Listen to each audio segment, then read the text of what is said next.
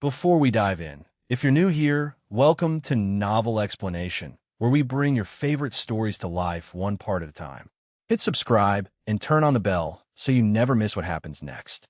Chapter 701 Arriving Guests. Chapter 701 Arriving Guests. The small town of Babylon was in a remote, nearly forgotten corner of the Crystal Realm.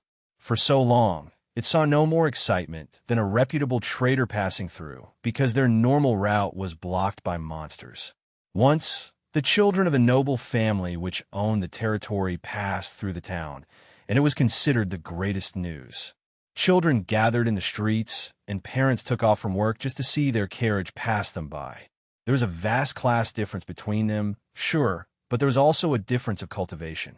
In a world where strength was the most important thing, there was no greater celebrity than those that wielded great strength, and at that time, it was surely the children of nobles. But since then, as if cursed by the bad luck of a protagonist who happened to be passing by, the town saw one major event after another. A maniacal serial killer terrorized the city. The soul birds flew away and left them in darkness. Monsters spawned all around them, trapping them within, still with the serial killer. Then the formations protecting them failed, inviting death and destruction. Not many managed to survive, but of them the few that did were then further flabbergasted when an immortal monster attacked the town, nearly decimating all life. Yes, the citizens of Babylon had suffered through more than most adventurers who ventured out into the world seeking fortune and fame. Then, finally, there was a period of peace. The few who survived had never been more thankful for a mundane Monday than after those horrid few weeks. Yet now, as if to balance all the pain they suffered, the citizens of Babylon were witnessing the most spectacular event anyone from their ancestry had witnessed for the past 100 generations. A marriage between two immortal lineages was taking place within their town. Normally, that would have nothing to do with them besides give them a few stories to share with their kids. But for whatever reason, the families had decided to make this wedding extremely grand. As if that alone was not enough, the mysterious and powerful, yet remarkably friendly owner of the Midnight Tavern decided their scale was not enough and added a few touches of their own. There were rumors that the groom, Vardy Noel, was good friends with the tavern owner, and he wanted to make his friend's day special. As a result, the citizens did not know whose generosity they were exactly benefiting from, but they did not care much. Mario Ricci, also known as the Goat Father, walked the streets of Babylon followed by his gang members, throwing out cultivation pills as if they were flower petals. His son, Elio Ricci, had opened a free dojo where martial combat lessons were being given to any and all who were interested, once again, free of charge. Thousands of cultivation chambers have been opened up and made available to the public, with nary a mention of price or payment. The only condition on the chambers was that no one could hog the room for too long, as it was meant to be shared by everyone. Standard cultivation techniques were being sent to every home in the town, alongside a book of notes of things to look out for while cultivating, some medicine to help getting started, and one pure spirit stone. Compared to the techniques that normal citizens had access to generally, these techniques were more complete and had fewer drawbacks. Hundreds of traditional as well as orthodox doctors and medical practitioners showed up and began giving out free treatments. Each public building and facility in the town got a free and extensive upgrade. Famous and renowned chefs from around the region were hired, and they cooked feasts for the whole town and the public parks, for all to share. The week of the wedding was like one continuous party, and where there was a party, there had to be drinks. For the week, Midnight Tavern sent out drinks across the town for anyone and everyone. Each drink not only delivered an experience of euphoria down to the very soul, it never had any adverse consequences, such as hangovers or sickness. In fact, many people had sudden breakthroughs while drinking. Of course, everyone had varying temperaments, and not everyone wanted a party. Some were more dedicated and were pursuing some ambitions or goals and could not tolerate wasting time eating or drinking. Those people were offered jobs for before and after the wedding at extremely lucrative rates alongside unbelievable benefits. Each and every person who worked for the wedding did so with unmatched enthusiasm and vigor. With so many workers, the entertainment would, of course, not be limited to just that. Across the city, seemingly random people burst in a spontaneous dance and song, with extensive backdrops and backup performers. The suddenness and unexpectedness of the songs, as well as their catchy tunes, hooked the hearts of everyone who heard them. The extremely well-choreographed dances started an all-new trend of dancing, and Babylon was quickly developing a culture of dance and song that would last long after the wedding was actually over. Of course, Lex, for some reason, did not find the dances so extraordinary. But then again, he had seen the original Indian films they were inspired by, so maybe that's why he could not share in the feeling of the citizens. But while such entertainment was sufficient for the masses, the wedding guests from abroad could not exactly appreciate them the same way. For them, of course, there were other forms of entertainment arranged. Fighting was, as usual, one of the most popular activities, and strong warriors from far and wide had been summoned to hold their duels in an arena that was constructed right in front of the tavern. The best seats were on the tavern rooftop. The fights were definitely not choreographed, and the fighters held nothing back, so they were often brutal and bloody, much to the appreciation of the viewers. Besides fighting, there were multiple sophisticated performances arranged to match the taste of the powerful elite. Attracted by all the hubbub, some of the most illustrious traders and merchants had come to the town and set up stalls and began holding auctions of unusual yet powerful artifacts. In fact, even Lex set up a stall and sold items he got from others at the Midnight Inn. He was investing heavily in this wedding, so recouping some of his costs was perfectly normal.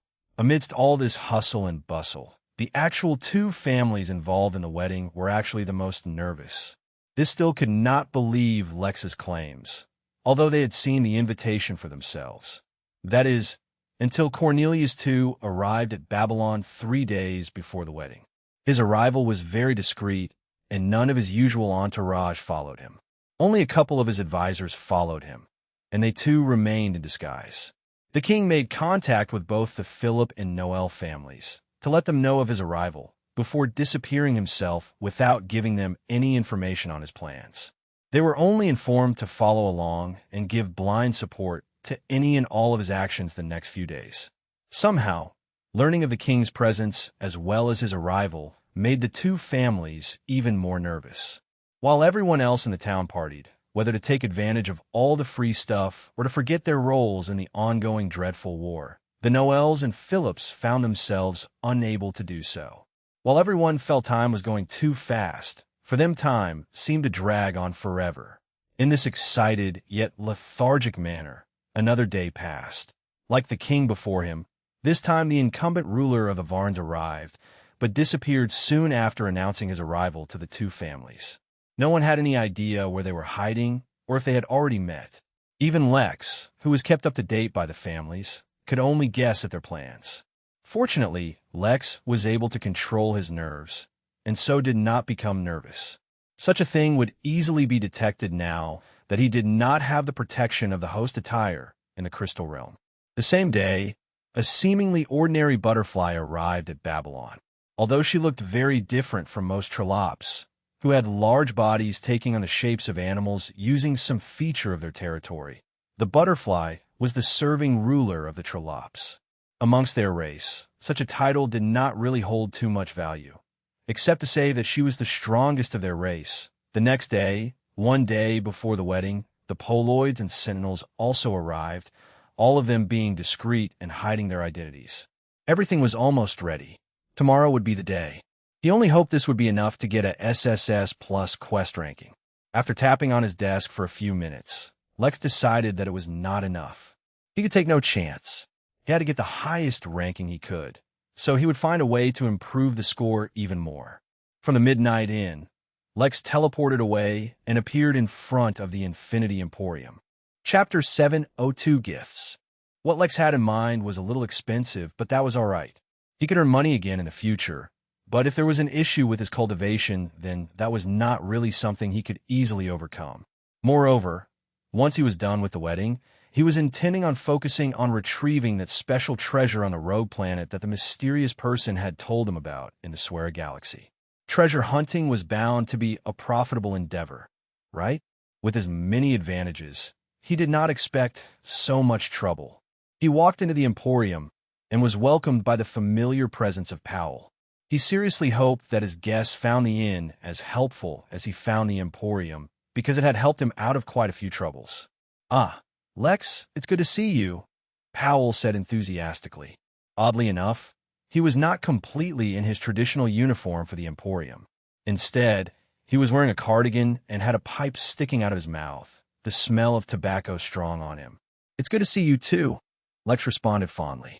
"I see life has been good for you recently," he asked, pulling out the pipe and raising it proudly. "I recently got my hands on grade 4 cookies and cream flavored tobacco from Dunya. It's absolutely phenomenal. I highly recommend it. As for me, life is naturally very good. Haha, I'm glad my spendthrift ways have benefited you. In that case, today should be a good day for you as well. I need a recommendation from you. I'm about to attend a wedding, but I don't have a gift yet. A lot of Earth immortals will be there, but I want my gift to completely outclass anything they give and make them envious to boot. But I'm not so good at gift giving. Suggestions? I have more than just a few," Powell said, suddenly sitting up straight. How convenient it was that his passion was to help his customers. It made him a good employee. "Before I give you suggestions, though, let me ask you a few questions. What is the race of the guest? And cultivation? If it's a race with genders, then what's the gender? Does the recipient have a profession? Is this their first wedding?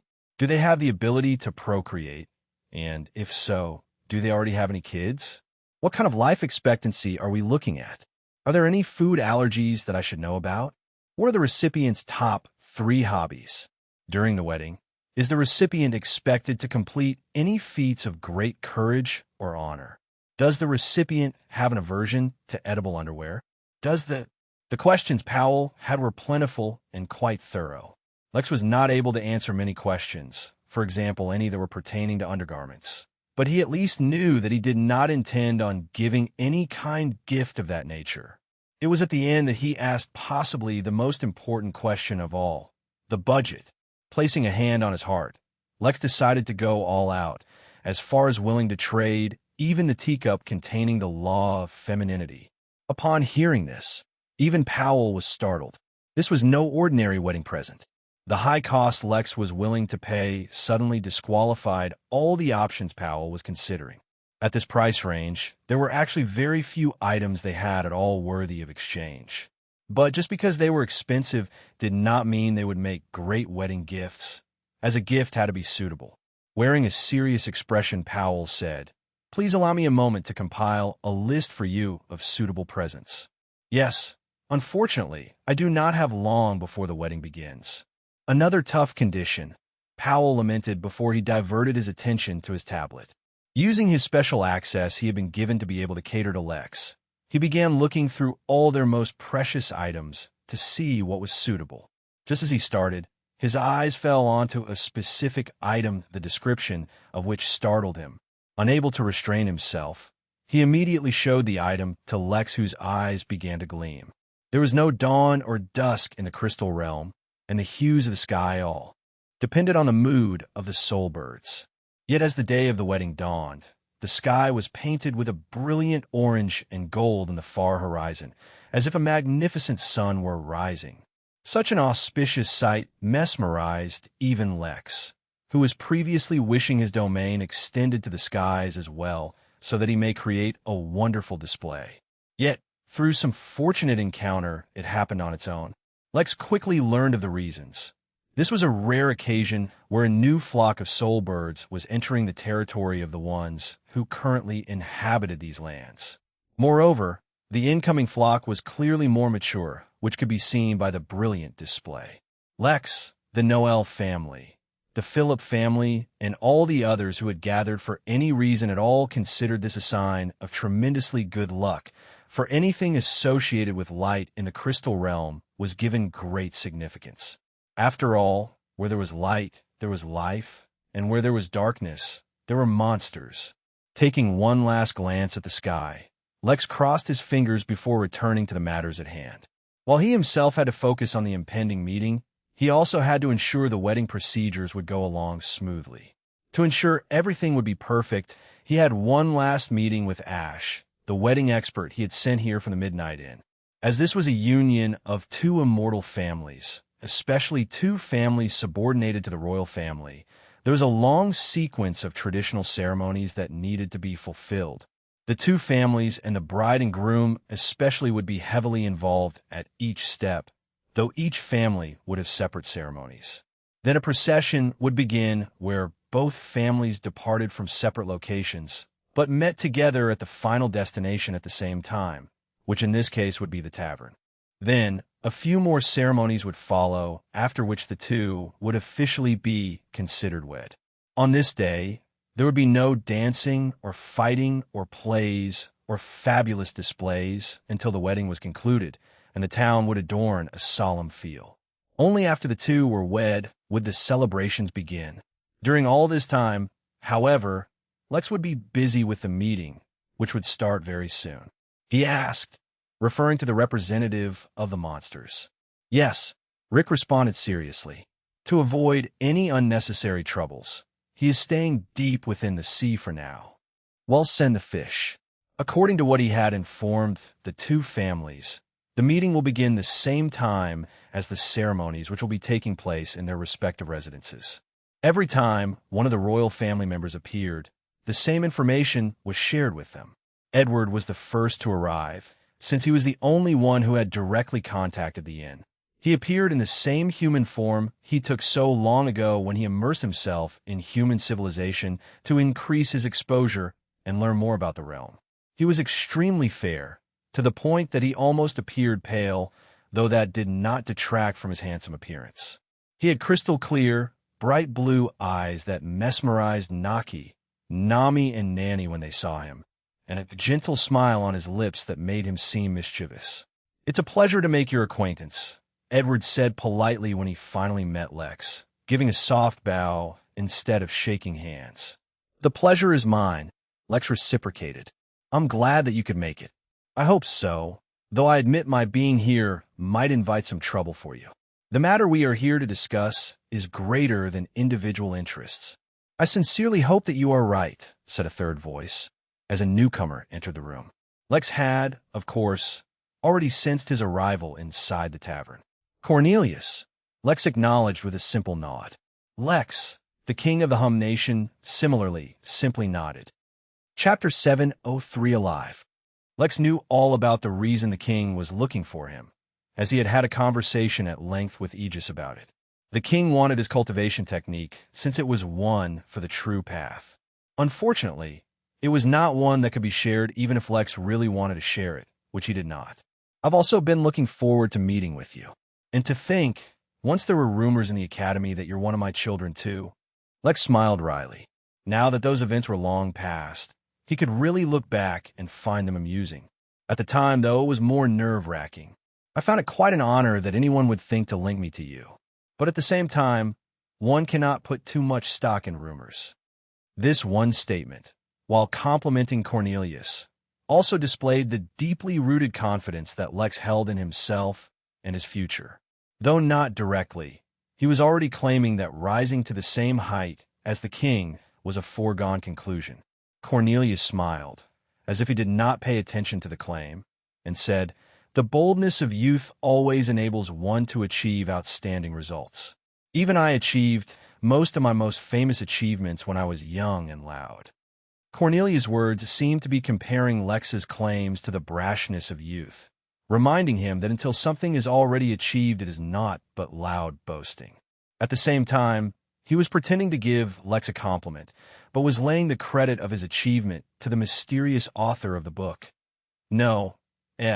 He was laying the credit of his achievement to the mysterious author of the letter that invited them all here. Lex smiled, for little did Cornelius know that he was indeed the one who authored the invitation letters, so his confidence was not assaulted as Cornelius had been hoping. "Come, let us move towards the meeting room while we wait for the others to arrive," Lex said, completely uninterested in entering a duel of words with Cornelius. Seeing that he had failed to entrap Lex with his words, Cornelius turned his attention to Edward, the monster.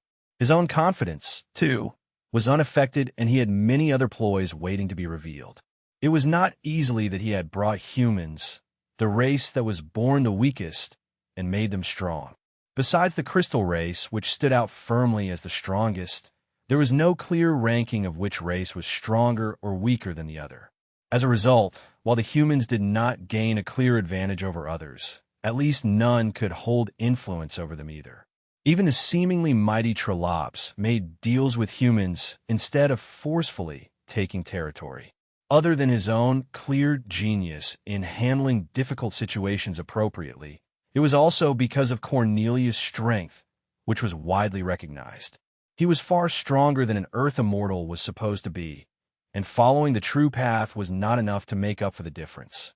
If it were, Aegis would not be so outclassed by his own father. At the same time, Edward would not be so well behaved in front of Cornelius. The monster had been alive for millions of years, but clearly he still suffered a trauma from when he and Cornelius last fought. Lex led the two to one of the many hidden rooms of the tavern, as they had to remain out of sight while the ceremonies took place within the tavern. "I think it's best if we wait for full attendance," Lex said politely, yet uninfluenced by Cornelius. Also, by having everyone in the same room, he could study their actions and reactions and thereby guess how many secrets each of them was hiding. As if on cue, a small butterfly entered the tavern, sitting gently above the head of a large turtle.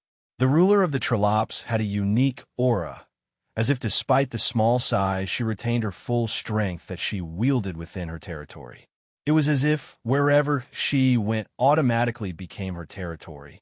In comparison, the ruler of the Varns was less impressive.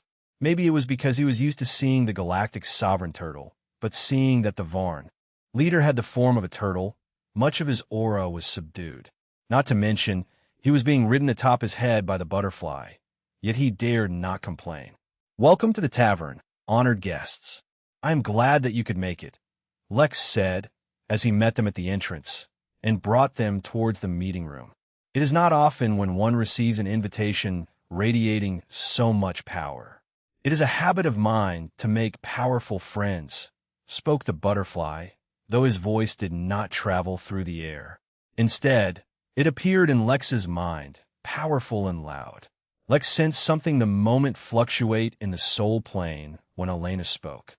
It seemed she was using that as a medium to speak rather than the physical plane. The turtle, instead, only grunted. It seemed like he was not too ecstatic about being used as a mount by the butterfly. "Saber, it is good to see you again," Cornelius said, looking at the turtle with great familiarity. Cornelius, Saber only replied with a base acknowledgement, his voice deep and reverberating.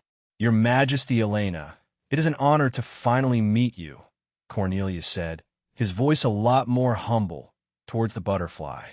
"My daughters speak fondly of you, Cornelius. You are a friend of nature and of the Trollops," the butterfly replied. "It is a pleasure to meet you all," Edward said, trying to be polite. Yet it seemed none of the rulers were not in the mood to socialize with a monster, and only responded with barely noticeable nods, or even simply glared. "While we wait for the others," said Cornelius, his voice casual, as if he were speaking randomly, "would anyone mind if we discuss the Craven? How strongly have they been attacking your borders? What's the situation there? For the humans, I can say that in the past week we have already lost as much land as the past dozen years." The mood in the room instantly turned foul, as everyone seemed to have been suffering at the Craven's hands. Saber growled, his angry aura pressing down on everyone, though it seemed a subconscious display. As the only non-immortal in the room, Lex was the most susceptible to it, but he had already planned for such a thing. He was forming a room around himself at all times, effectively putting himself inside a different space from the rest, only leaving a small gap which would allow communication. That small gap still resulted in the immortal's aura leaking through, but equipped with his defensive suit, not to mention his own resilient body, Lex was able to tolerate it without showing any external discomfort. Even an immortal cannot fight against the might of nature. Yet when thousands of them are gathered on one battlefield, they surely can. The only way to fight them is to allow them to gain more land and have them spread thinly so their force is diluted, remarked Elena, though her voice remained regal and devoid of stress. Why not use this opportunity to request intervention from the crystal race? With such a massive threat on their borders, surely now they have to intervene, said Sabra impatiently. Immediately, though, Lex noticed something strange. Neither Cornelius nor Elena reacted too strongly to the suggestion, as if they already knew it was bound to fail. Unfortunately, I have some bad news, Lex said at that point, lest the silence pervade too long. I visited the Crystal Nation personally, and even shared some of the details of what we will discuss today with them. Yet instead of worrying about the issue, they attempted to assassinate me. Suddenly, all heads turned towards Lex in shock. The crystals tried to assassinate him, and he's still alive? Chapter 704 Secret Conversations. Extending their spirit sense to examine a peer could be considered rude, and some might even take great offense to it.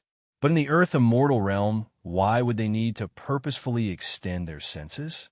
At this range, just their eyesight could gather more information than just sight. When they focused on Lex, mostly out of instinct due to the shocking news they heard, they immediately noticed that he was merely a projection. His real body was not around. This once again startled them. How is it possible to have such a perfect projection without any trace of the link to the real body? If they had not focused, they would not have noticed at all. Before they could resolve their confusion, though a tingle in the back of their necks, a sensation soft and barely perceptible grabbed their attention. It was a sign of a warning. Their bodies were reacting defensively to something extremely dangerous. While Lex was still smiling as ever, the warmth on his person changed to frigid coldness for barely a second. Still, the second passed, and Lex returned to his usual self, while the sensation of impending danger passed. But now everyone was acting warily. Clearly, that had been a soft warning from Lex. None here had any intention of acting rudely, since none of them could compete with the power radiating from the letter. Yet all of them were extremely confident, and had something to rely on should they get into trouble. Their deep heritage and secret weapons were the source of their confidence. But they were quickly reminded that they weren't the only ones with secrets. Lex was quite pleased with the reaction the Immortal showed. It was very important he retained control of the situation, which was harder to do in a room full of not only immortal beings, but leaders among their respective races. To stimulate the sense of danger, he had momentarily powered on his dragon's wake formation. The powerful and threatening aura it radiated was far above the limits of this world, so it was usually a strong deterrent. This time, Lex did not turn it on all the way, as he did not know how they would react if they realized the power was above their world's limit, for if anyone had the potential to notice this detail, it was one of those here. But just stimulating the formation was enough to pass a subtle warning. Yes, like I said, they attempted to assassinate me the moment I shared the news with them. As a result, I did not even get to share the invitation with them. Silence pervaded the room as everyone contemplated what this meant, not only for this meeting, but the general situation of their realm. It was while they were contemplating that the final two expected guests arrived at the inn. The Sentinel was humanoid and was wearing something that looked like a knight's armor, but instead of metal, it was made of a bone-like material. Beside him was a short yet fat insect-like creature that looked like a large, chubby grasshopper. That would be the Poliad. Lex teleported to them, and after extending his greeting, led them to the meeting room.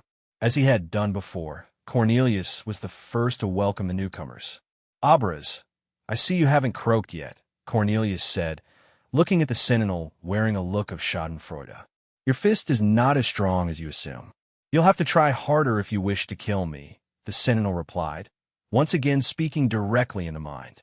The Sentinels were a unique spirit-based species, meaning that while they were mostly spirit creatures, they also possessed physical bodies, which is what made them unique in that category.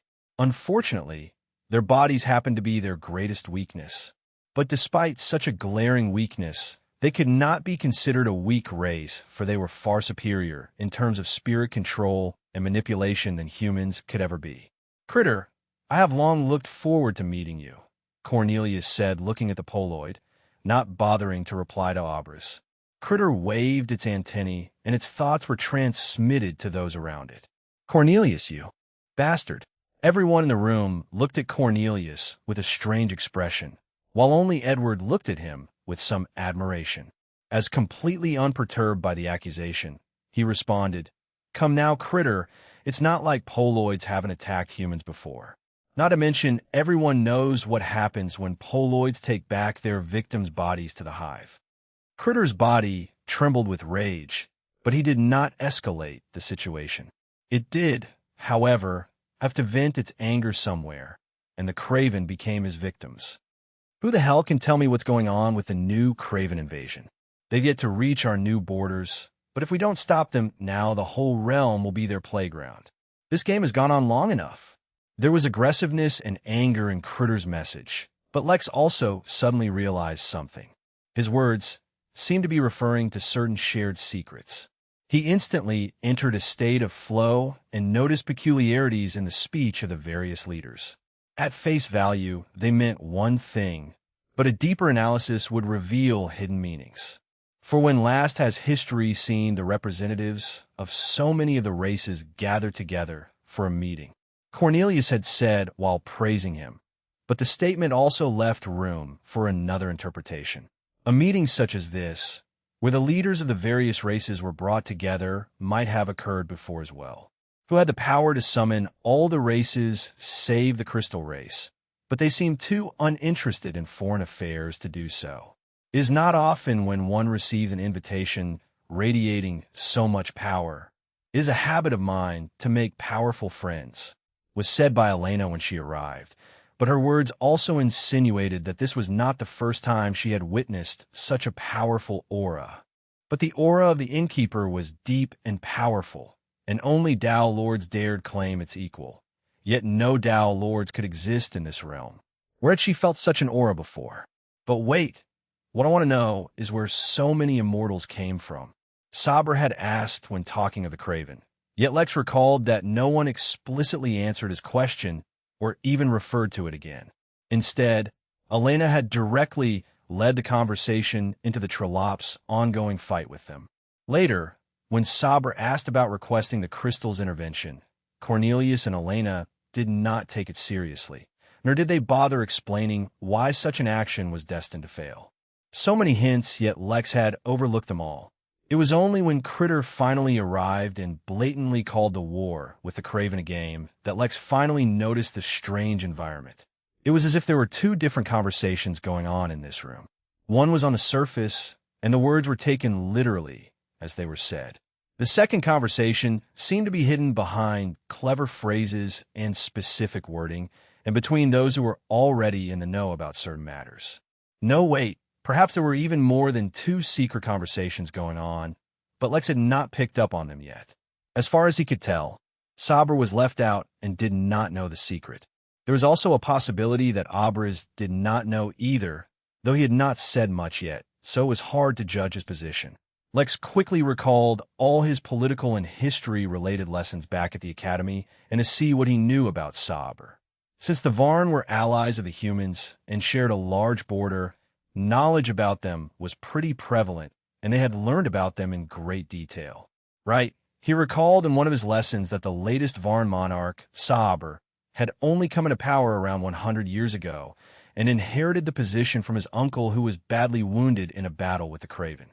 The old king had since then been in retreat to heal from his injuries. Lex's eyes gleamed as stood in silence and allowed the conversation to continue moving forward. The more these realm leaders spoke, the more secrets Lex would be able to uncover. Even if we ally together, which battlefield would we tackle first? Whose land would first receive reinforcements, while whose lands would be left unprotected? Joining hands together is unrealistic. Abraz, who had just spoken, turned and looked at Edward. Before this, monsters had only ever been viewed as the enemy of all life. Could that possibly change? Chapter 705, True Deity. Under the influence of his vigorous cultivation, as well as many techniques that he learned specifically for this day to keep him in top shape, Vardy looked fresh and seemed energetic as he went through one ceremony after another. For some ceremonies, he was required to act, for example, pledging his allegiance to the royal family, while for others he had to sit in the middle of a crowd while they used him as a prop. The situation was less than ideal, but fortunately he would only have to go through this awkward procedure only once, hopefully, since if he had to go through it again it meant he was once again getting married. Despite his appearance, however, the man was actually feeling quite nervous and uneasy.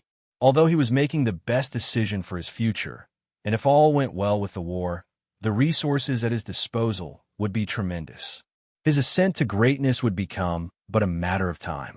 Yet he could not really claim to be completely enamored by his intended. Her personality was slightly extreme, and even now he could not forget how she had used him so blatantly all in the efforts to test out his loyalty. But there wasn't much he could do about that anymore. He would have to learn how to get along with her. Hopefully things would work out for the best. For a moment he became weak in the knees, but there were too many techniques and medicine keeping him in top shape, so he recovered instantly. For some unknown and completely unrelated reason, Vardy made a resolution to surpass the Earth immortal realm and ascend from the crystal realm as quickly as possible. He wasn't losing out if he didn't make it, but he had to at least try. Don't worry, bro. Just another hour of this before you get to see your lovely bride, teased his sister. How could she not know his thoughts? Would she really be his sister if she didn't tease him about exactly what scared him? As a special surprise gift for you, I've already made arrangements for you two to attend a special honeymoon vacation with a group of 5 other newly married couples. Despite all eyes being on him, Vardy couldn't help but groan. The day had started so beautifully with an amazing sight of a new flock on the horizon. But just as the flock disappeared and took the beautiful hues and painted in the sky with them, so too was Vardy's confidence disappearing. Edward, who was sipping on a warm malt, paused and smiled as all eyes turned on him. As uncomfortable as he felt under Cornelius' scrutinizing gaze, it wasn't as if he was afraid. Much like Zagan, who had the title of Ocean King, he too had a title that had been passed down the ages. His current gentle and mellow demeanor was a result of him gaining sentience and thus being able to suppress his urges, but that was not how history had described him. Back in his youth, when he was a little wild, due to his inborn hatred for light, he hunted down and fought with many soul birds. In fact, he had hunted them and managed to kill so many young ones that the divine energy flowing through their bodies had altered his own body, making him immune to heat and giving him an aspect of divinity. Thus, he was called Edward, the divine retribution. All of that was a way of saying that essentially he was not a weakling. He just had new hobbies these days and avoided fighting when possible. I don't know why you say we monsters are new players, he said between sips, the foam hanging on his upper lip like a mustache. Monsters have been fighting Craven from the very beginning. Their territories are laden with darkness since all the blasted birds left, and are like a safe haven for monsters. This news came as a surprise to everyone except Lex, who had been receiving detailed briefs from Rick about his conversations with Edward. Free from the interference of your races, and with only the Craven who are more focused on expansion than maintaining their lands, we have founded our own country. We thought it would be hard, but since the Craven always focus on invading your lands, they can barely spare the power to fight us. In fact, the horde of immortal Craven also bypassed our lands entirely, still only focusing on you. It was quite convenient. A shocking silence filled the room as everyone tried to wrap their heads around what the monster was saying. They had never, not once, taken a monster seriously. They had existed for millions or even hundreds of millions of years, but there had never been a precedent as such. Why were these unusual things happening now? Lex was all too content to fade into the background and continue to listen to the conversation between rulers, but something unusual grabbed his attention. 2 especially powerful immortals entered the inn. Though they looked like normal humans, for some reason Lex could not focus on their appearance at all. He teleported away to address the situation. The Craven will never be counted as a dominant race of this realm. They are not rulers. They are nothing but vile vermin. They are a plague, nothing but a virus that has infected this realm, spreading disease and absorbing its life force. a pest dedicated to being the biggest nuisance it can be. But in the end, that's all they'll ever be," said Critter, his voice absolutely dripping with hate and disgust. There was no race that hated the Craven quite as much as the Poloids, and even among them Critter was especially hateful. Even now, he was restraining himself because of the company he was in. "It is not up to a loser to define the place of a winner," said a soft yet firm voice, startling not only Critter, but everyone in the room. Until they heard the voice, no one even noticed the arrival of the two new guests who had joined them. A handsome man stood next to a beautiful woman, both radiating an aura of power and peace. They stood casually, yet it was as if they demanded absolute worship and obedience. Moreover, none of them could recall the appearance of these two. "It is an honor to meet you, Lord Firen," Cornelius said, looking at the man, his voice both humble and solemn. "Likewise, Lady Azel, I am extremely honored. I think you should take a look at the rest of the leaders." Also, all extended their greeting. All except Edward, who only looked at the two with a mix of aggression and fear. Lex, who had already met the two, did not say much, but he completely understood the feeling these leaders were experiencing. After all, to ensure there were no problems, Lex had scanned these two guests as soon as he went to them. The results had surprised him. Name: Firen. Age: 1,430,000,001 sex. Male. Cultivation details: Earth and Deity, Earth Immortal Equivalent. Species: Soul Bird Midnight in Prestige Level. 1 Remarks: A true worship deity. No mortal may gaze upon the face of a deity, in case they are ugly and not worthy of worship. Name: Azel. Age: 1,430,000,001 sex. Female. Cultivation details: Earth and Deity, Earth Immortal Equivalent. Species: Frio Bird Midnight in Prestige Level. 1 Remarks: A true worship deity. No mortal may gaze upon the face of a deity, in case she is too beautiful and you fall in love with a grandma that predates your entire ancestry.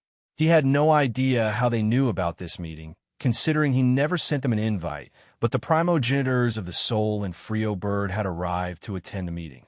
Moreover, their arrival had confirmed a suspicion Lex had, which was that the Soul and Frio Birds were deities. But based on that logic, weren't there too many deities in the Crystal Realm? He was under the impression that deities were rare and powerful, but it seemed not. To be fair, he had drawn conclusions without doing much research on the matter, something he would remedy soon. But now, looking at them, another suspicion formed in Lex's mind. Once, long ago, he found a seemingly ordinary rock which produced the divine essence, something he had used on himself and even sold at the inn. Now he had confirmed that the realm was teeming deities in the form of Soul and Frio Birds, though he suspected the original two were the only ones that counted as true deities. Considering the very limited time he had spent here, there was a very real possibility that there were many more deities here as well. Maybe the Crystal Realm was especially suited to giving birth to deities. Depending on how easy or hard that was in other realms, that may be a significant feature someone from a stronger realm might covet. Chapter 706 Glow. Chapter 706 Glow. There is no reason to focus so much on unnecessary etiquette, Firen said in response to everyone greeting him and expressing how honored they were to meet him. For too long, neither he nor Azel left their abode within the Crystal Nation, so only the most privileged of the Crystal race had the opportunity to meet them. No one took offense to the bluntness displayed by Azel. All the races in the entire realm depended on the Soul and Frio Birds, so no one was about to pick a fight with the first ever Soul Bird. Besides, there was one simple truth in life that no one could deny, which was that Might was right. Firen was the oldest living and one of the most powerful, if not the most powerful being in their realm, with both the power to forcefully suppress them and the influence to damn their entire race to the darkness. Not to mention the fact that he was literally a deity. He could walk into any room and take complete command, and no one would object. Well, almost no one, since Lex was more intrigued than intimidated by him. Indeed, now that all the relevant parties are here, we should officially begin, said Cornelius. Lex twitched his lips. He was enjoying their previous discussions, as he was learning so much without putting in any effort. Nevertheless, there was no point in delaying the matter. "Very well, since you're all here, we should delve right into it and stop wasting time," said Lex as he took control of the conversation. From within his pocket, he took out the invitation that had been sent out, attracting everyone's attention to the latent aura contained within. "I'm sure everyone is quite concerned about the darkness that ripples through the lands," he said, quoting the invite, while simultaneously opening the invitation so that Fyron and Azel could read the content. "While you're also no doubt wondering about why the invite claims that the crystal race is complicit in the conspiracy." Lex paused and looked at all the various leaders who were simply and silently looking at him, waiting for him to reveal the key information. Fyron and Azel, on the other hand, were silently reading the letter without any outward display of shock or concern over the strength contained within.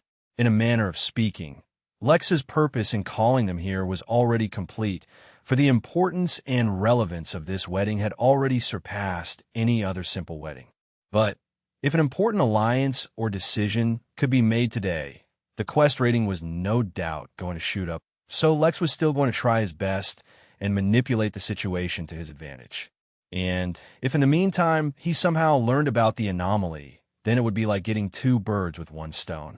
He suddenly summoned in Toro, thus diverting everyone's attention to the Trolop. "Some time ago, I felt an unusual aura." Slowly and in great detail, Lex began to explain how he ended up discovering the cosmic erosion elixir. Before he explained what it was, he described the behavior of the liquid in great detail, and then had Toro corroborate everything he said. He even allowed Toro to be questioned by the leaders.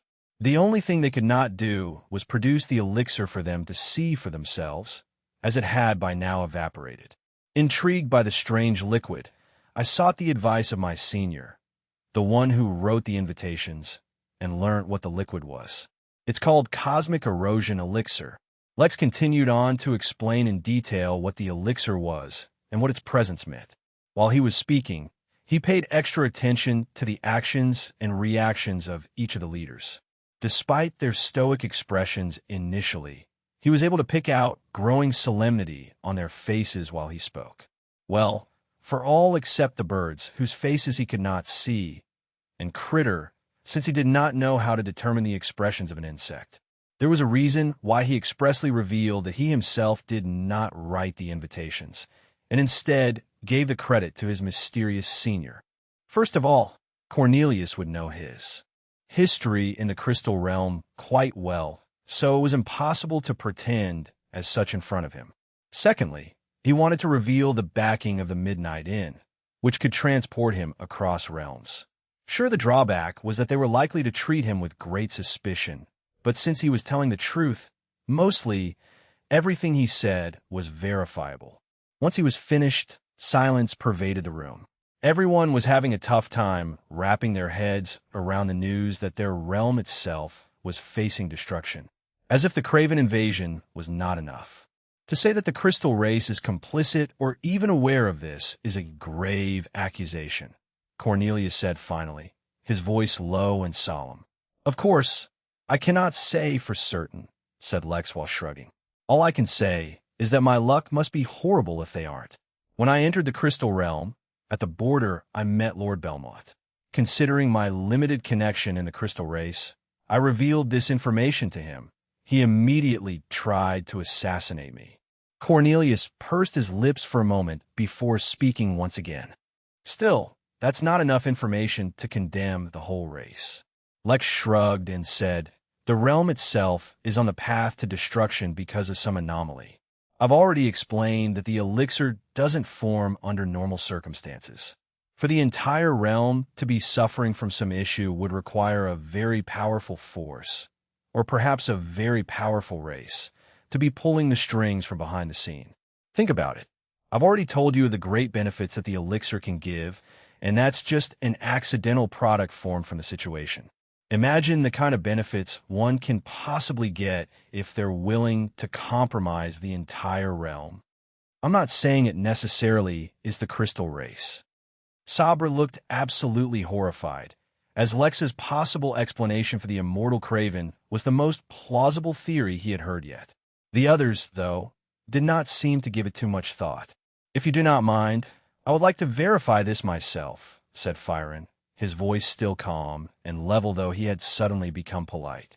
"If you could remove the spatial formation around your tavern for a short while, I can communicate with the realm to investigate its health." Lex raised an eyebrow, but then acquiesced and temporarily disabled the formation around the tavern. A moment later, the building began to glow. Unable to take the pressure from the ceremonies, Farty sped through them and began the journey portion of the day's activities. Yet the moment he stepped out of his home, hundreds of people following behind, a warm glow engulfed the town, originating from the tavern itself. Someone cried, "It's a good omen. The union of the Lord and Lady will bring light to the land." As if taken by the yell, the crowd of guests turned to look at Farty with heated eyes. Farty himself, however, was cursing his stupid sister. He could always easily identify her antics. "Just you wait," he murmured under his breath, and began thinking of potential suitors for his sister. In the distance, a crystal was flying towards Babylon leisurely. Since Lex had already revealed the location of his tavern, it was only a matter of time before Ezio arrived with his clone. After all, he still owed the young lad a secret. Suddenly, the horizon began to glow, and an overwhelming aura spread out from the distance. Ezio frowned and sped up. A small craven, the size of an average lion, walked calmly through the streets of Babylon. No one had detected him so far, not to the citizens he was passing by, nor the hordes of immortals gathered for the wedding, or even the many leaders from different countries. The two deity birds might have possibly noticed him, but they could not be bothered to care about a random craven. As a result, it was taking its time and enjoying itself while it waited for its reinforcements. Since he had already arrived here, might as well make a mess of things. Then, incidentally, the building he was passing by began to glow. Chapter 707, Try to be Vague. Chapter 707, Try to be Vague. Lex disabled the spatial formation, which allowed the two deities to reconnect to the space of the entire realm. As they felt their connections re-establish, the two held hands and began channeling their powers. At this proximity, Lex had to bear the full brunt of their power, which was far from easy. The only reason he didn't have to use Harden and other abilities to resist the pressure was because he was a projection. If his clothes were normal, they would have been shredded under the weight of the two birds' oppressive aura. Yet since he was merely a projection, his clothes rippled softly, as if they really were being buffed by the aura. This close, other than the overwhelming oppressiveness of their aura, Lex could also distinctly feel how the divine power they channeled differed from spiritual energy.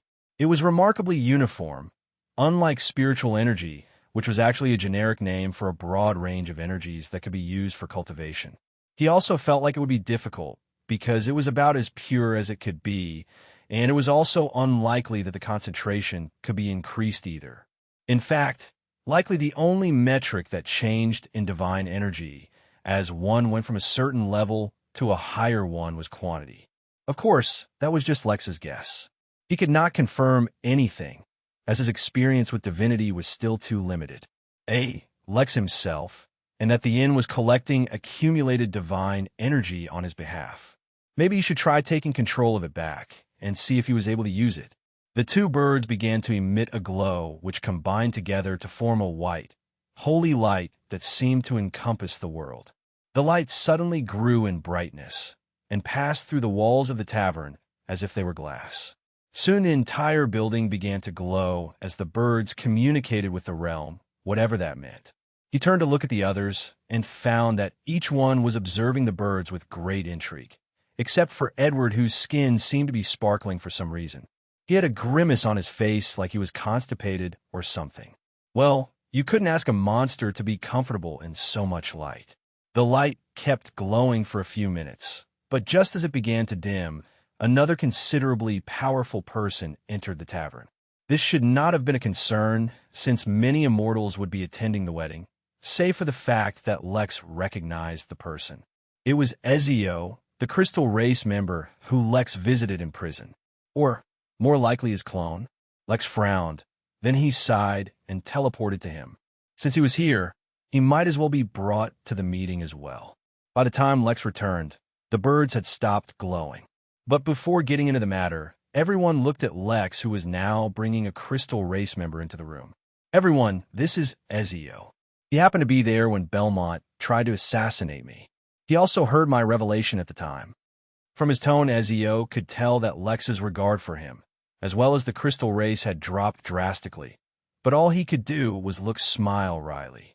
He was a little surprised by the dignitaries in the room, and did not need an introduction to recognize them all. After all, since his real body was stuck in prison, it had nothing better to do than keep up with current events. Although your argument was evidence-based, the crystal race cannot simply act on unverified information. Since then, they have begun investigating the phenomenon that you have claimed. No need to bother, Firen said, his voice just barely more solemn than before. I have already checked. The stability of the realm is greatly compromised due to the young nature of the realm. Before the state of affairs reaches a level where the instability is obvious to the general public, the barrier on the edges of the realm will collapse and unfiltered chaos energy will destroy everything. I have never witnessed such a thing, so my calculations may be wrong or may have overlooked certain important factors. Nonetheless, I estimate within 70 years, the barriers will break and all life will end. Overwhelming shock gripped almost everyone in the room, followed quickly by extreme horror. Yet they did not exhibit their feelings in silence, as Saber stumbled back until he hit the wall, mostly because Elena had lost control of herself, and her size increased massively. The glass slipped out of Edward's hands and fell onto the floor, but no one other than Lex paid any attention to that. 70 years before the realm is destroyed. That's nothing. Lex, since your senior was able to identify the elixir and explain the problem, he may have some knowledge on the matter. My senior is busy opening up a new realm of his own, Lex said while shaking his head. Everyone, Ezio especially, were startled upon hearing Lex's claim. Opening up his own realm? Did he mean a minor realm and forget to say minor? If not, they could not even imagine what level the senior was on. Silence pervaded in the room once again. Based on what Lex could determine, many of them already seemed to have some idea of what caused the issue, but for whatever reason seemed hesitant to mention it. Even the almighty and noble dive birds were silent. It was Ezio, instead, who recovered the quickest from the news. Lex, I once told you that for every secret you share with me, I'll share one with you as well.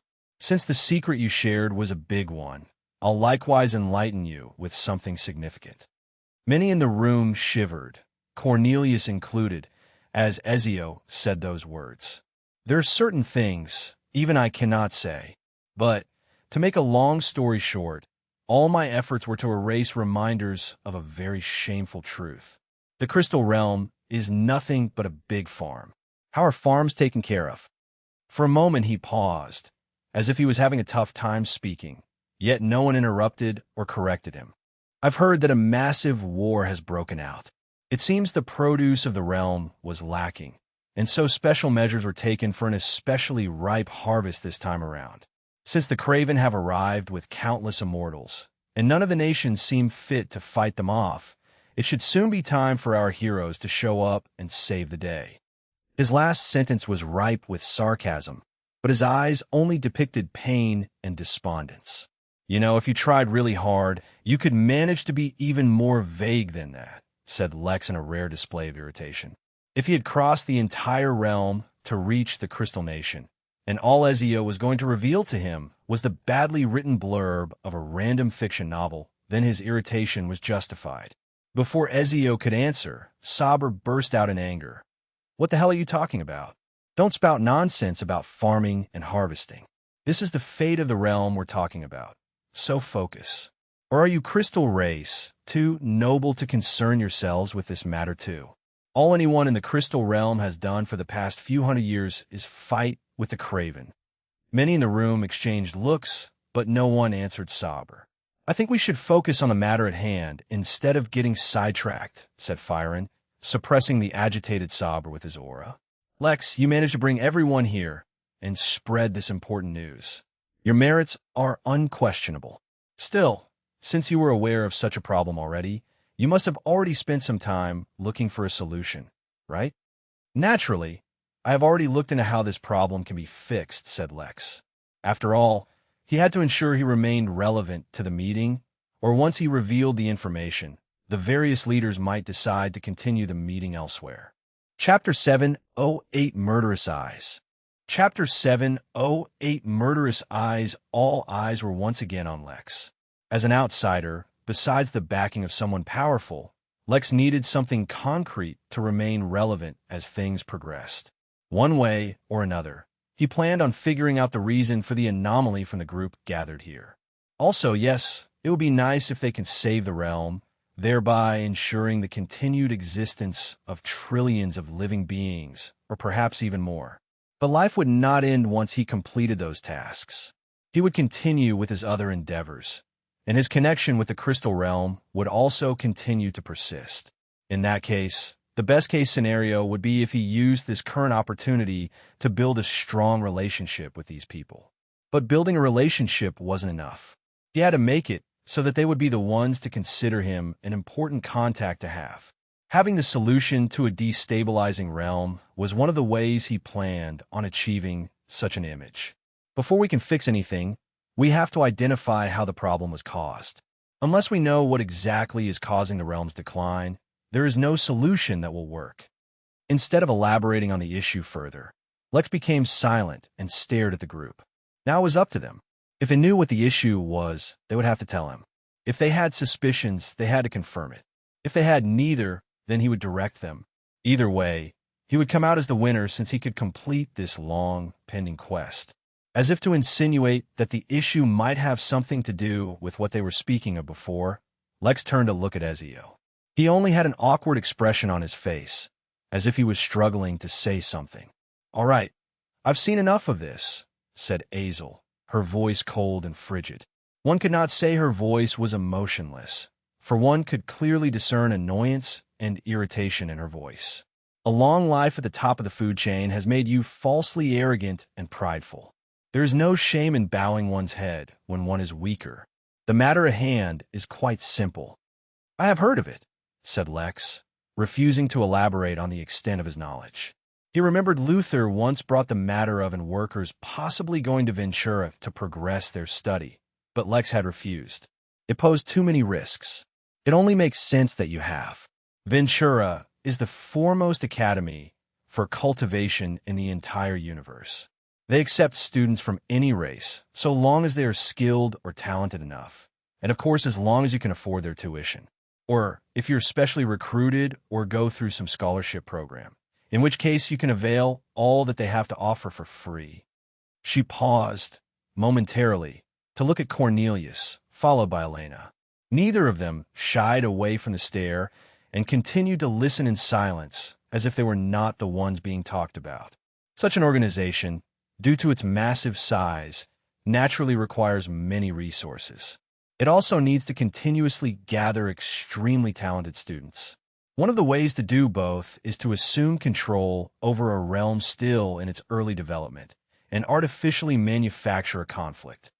Lex noticed that both Saber and Edward reacted the strongest to the news, betraying their ignorance. Yet as Saber was about to speak, or no doubt scream and yell, Critter put one of its bony legs on his shoulder, as if to dissuade him. Ultimately, the Varn remained silent and kept on listening. "You're saying that Ventura purposefully sent the Craven here to wage war in the hopes of spurring the growth of multiple talented cultivators who could be students," Lex said calmly, as if he was making sure what he heard was correct. Yet oddly, as he spoke, his voice was devoid of all emotions. "You probably use the academy to nurture talents and pick out potential students for Ventura, no doubt," Lex continued, looking at Cornelius. "But, based on what I'm hearing, Ventura has no reason to want to harm the Crystal Realm. For all intents and purposes, the realm is a resource they can continue to use indefinitely as it grows. They can control its history for perpetuity and benefit for an untold number of years. Things are not so straightforward," Cornelius explained this time. Ventura is an extremely large organization, the likes of which is beyond our understanding. As such, there are many subsidiary branches as well, such as Ventura Gold or Prima, as well as others. The branch that has control over the crystal realm is Ventura Chaotic Gold. As such, the management of Ventura falls completely under the control of that branch head for Chaotic Gold, and he can do as he wishes. Who knows what he's thinking? You said yourself that the cosmic erosion elixir was an extremely precious resource, but its production was mere happenstance.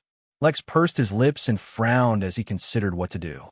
He received no notification, which meant that the quest was not complete. Knowing that Ventura was somehow controlling the realm to farm out students did not seem to be enough to count as figuring out what the anomaly was. He needed specific answers. Moreover, since the anomaly was what resulted in him accidentally entering the realm from the origin realm, he suspected it had something to do with that. Just because Chaotic Gold Ventura controls this realm, it does not mean that is where students will have to go. Which academy a student is put into is the result of an extensive and rigorous test. If a student is talented enough and contributes sufficiently to the academy, they can apply to have the realm left alone. I myself have also transitioned from a student to an aide. All right, so we have concluded that Ventura is likely the reason for the anomaly. How do we progress from here? Azel was about to continue speaking when Lex's eyes widened in horror. A massively powerful attack had landed on the formation surrounding the tavern and instantly destroyed it. Before he could react, another attack landed on the building. The entire tavern trembled and even seemed to wobble as an extremely savage aura swept through it. Although the building had survived the attack, for some reason Lex did not know yet, all the windows had shattered. Much of the furniture seemed to survive inexplicably, but an immense amount of destruction was also wrought. The spatial formation Lex used to control the space around the tavern, as well as all its protective formations and the Dragon's Wake formation had all been destroyed. But that was far from all. As Lex entered his overdrive state, which allowed his brain to work faster and more efficiently than normal, he swept the tavern with his senses and discovered that all of his workers were injured. Betty, Big Ben's wife, seemed to be in the worst possible condition. He immediately teleported away, not bothering to give any one of the leaders in the room any instructions. Although the power of the attack was far beyond anything Lex could manage or even hope to handle, he was able to identify the kind of signature it carried. It bore the unique aura of a craven in the immortal realm. He was sure they would take care of things without his prompting. Lex teleported over to the kitchen, where Betty and Nanny lay unconscious. Looking at the scene, Lex felt extremely aggrieved as well as furious. Due to the fact that he was here as a projection, his instincts were dulled, and he was not able to anticipate the attack. As a result, the worst-case scenario was happening. He teleported again, this time to the only person he could give orders to at the moment. Rick, take the golden keys and crush them in each person's hand. Rick, who had a loyal follower in the form of a monster catfish, had managed to survive the attack with the least amount of damage. Though that was not saying much, as even with the protection of the monster fish, he looked like he was on death's door. Lex had already given all of his workers golden keys to use in case of an emergency. It was unfortunate that the attack had come so unexpectedly that no one had a chance to use them at all. With orders given, Lex teleported to the roof with murder in his eyes. He wanted to see who the hell was attacking his tavern. Chapter 709, The Innkeeper Descends. Chapter 709, The Innkeeper Descends a few seconds was all it took, if even that, for Lex to teleport, give Rick his orders, and then teleport to the roof. But the sight that greeted him was not at all the peaceful and vibrant town of Babylon that was in the midst of a wedding celebration. Fortunately, it was not carnage either. The town, and the entire world in fact, seemed to have lost a lot of substance. Everything had become a mirage, or projection through which they could walk. The only thing of substance that remained was the tavern, and a number of entities locked in furious battle. A dozen craven were gathered outside, and were all at the immortal realm. It was their joint attacks which had completely destroyed the formations around the tavern. Lex had no idea how exactly the tavern itself had survived the attack when even the formations failed, and could only interpret it to the dribble oak with which all the wood in the tavern had been upgraded to. But it was uncertain how long that would have continued to survive the onslaught if so many immortals kept attacking. But it just so happened that within the seemingly mundane building were gathered the strongest beings in the realm, one and all. Before the Craven could let out their third attack, the two deities used their divine powers to isolate them from the rest of the realm, lest their fight kill all the nearby civilians. The rest of them did not hold back and attacked with full fury. Saber was especially lethal, as his attacks betrayed common sense, his anger and frustrations at recent revelations warping his state of mind. Now that he had found a completely acceptable and reasonable outlet, why should he hold himself back? It had to be noted that there were more than a few immortals in Babylon, so just a dozen Craven should not have been able to so effortlessly infiltrate. But then again, even among the Craven, these few were far from ordinary. Moreover, they had already made preparations beforehand. All the immortals who did not happen to be inside the tavern were suffering from severely weakened powers at the moment. The Craven had deployed a very special kind of poison in the air that only targeted immortals. Incidentally, Dribble Oak would also clean and filter the air, so no one in the tavern was affected. By the time Lex arrived on the rooftop, all the fighters had spread out, and it was as if their savagery knew no bounds. The level of this fight was way beyond Lex, and if he were in Babylon, any single one of the attacks being thrown around would very seriously injure him, if not kill him outright. Even though Lex could not be blamed for being vulnerable in front of a dozen immortals, he could not help but feel anger and frustration. Aware of the fact that such feelings won't be of any help, Lex simultaneously studied the Craven. There was something unusual about this small group, though he was not familiar enough with the Craven to pick out what it was.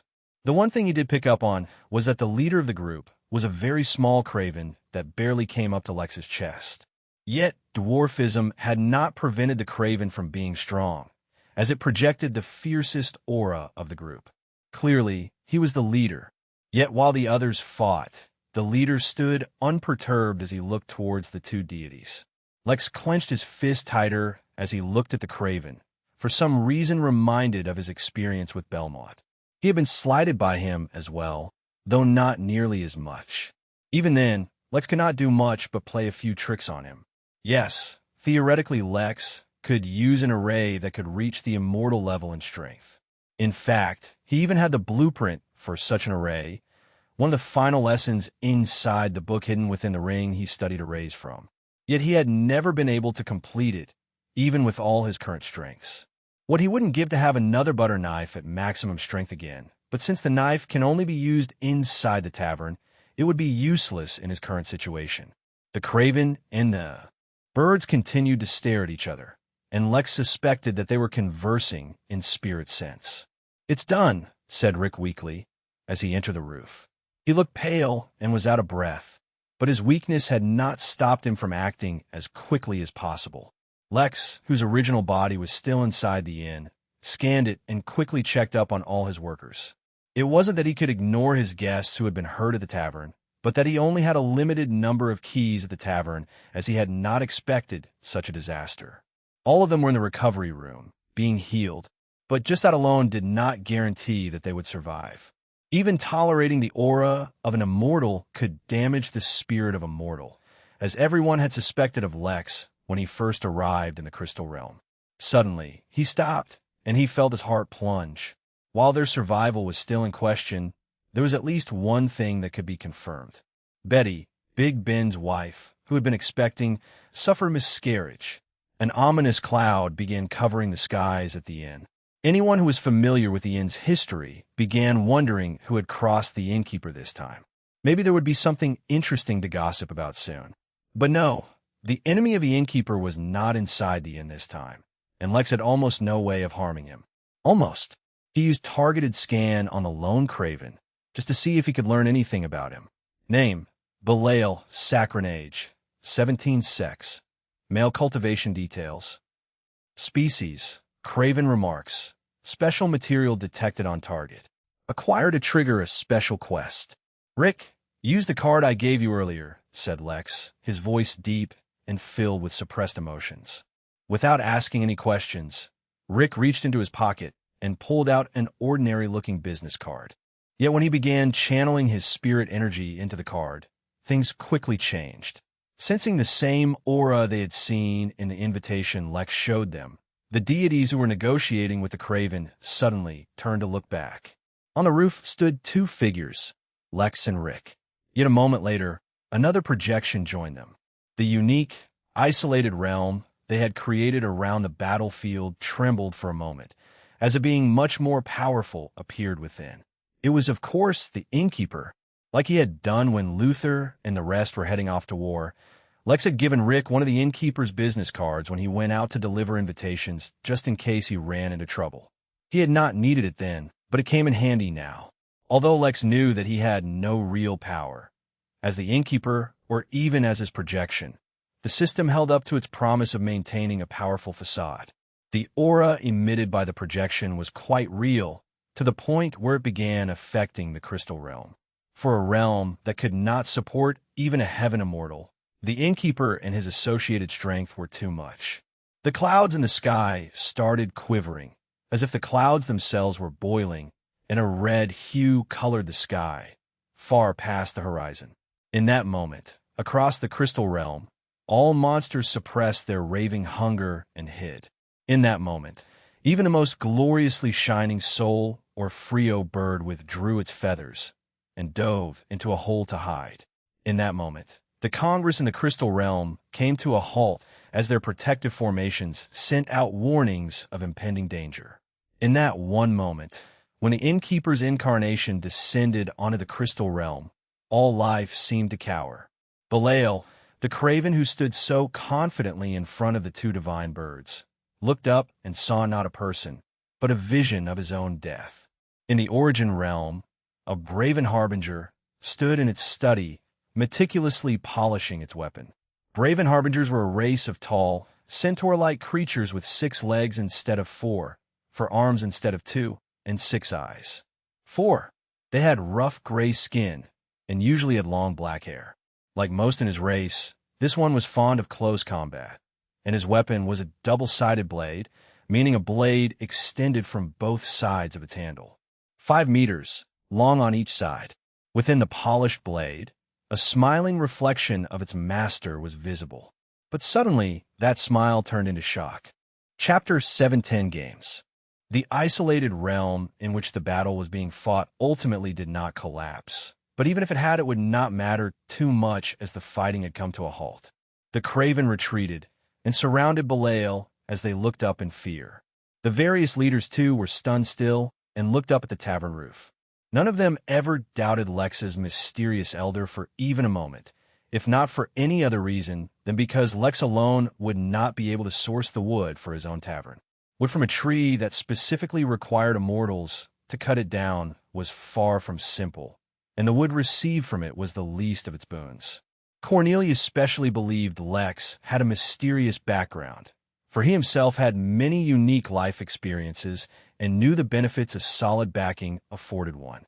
Although such a background did not take away from the many feats Lex accomplished while at the academy, they did certainly explain why he had the capacity to perform them. But having a mysterious elder or a strong background was one thing. Having the entire realm strain under the pressure of a single entity's descent was quite another. Currently, they and the entire realm were at the mercy of this elder. The elder looked down at everyone, his anger threatening to boil out. He wanted nothing more than to smash the Craven in a pudding with an earth-shaking punch. But his anger did not make him a fool, nor did the reaction of the realm blind him to the truth that he was not actually as strong as he appeared. He only had the aura of the innkeeper. While the aura could be used for intimidation, and perhaps a few other minor things, it certainly could never be used to attack. As the innkeeper, Lex looked to his left and saw his own projection there as well. It was a strange sensation looking at a projection of yourself, through yet another projection of yourself, while your mind was connected to both projections. The innkeeper then turned and looked at the two deities, before turning his gaze to Belial. "I usually ignore the games of children," said the innkeeper, the usual warmth in his voice turning to bone-chilling indifference. He spoke no more, as if his purpose was to clarify that this matter was too far beneath him, and that he would have stayed uninvolved if the matter had not escalated to this degree. Lex had made preparations in case there was trouble, but summoning the incarnation of the innkeeper was not in his plans. Instead, he had used the scale given by Zagan and sent Rick out to gather a large number of monsters who would be obedient to whoever held the scale. As weaker monsters, they would naturally defer to the wishes of stronger ones. As a result, some distance from Babylon, a small horde of incredibly strong monsters were waiting to be summoned. According to his original plan, if anything were to happen, he would use his formations to stall them while he summoned his monsters to provide aid. Now, though, such a plan would no longer suffice.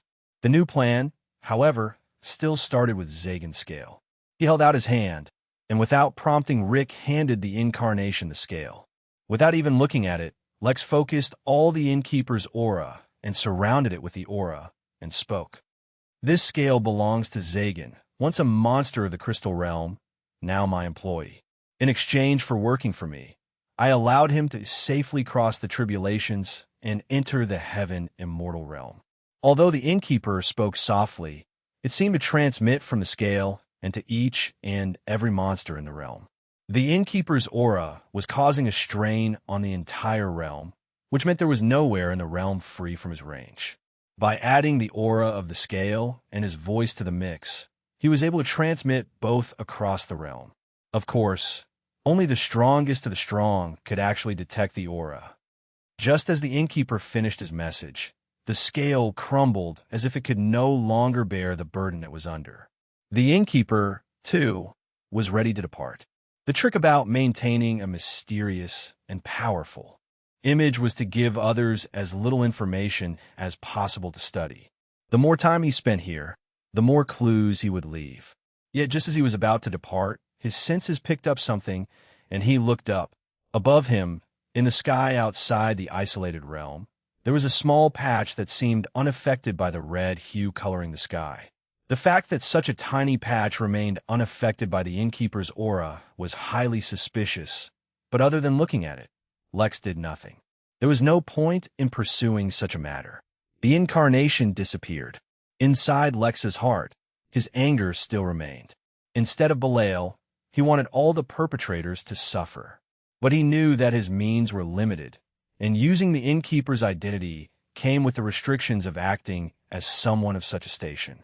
He said himself that he disdained to act against children, and so he was giving out a slight punishment, which suited his image as someone far above the current situation. If, instead, he targeted everyone, he would seem petty. In that case, it would not make sense that he did not just kill them all himself. Unable to do much more, the incarnation of the innkeeper vanished, and the realm finally returned to normal. As if he had been freed from some massive restraint, Belial took out a skull from a spatial tool and crushed it, teleporting himself and his retinue far away from the place. The fight ended just as abruptly as it began. Somewhere far away, well within the territory of the Craven, they reappeared. Belial roared at his follower, as he felt like he had fallen victim to some grand conspiracy. "And have the fort employ its maximum security measures. Sire, isn't that a little too much? We're back in our own territory now. Surely you have nothing to fear," said one of the other Craven. "Underestimating the enemy is the quickest way to die. We have not yet touched upon the deeper secrets of the Crystal Realm." "Do not fool yourself into thinking the realm is already ours," Belial replied, his voice filled with anxiety and irritation. Without waiting for more questions, he began to run. If only he could have escaped from this realm entirely. But that was not possible anymore. Inside his heart, Belial cursed out Ventura as he kept running. The deepest, darkest corner of the Crystal Realm was a place that had never seen light from the moment of the realm's inception. It was a place so deeply guarded, so cleverly hidden, that there was no one, immortal or deity, who could find it if they did not already know of its location. In such a place, there was a temple. The size of the temple was not too large, and was approximately the same as the Earth's moon. Surrounding the temple for millions of miles was one continuous horde of monsters, all kneeling and looking down. For hundreds of millions of years these monsters had existed, and in their entire existence, they had never the courage to look up. Even as the ages passed and they reached the immortal realm, the monsters remained as docile as possible. The entire existence was merely centered around worship. The target of their never-ending worship was a black bird, oddly similar in its physique to the soul and Frio birds, though the element this bird had an affinity for was darkness. Vinii, the deity of darkness, opened its eyes, and all the monsters worshipping it outside trembled. It had felt an aura so overwhelmingly powerful, he was convinced it could free him from the chains of this realm. For a deity, transcending realms was nigh impossible, but with such a powerful ally, it just might be possible.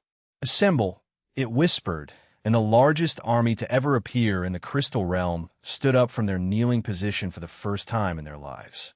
Above Babylon, in the sky, two figures seemed to be looking down at everything. One of them was the Bravenheart from the Origin realm, while the other was a figure shrouded in mist. The Bravenheart asked, shock riling in his heart. No need to pay him any attention, the headmaster said, perfectly calm. Since he only sent an incarnation here, and did not act out personally, he has shown enough respect to the rules of Ventura. We will not pursue this matter, and he will not interfere in our matters either. The projection of the headmaster disappeared. He had too many realms to overlook, and could not spend much time dealing with minor problems. Only when matters reached the level of Tao were they barely able to attract his attention.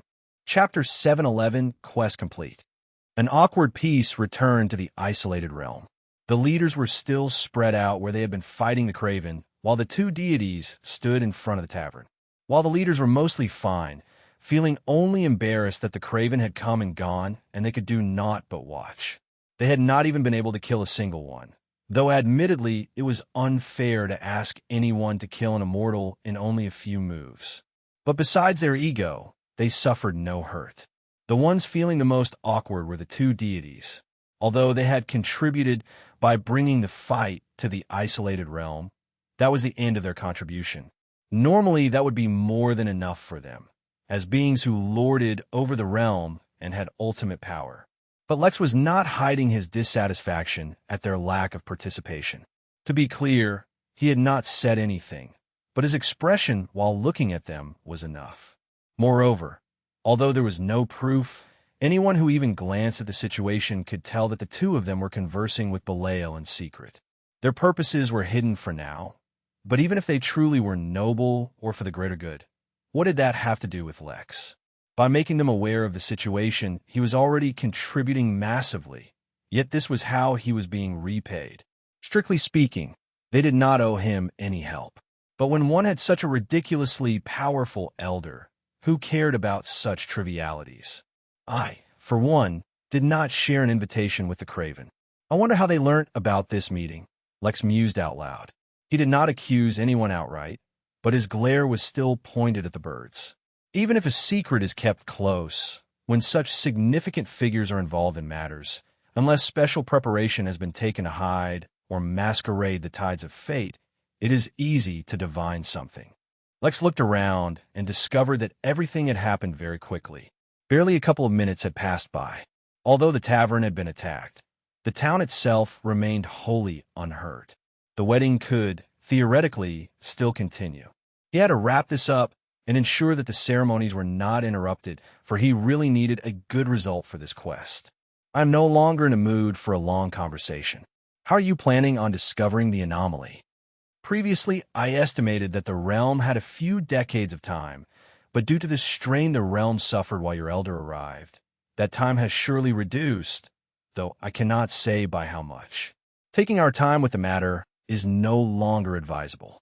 I suggest that since we are already gathered, we take this opportunity to approach the branch head for Ventura Chaotic Gold and ask him directly. Although Ventura is an overwhelmingly strong organization, they are not considered an evil one, or that would affect the number of students they receive. Just as Lex was about to ask how the manager can be contacted, A new figure appeared within the isolated realm. Although Lex had never seen him before, he recognized the race as Braven Harbinger. He had seen one before, Dillian Jormander, someone who worked for the Henali and had accepted Ragnar's Trillion MP quest. Although, admittedly, this one did look bigger and more intimidating. The massive, gray creature asked, his double-bladed weapon in his hand. The creature's deterrence was incredibly strong, and would have cowed everyone had they not just felt the even stronger aura of Lex's elder. "There is something wrong with the realm," said Cornelius, his tone accusatory. Unlike the others, he was an actual member of Ventura, so he was not concerned that he would be attacked. After all, if members of Ventura wanted to fight one another, there was a lot of paperwork that had to be submitted beforehand. "Oh, so you finally noticed," he said in a completely dismissive tone. He did not seem to think that such a matter deserved such concern. "Well, all I can say about that is that you have been quite lax about the Craven. You are completely ignoring them and letting them do as they want. Who can you blame but yourselves for not noticing how they're using treasures to feed on the laws of the realm? I told you long ago, when we first met, that the Craven were one of the foremost races employed in interrealm wars. Why did you think that was?" The creature scoffed. "They have even used the laws of the realm as raw materials to build an interrealm portal, connecting this realm to a much, much larger one." Lex heard the sound of a notification and had a sneaking suspicion his long-awaited quest was finally complete. Unable to hold back his anticipation, he peeked at the notification. New notification. Quest complete. Source of anomaly detected. System is making adjustments to avoid such anomalies in the future. There was more, but Lex stopped reading for now. The quest was finally over. He could soon move to his own realm. The excitement of it nearly swept away his negative feelings. But he controlled himself and kept his focus on what was happening before him. He would have time to review the notification later. Elena asked, anger radiating from her voice. "You can only blame yourselves for misinterpreting my intentions. I told you all that the pressure of an extinction-level threat will produce many excellent students. You thought I told you to keep the war going so that many students would be born from the pressure." The creature paused, but then shook its head and continued speaking. "But you do not need to fret too much. Ventura will not allow the realm to be actually destroyed. An exam is being prepared for some of our elite students who will be sent to the Crystal Realm to destroy the treasures the Craven are using to feed on the laws of the realm. At most, the foundation of the realm will be damaged but not destroyed. Of course, if you feel like that is unacceptable, you can fight against the Craven yourself. To be honest, you all think that Ventura needs your cooperation to maintain its interests, but that could not be farther from the truth. Whether the war is kept on going or ended prematurely, it does not affect Ventura at all. After all, we have more than one objective in this realm. Just ask the Crystal Race if you're interested in knowing more." The creature suddenly paused and looked to the side, where a new figure had emerged from the shadows. Even Lex had failed to detect the new figure, though that was because without the incarnation of the innkeeper, his senses had all been reduced in potency once again. He was, after all, just a projection. "So while I slept, my home has become the playground of giants," said the figure, his voice calm and smooth, and most pleasing to listen to. The new figure showed no animosity towards the Bravenheart, who was so callously taking advantage of their realm. After all, it understood the truth of power better than anyone else here. "You are finally awake," said Firen in a hushed tone. "I could have woken up a long time ago, but what is the point?" Shaking its head, as if it did not want to discuss things, the figure turned and looked towards Lex. "The voice I heard earlier said that any who give the head of Belial can be brought out of this realm and provided an opportunity to grow." "Yes," said Lex, though he had a suspicion the request was not so easy. But he had faith in the system. Surely it could achieve it. Just to be safe, he should really look into deities and any restrictions they had. "I look forward to being your colleague in the future," the figure said amicably before vanishing. His confidence was through the roof, and he could even easily ignore the oppressive aura of the Bravenheart. Whoever the figure was, he was far from simple. The Bravenheart, instead of being offended, only smiled and departed, leaving behind a group of unresigned immortals. He is mostly lying, Cornelius told Lex, using his spirit's sense. I suspect he was too afraid of your senior, and so made things sound better. Chapter 712 Wedding. Chapter 712 Wedding. Lex did not turn to look at Cornelius, lest it become obvious that the two were conversing via spirit sense. Still, his curiosity piqued. He asked, his entire personality has changed all of a sudden. That is the manager of Chaotic Gold Ventura, so his identity is far from common. He sees everyone is beneath him, especially if their cultivation level is low. The last time he was here, he was extremely overbearing. Moreover, he made it abundantly clear that he did not want anyone interfering with the Craven. The Poliads, who were the ones being affected the most, were unsatisfied with such a demand, and so he destroyed their entire country in one blow.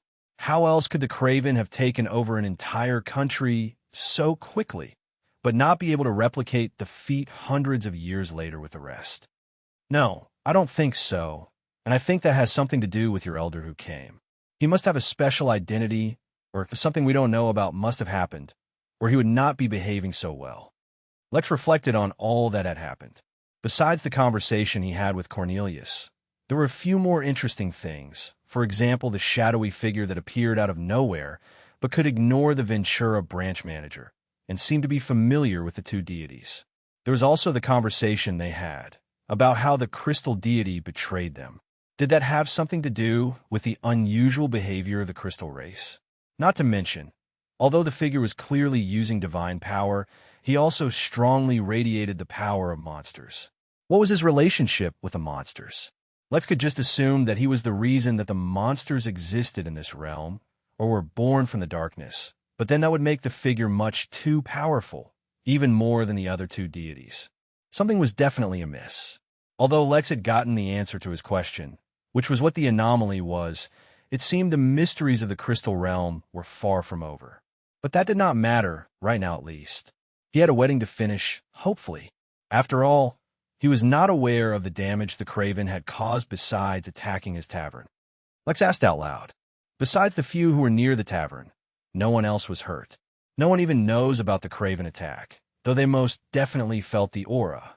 The isolation realm is perfect for such situations, explained Firen.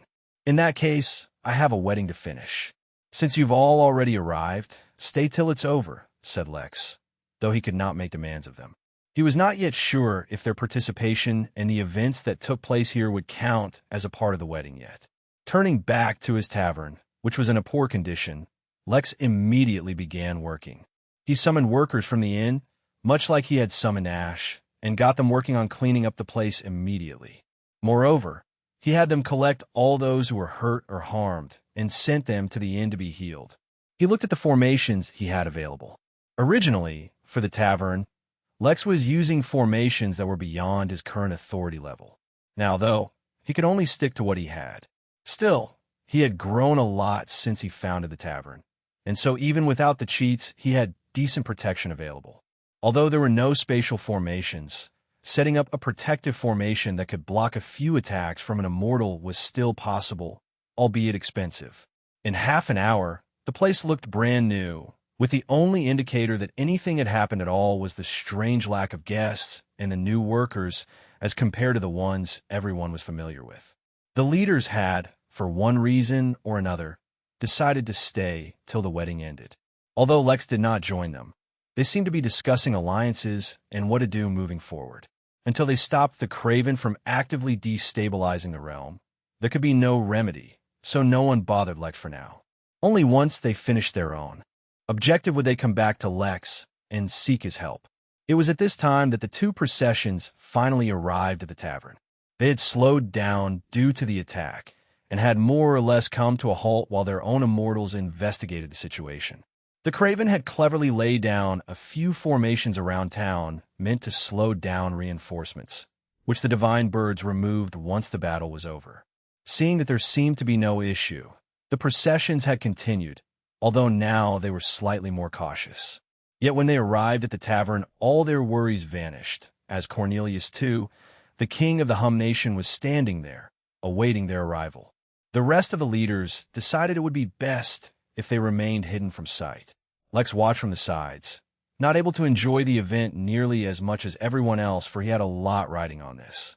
Even when the two processions and Parvati and Jasmine clasped hands to continue the remainder of their journey together, Lex felt naught but concern over the quest level. He was not, for even a moment, bitter about his status as a single man besides becoming a mighty cultivator and having such a successful business under his name. On a completely unrelated note, he considered starting a dating service at the inn. The various ceremonies began. Members of the two families and past admirers for both Jasmine and Parvati blocked their way. The two had to either fight, negotiate, or maneuver past all obstacles without letting go of each other's hands, signifying that through all the difficulties and hurdles in life, they will work together, whether the hurdles be from their past or future. It took longer than anticipated, for Parvati's sister had brought a large group of rather mature women to act as Parvati's past admirers, and, to be honest, Jasmine was enjoying Parvati's attempt to remain cool through the ordeal all too much.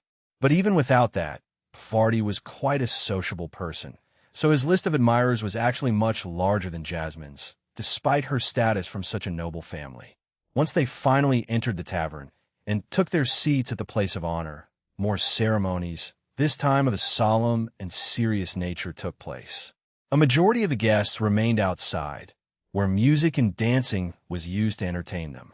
The free and perpetually flowing drinks from the tavern also served to keep the guests occupied. After a few hours, Parvati and Jasmine took their oaths of companionship, and each performed the matrimonial spiritual technique used by nobles in the Crystal Realm. The technique could only be used once, and would forever alter the signature of both their spiritual energies. Not only would both of them be stronger, taking on a small fraction of the other's affinities, but the effects their spiritual energy had on one another would change. The specific effects depended mostly on the nature of each person's cultivation technique and affinities, but it was usually positive. In their case, Parvati's spiritual energy would give Jasmine an energizing effect, boosting her energy and recovery rate, while Jasmine's would allow Parvati to heal from injuries quicker. They cultivated while holding hands. The results of their cultivation would also be quicker. The two were now bound, not only by the contract of marriage, but by the very energy through their very own cultivation. Outside the tavern, fireworks went soaring through the sky, signifying that the union was complete. Compared to a normal wedding among nobles, which would last anywhere between 1 to 3 months, this was a very quick wedding. But considering the ongoing war, this was already the height of extravagance they could afford. Since the tavern was too small to accommodate all the guests, the couple moved to the roof, and one by one the guests would fly over to hand their gifts. Gift giving was a very significant part of weddings among nobles, for often enough, if the children involved were not inheriting the family title, they would take on a supporting role in the family, or begin a family of their own. In either case, such gifts would help them go a long way. Lex clenched his fists. The wedding was finally about to end, and he was about to give his gift soon. He wondered how everyone would react to it. Chapter 7:13 Gifts. Chapter 7:13 Gifts. The gift-giving ceremony was just one of many. Some might consider the process to be unnecessarily complicated and tedious, but such an assumption was lacking in perspective. Excluding special situations, such as the ongoing war during this wedding, most of the time the nobility tried to make everything as long and detailed as possible. Even if most members of nobility never reached the immortal realm, it was completely normal for them to reach the nascent realm. The average nascent realm cultivator could live up to 500 years, give or take a few. With such long lives to look forward to, most of their activities were slow-paced and would take a long time. This phenomenon became more obvious the greater the cultivation level a person had. Society would, similarly, adapt and hold events according to the lifespans and expectations of the longest or most important being. Even in the origin realm, this was the case, with the upcoming tourney being organized by the Hinali. It would be another decade before the tournament even began, and Lex did not even want to consider how long the actual tournament was likely to be. Regardless, it was completely normal for there to be many ceremonies during a wedding, but among all of those, the gift-giving ceremony was a favorite not only for the bride and groom, but all the spectators as well. The gift did not have to be publicly revealed, although many did so in a display of their own wealth or the close relationship to the newlyweds. In a high-profile wedding such as this one, the gifts would surely be great, so everyone watched with great expectations. The first to give a gift will be close friends of the bride and groom. Moreover, their gifts could not be too spectacular and should be equivalent to their status as a person from the younger generation. The reason for this was that the following guests to give gifts would be the ordinary guests or distant acquaintances. Naturally, one could not forcefully expect them to give extremely expensive gifts, so by starting off at a low or moderate level, they would not be embarrassed to give ordinary gifts. Of course, ordinary here was also relative, as the number of spirit stones of valuable treasures being given at this level, even as ordinary gifts, were beyond what truly normal people could afford. As impatient as Lex felt, he had to ensure the wedding went well, so he patiently watched each moment to ensure everything progressed as planned. Several hours later, it was finally time for the parents to give gifts. Vardy's parents handed over the deed to a very profitable spirit mine, effectively removing it from the Noel family name and handing it to Vardy. For now, nothing would change, but in the future, if Vardy ever wanted to start his own family, he would no longer start from scratch, as he would have an astounding level of wealth to support him. Jasmine's parents did not hand over a mine, but gave each of them something extremely personal yet useful. They gave both of them custom-made swords, refined using Ethereum ore. Ethereum was used in the manufacturing of treasures appropriate for immortals, so the weapons they received were exorbitantly expensive, not to mention powerful. They could also accompany them for many years to come, if not the rest of their lives. With such magnificent gifts given, everyone turned to look at King Cornelius. As the person of highest authority here, he should give the last gift. But what surprised everyone was that he did not make a move. Instead, one of the workers from the inn stepped forward. The worker opened a small chest that he lay on the ground in front of him. It was filled to the brim with some fruit that looked like grapes, yet the gasps and reaction it received was too great for mere grapes. These were a unique fruit that could be cultivated only by the Varn, and was one of the items they traded with the Hum Nation most often. There was no market price for it, for no one who had ever received one thought to sell it. It was called purple poisonberry because it was extremely poisonous to the Varn, yet to humans it was the most exquisite tonic. If taken in normal health, a single berry could cure the body of any and all accumulated hidden injuries and diseases through their cultivation journey. That included injuries to the meridians and, to a very small degree, even the golden core. This was a mighty gift indeed, and all the guests who did not know about what was happening behind the scenes began to speculate on what this meant. Did the two families have a secret relationship with the Varn? Just as everyone was lost in thought, another worker stepped forward. He too took out a gift that blew away all spectators, the newlywed couple included. Before they could recover, more workers stepped forward. Lady Elena of the Trollops, Edward of the new Monster Nation, Abraz the Sentinel King, the Divine Bird of Flame, Firen, the Divine Bird of Ice, Azel. From mere shock to astonishment, ultimately to extreme horror, the emotions of all the observers were going through a roller coaster. Who didn't know the current situation in the realm right now? What were all these leaders doing, sending gifts instead of worrying about the war? There was definitely something going on behind the scenes that they didn't know about. Cornelius finally stepped forward to give his gift, berating no truth of what was really going on. He wore a soft smile, as if looking down fondly at some kids he knew personally. The younger generation is our future, and only if they succeed will our future be secure. Once, when I was young, someone gave me a chance that changed my life.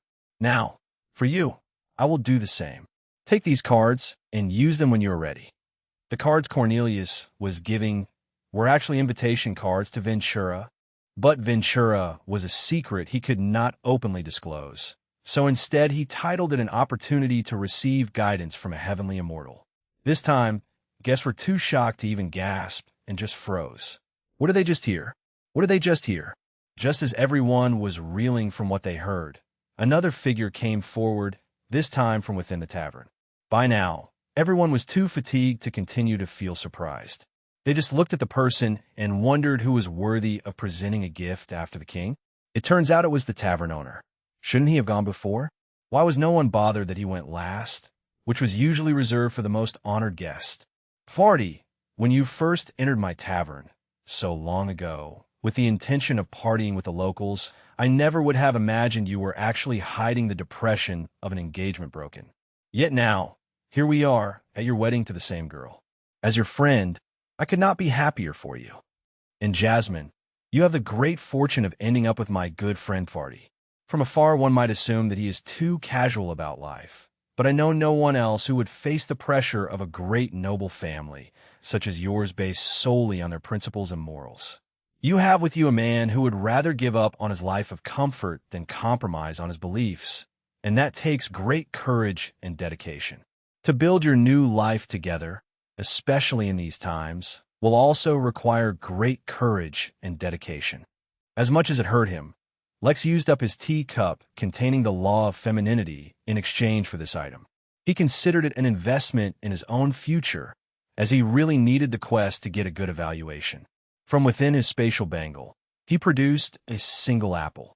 Though it looked exceedingly ordinary, every single immortal in the vicinity suddenly honed their gaze onto it, for they could feel their very soul aching for that fruit. This is called an apple of creation. It fell prematurely from the tree of creation, but that is enough to meet your needs. If you divide it amongst yourselves and eat it, it will aid you greatly in your comprehension of laws. It does not matter if you've reached the immortal realm or are in the nascent. The benefits of it will not be wasted. Chapter 714 Playing Protos. Chapter 714 Playing Protos. It was thus that the Warbringer finished his final task, his purposes known only to himself from the realm of crystal. His last appearance in these lands, for a long time at least, was filled with the sounds of celebrations, and the walls around him were adorned in marigold and roses and flowers unknown. In the streets, the crowds of people rejoiced for all the free boons that had befallen them, a timely reprieve during tough times. In the homes of nobles and dignitaries and other important personages, he was discussed in hushed tones and whispers. The mysteries surrounding him were just too great to be ignored. For all intents and purposes, his actions showed no indication of malice or an ulterior motive. Yet all the same, as he departed those lands, he stayed true to his name, and the ongoing war entered a new level the likes of which those lands had never witnessed. From every shadow, every dark corner or deep alley, emerged monsters that could evoke fear even in the hearts of nightmares themselves. From long-forgotten pits emerged legions, and from all the abyss that remained unknown marched out armies. The evil born from the dead of night pit itself against the invading forces of carnage, and the ultimate result was carnage. There was no step back, nor any bastion to retreat to. With the departure of the Warbringer, the realm of Crystal had launched the war for the survival of the realm itself. The few who knew of his involvement behind the scenes remained grateful. If not for the Warbringer's help, they would not even know the war they had been ignoring was for the fate of their realm. But at the same time, they remained ignorant that every piece of land that had been cursed by the Warbringer's footsteps had fallen prey to conflict. The Warbringer's very own home planet was embroiled in a clash between man and machine, the use of weapons of mass destruction slowly coming to foreview. The first planet he visited when he began his journey across space was embroiled in a war between men and demons, from which the Warbringer made money selling tickets to view the chaos. The planet of beasts that he lay his feet upon was undergoing an upheaval, bringing about drastic change in the social order and thus giving way to endless conflicts for territories or resources. The farming planets he toured were victim to endless assassination, to the point where the ruling family no longer even had the courage to pursue suspects, and had requested help from the ruling empire. Yet who would help the ruling empire themselves? For any planet he lay his feet upon was embodied in conflict unending. His friend, the dutiful soldier, had invited him for aid, unaware that he had set himself up for events that would shock the entire realm, let alone a meager planet or empire. Through none of this was the Warbringer ever to blame. He never caused evil, nor did he have a conviction to bring harm. No fight was ever his fault, yet always he remained involved in some capacity, whether it was known to him. After all, he was called Warbringer, not Warmonger. Slam!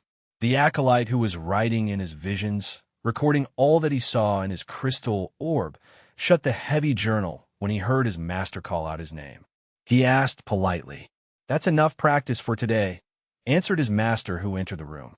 The master was bald from the top, though he had some hair still right above his ears. He was dressed in long, formal robes that looked like it was a uniform. "Quickly get changed and prepare yourself." "Yes, master," the acolyte answered, already forgetting everything he wrote about in his journal. After all, who knew who this Warbringer was? The acolyte would probably never get a chance across him. The convention, on the other hand, was an opportunity for him to finally meet others like him. It was clear which one was more important. The gift-giving ceremony ended after Lex gave his gift, for not only was he the last person to give a gift, but no one else would be able to follow up after such a gift, even if he weren't the last. There were only a few more ceremonies to go through afterwards, but they were mostly rushed.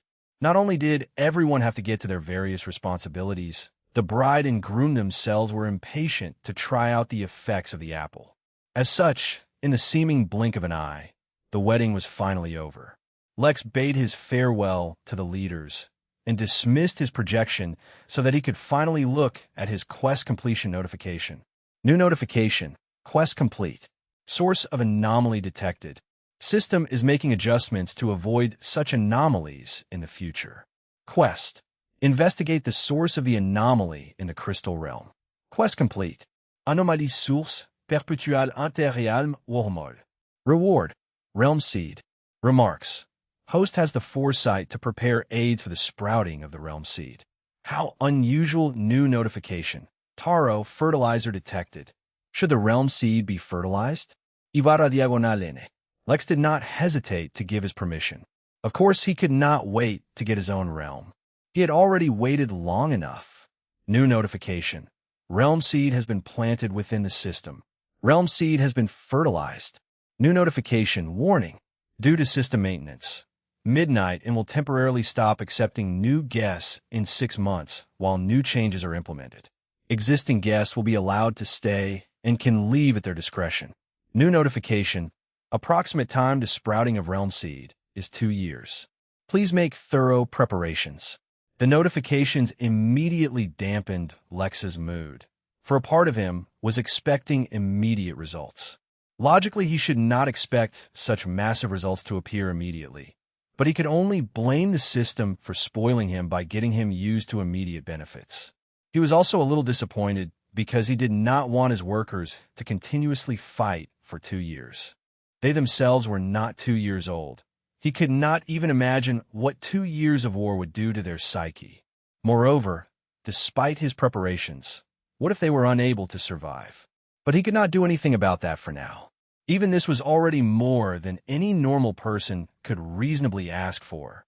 To lift his spirits, he turned his attention to the notifications about his other, recently completed quest. Quest: host a wedding worthy of the union about to take place. Quest complete. The host rewarded is being calculated. Reward upgraded for holding the wedding within a year.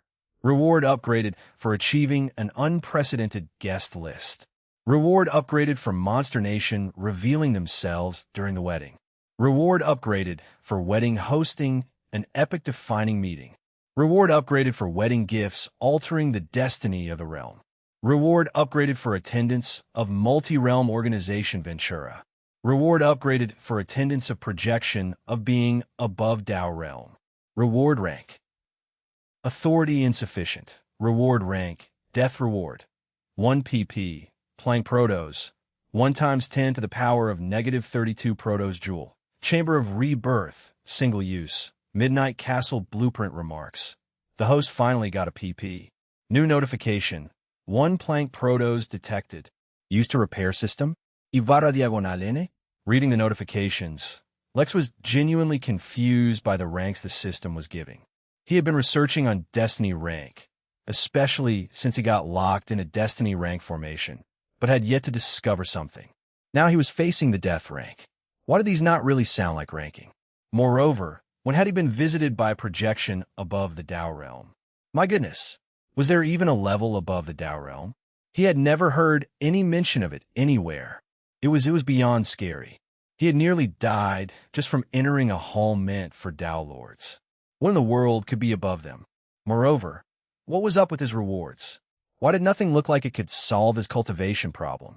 Was it this chamber of rebirth? Did he have to be born again and then cultivate from the beginning to overcome the situation? That didn't sound right. A very familiar voice, at that point, whispered in his ear, "Do not use the Planck Protos on the system. Absorb it yourself, and your cultivation technique should fix itself. It should not take too long, just a day. Oh, but if you prefer to fix the system, you could do that too. Your system will be repaired to 100%, though the repair time will be a few months." The voice belonged to the mysterious elder who had one day visited his room at the Midnight Inn. Now he was left with a choice: fix the system or repair his cultivation technique. Chapter 715, Making a Decision. Chapter 715, Making a Decision. To be perfectly honest, Lex already knew what he preferred to do, but that did not stop him from his introspection. After all, important decisions should not be made in a rush. To start with, his intention from the get-go for doing his best in the quest was to get a reward that would let him fix his cultivation. So it should be an easy choice to directly fix his cultivation technique. But it simultaneously needed to be considered that his greatest reliance was the system. For example, the various formations he had available to protect the tavern were no longer as excellent as before. Sure, much of that had to do with authority as well, but if one claimed that the system's damage status was not contributing, then he would find it hard to believe. He could help his staff better, and a more powerful system would no doubt play an even greater role now that he was on his way to getting a new realm. Then again, the system could also be repaired bit by absorbing other systems. His cultivation technique could also theoretically be fixed by absorbing items containing laws, as he had done with the cosmic erosion elixir, but who knew how long that would take? Moreover, and the point that Lex paid the most attention to, was that if the cultivation technique really could be fixed in such a manner, why didn't the mysterious man say so? Instead, he only told Lex to fix it using the reward from the quest. There had to be a reason for this. Of course, Lex could assume that this was simply a blind spot for the mystery man, and he didn't know about it or forgot to mention it. But when taking into consideration the identity and power of such an enigmatic figure, it was best to assume he knew exactly what he was doing. Of course, if he had any hidden agendas or ulterior motives, Lex would have absolutely no way of knowing. Not to mention, with the difference in their power levels, he did not need to be careful when dealing with Lex and could directly force him, or maybe even hypnotize him if he had any such motives. In summary, Lex could not guess the man's intentions or what he knew or didn't, so it was best not to think about it. Instead, his focus should be on his own concerns. As much as Lex used the system for his benefit, he ultimately didn't trust it at all. It was ultimately too mysterious, and he absolutely refused to believe that he could get such a good deal without having to pay anything back at all. Not to mention, the system was already much more powerful than Lex, and could easily threaten his life, as it had done in its early days. Who knew if it might restart doing the same if it resumed to full power, and found Lex as a host lacking. So, regardless of how much Lex used the system, he could not trust it at all. Instead, it was his own powers that he could rely on the most. Not to mention, even if fixing the system was the better choice, the resignation filling Lex's heart could not wane. He could not help but feel pride when he acted as the innkeeper. Who could possibly avoid it when one could assume such a powerful role? But what was the point of that pride if he could do nothing to save his own people? Although Lex was not necessarily close to them on a personal level, he still felt responsible. Yet even now, his workers from the tavern lay comatose in their recovery pods, healing. He could not even imagine the suffering that Big Ben and his wife would go through if they survived and learned of their unborn child's fate. Lex naturally did not believe that he could control the whole universe and prevent all bad things from happening to those close to him. But he was not even capable of taking revenge himself, and that is where his frustration came from. He took a deep breath and quickly suppressed his agitated feelings. His decision was made. For better or worse, he was prioritizing his personal growth first. Sure, a fully healed system could possibly bring him the opportunity to fix his cultivation once again, but he did not want to wait or depend on luck. First, however, continue to check up on his rewards. The Planck Protos, which was the smallest possible measurement of the energy known as Protos energy, which was normally measured in Protos joule. Of course, he didn't know if that's how the rest of the universe measured it, but just that his universal translator automatically translated everything as such to him. There was no official description for this energy, and the only reason he knew it could heal the system was because of the notification, and the only reason he knew it could fix his cultivation was because the mysterious senior told him. This energy was truly mystifying, and he would look into it when he had the chance. The next reward was called the Chamber of Rebirth, and could only be used once. Lex focused on it to read its description. Chamber of Rebirth, single use, the ultimate healing device. So long as a living being is alive, with even a fragment of its soul intact, it will be completely reborn regardless of any injury it sustained. No curses, karma, bloodlines, cultivation, or anything else affiliated to the previous identity will be passed on, with memories being the sole exception. Whoever uses it will be completely reborn anew. Lex whistled. This was an incredible item for more than one reason. It could completely heal someone regardless of the injury they sustained, and could even remove bloodlines. Although he himself did not know the full details of what removing things such as karma entailed, he could at least guess for the bloodline. Besides losing the bloodline ability, it seemed as if the person would no longer even be related by blood to his original family. To be honest, this was not such a shocking thing to Lex anymore. As a normal human back on Earth, the idea of altering DNA so as to remove any connection to your family seemed not only just absurd but impossible. But the very act of cultivation altered a person's DNA. If it did not, upon healing after sustaining an injury, the healed body part would return to being mortal as was encoded in his original DNA. It was only because his very being changed down to the very last fiber that cultivation was so mysterious and yet amazing. It was also why achieving every new realm raised one to a life form of a higher order. Anyway, for now Lex did not have any need for any such thing, but he still intended on saving this for his own use. If ever he got so wounded that he was on the verge of death, this chamber could save him. Sacrificing his cultivation was a steep price to pay, but as long as he was alive, he could cultivate again. But if he wasn't, what was the point of retaining his cultivation? He focused on the next reward, which was quite interesting. It was called the Midnight Castle Blueprint. Midnight Castle Blueprint, a blueprint that allows for the construction of the Midnight Castle. This castle can be built within the territory of the inn or outside, but only one can be built. The resources to build this castle are extremely rare, and the requisite skill to build the castle itself are impossibly high. Lex frowned. Besides this simple introduction, there was no more detail on what the features of the castle would be, and if it had any specific role or purpose. The blueprint immediately dove into the materials needed, and the list was massive. Moreover, the few names that Lex recognized from the list were all materials that were used for immortals. He sighed. He had received yet another drain on his resources. Putting all such thoughts out of his mind, he scanned the inn once to ensure that nothing was amiss before entering his personal meditation room.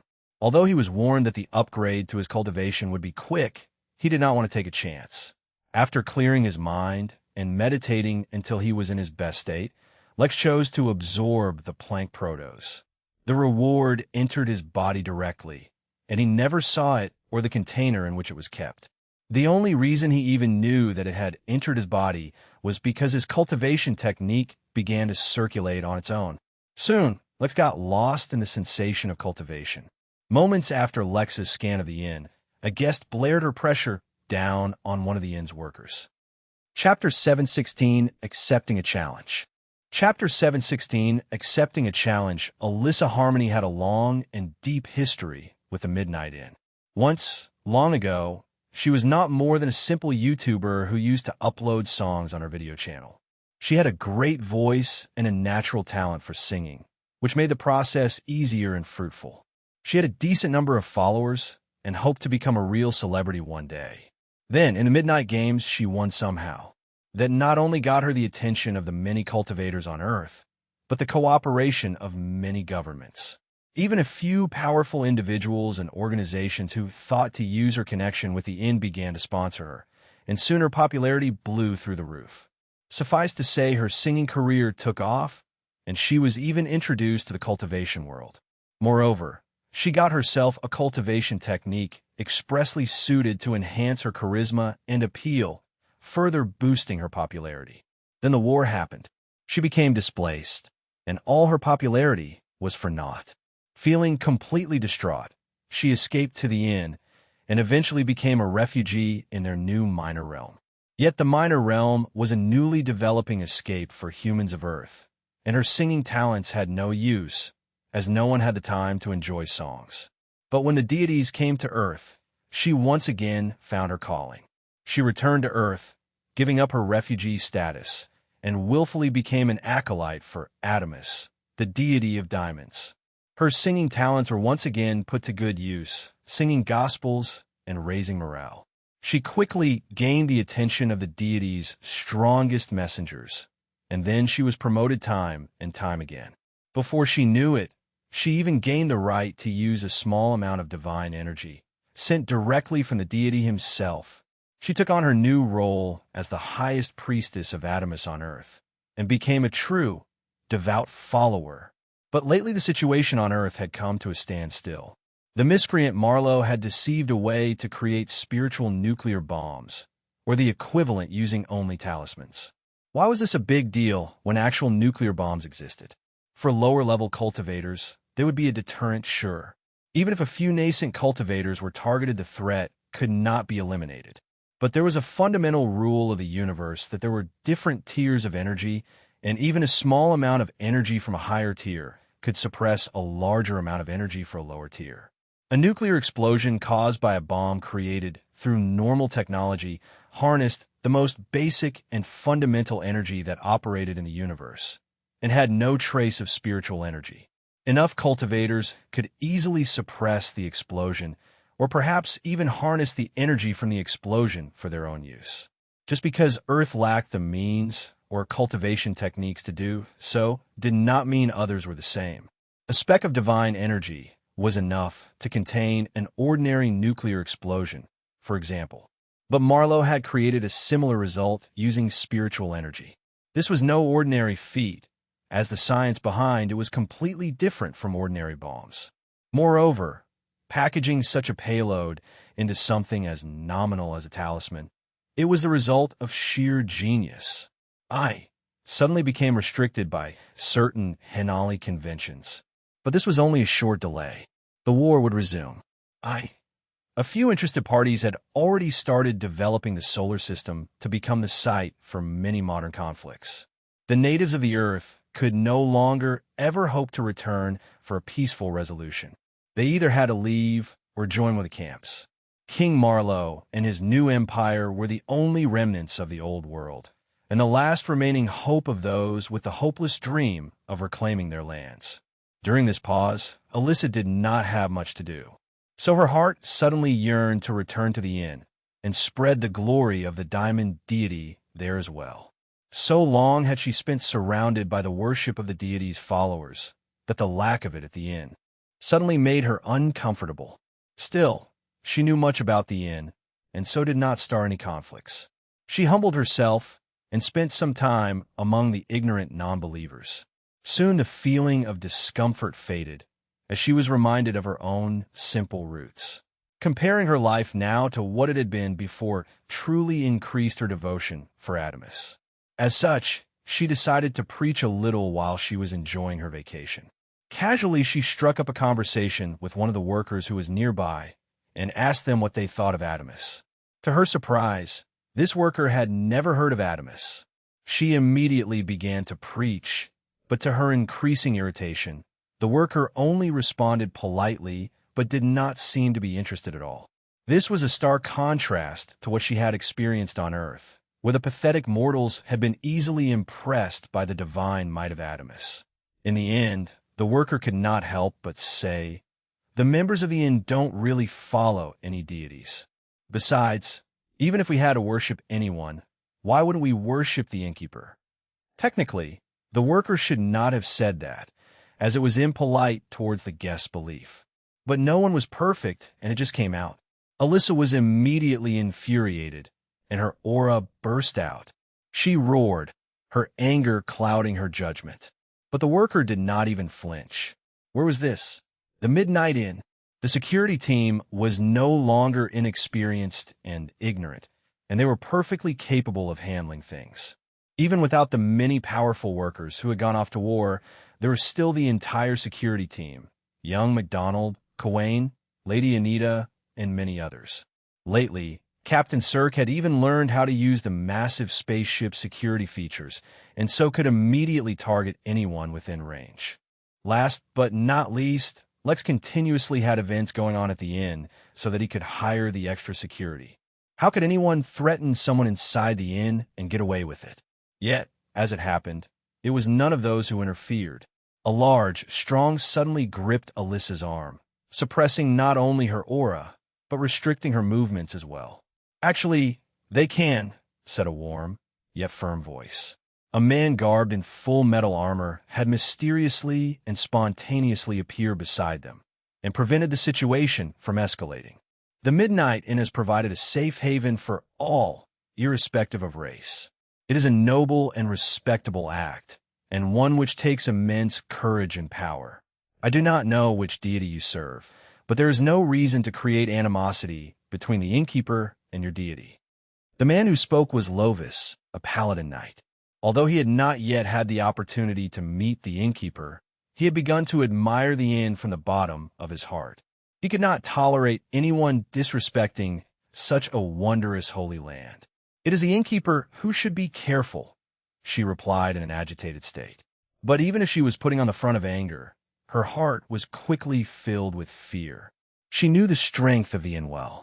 It was not that she doubted Adamus, but there was no reason to put her life on the line. Instantly, she teleported out without letting the situation develop further. "Thank you for your help," the worker said, "but you really should have let one of the security team members handle it," Lovis said while laughing. "To be a paladin is to have the heart of a protector." "Lovis, you have been watching too much anime," said an elf who walked up to the man. The elf was one of those guests who perpetually lived inside the inn, and so had developed many friendships with other guests who similarly spent a lot of time here.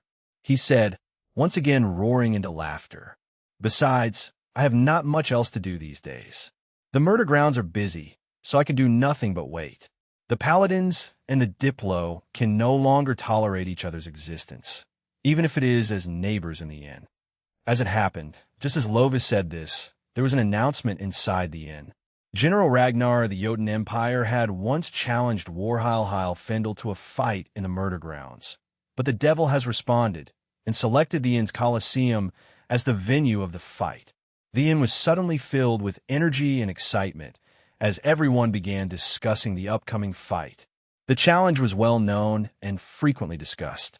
For so long, the humans had been calling the devils cowards for not accepting yet.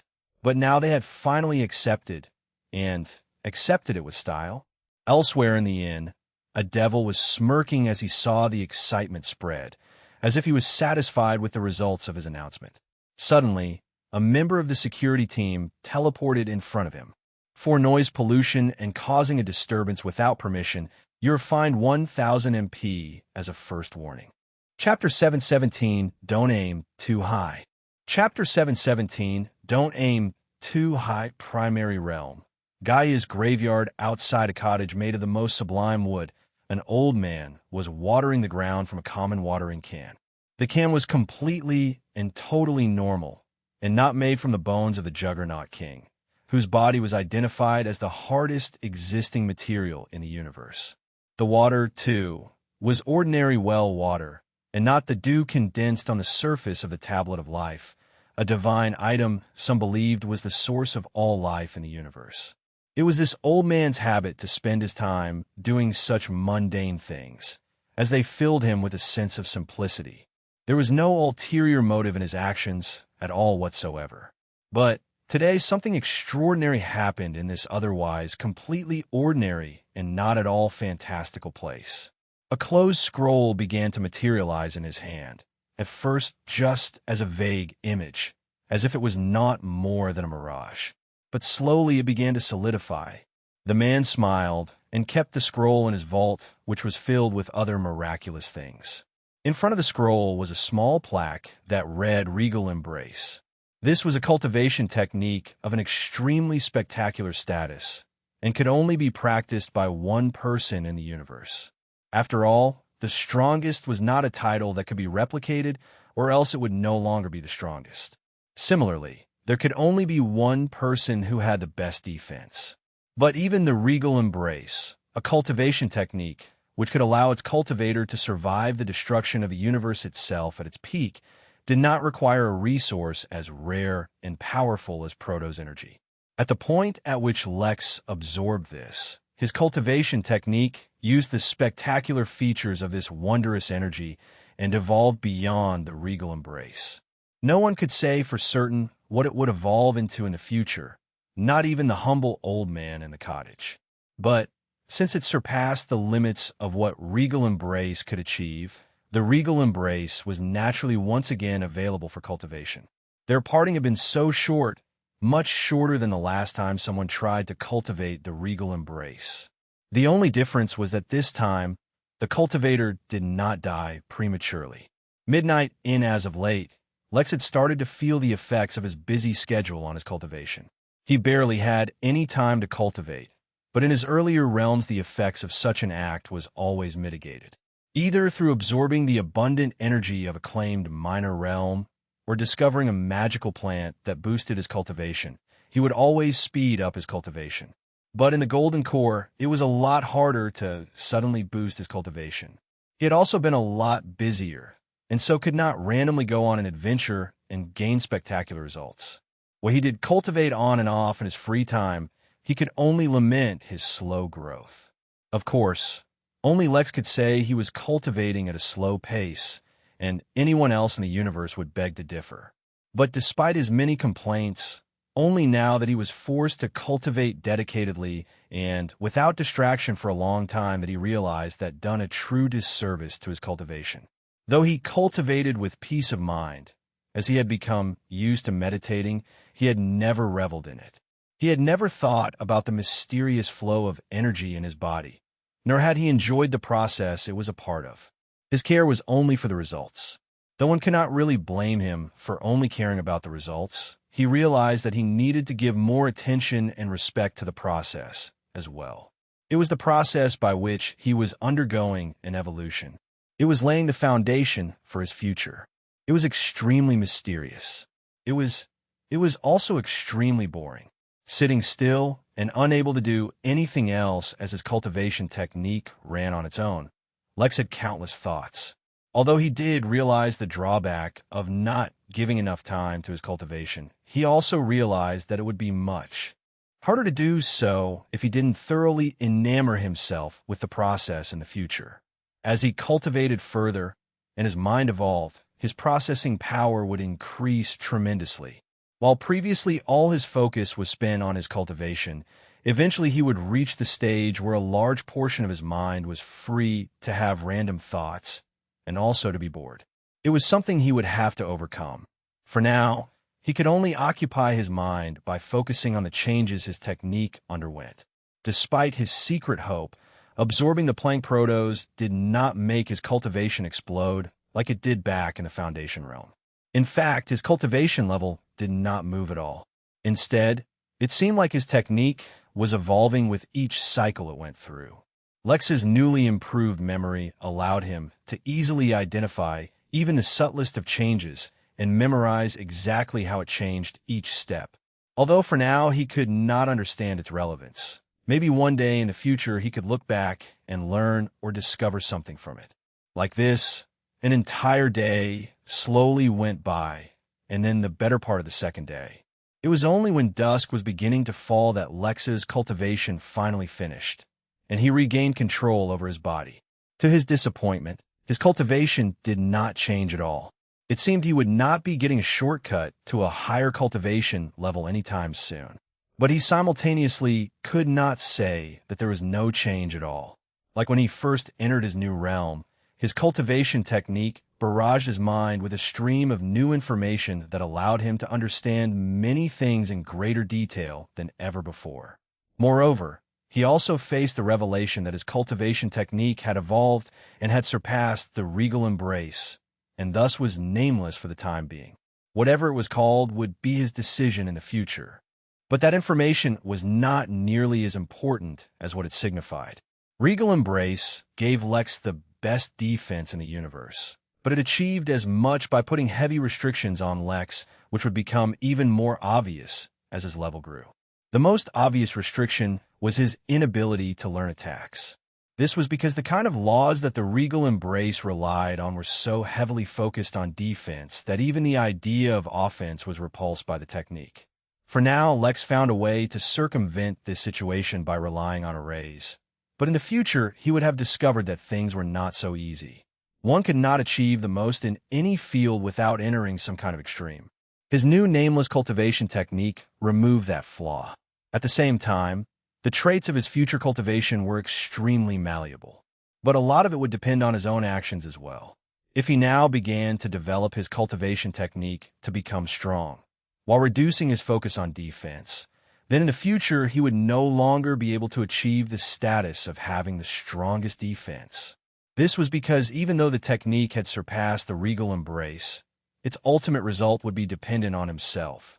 It was like he gave up the option of a guaranteed good result in exchange for the potential of a better one. But alongside the potential of a good result was also the potential for a worse outcome. Lex snorted. He was not afraid of getting a worse result at all. He had proven his worth time and time again with all the trials he faced, and in fact preferred things to be this way. This was because he did not want to think that he had achieved everything just because he had a good cultivation technique. Now, with the ability to influence the technique himself, he wanted to achieve an even greater height.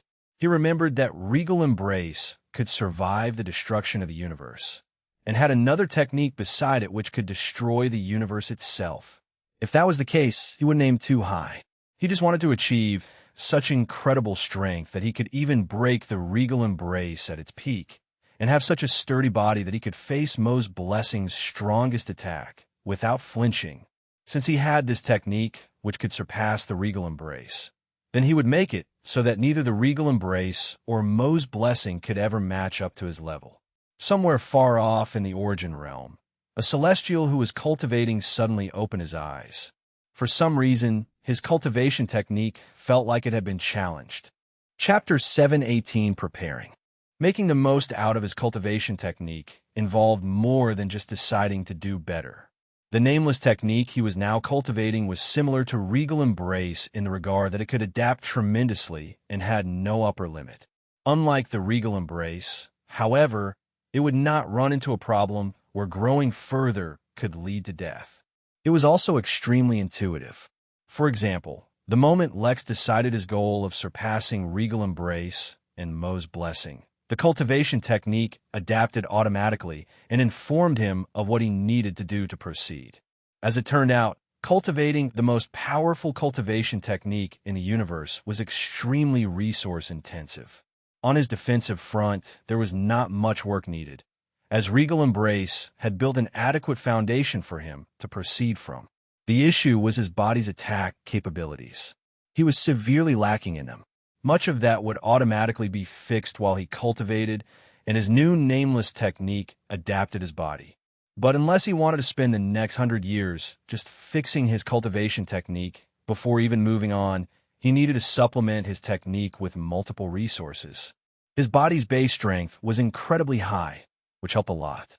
But great strength was only one aspect of offense, and he was wholly lacking in every other regard.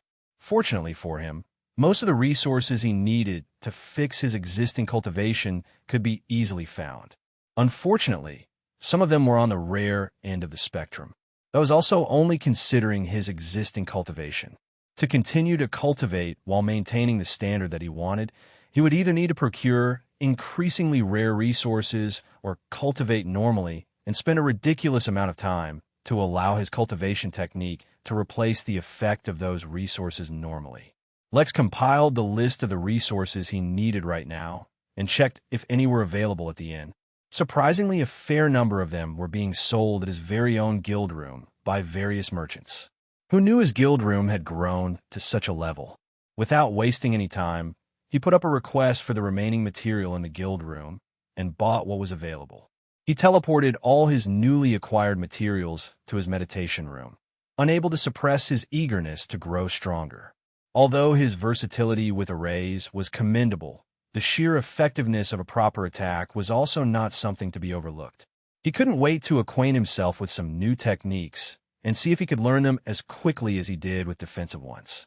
Unfortunately, he could not randomly absorb everything he had gotten, as there was a required process and sequence to things.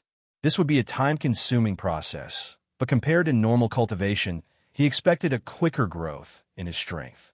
Without further ado, he began cultivating once again. Some materials could directly be eaten for Lex to absorb their features, while others had to be drained of their energies. Others still were just catalysts to be used in conjunction with other materials. There was one material in particular that simply required Lex to dip his feet into while cultivating. Clearly, this would not be a straightforward process. A few hours passed by, and Lex already began to subtly feel the difference. It was not his strength that had increased, or anything else for that matter. It was his natural aura that was slowly changing. While previously, Lex's aura could be called warm or pleasant, most of the time, it was now gaining a honed edge. He did not know how that affected anything, but it was a start. Slowly and steadily, once he was finished fixing his current foundation to accommodate his new cultivation, every inch of his body would become lethal, much in the way that every inch of his body had the same toughness. Feeling good about his progress, he teleported back to his office.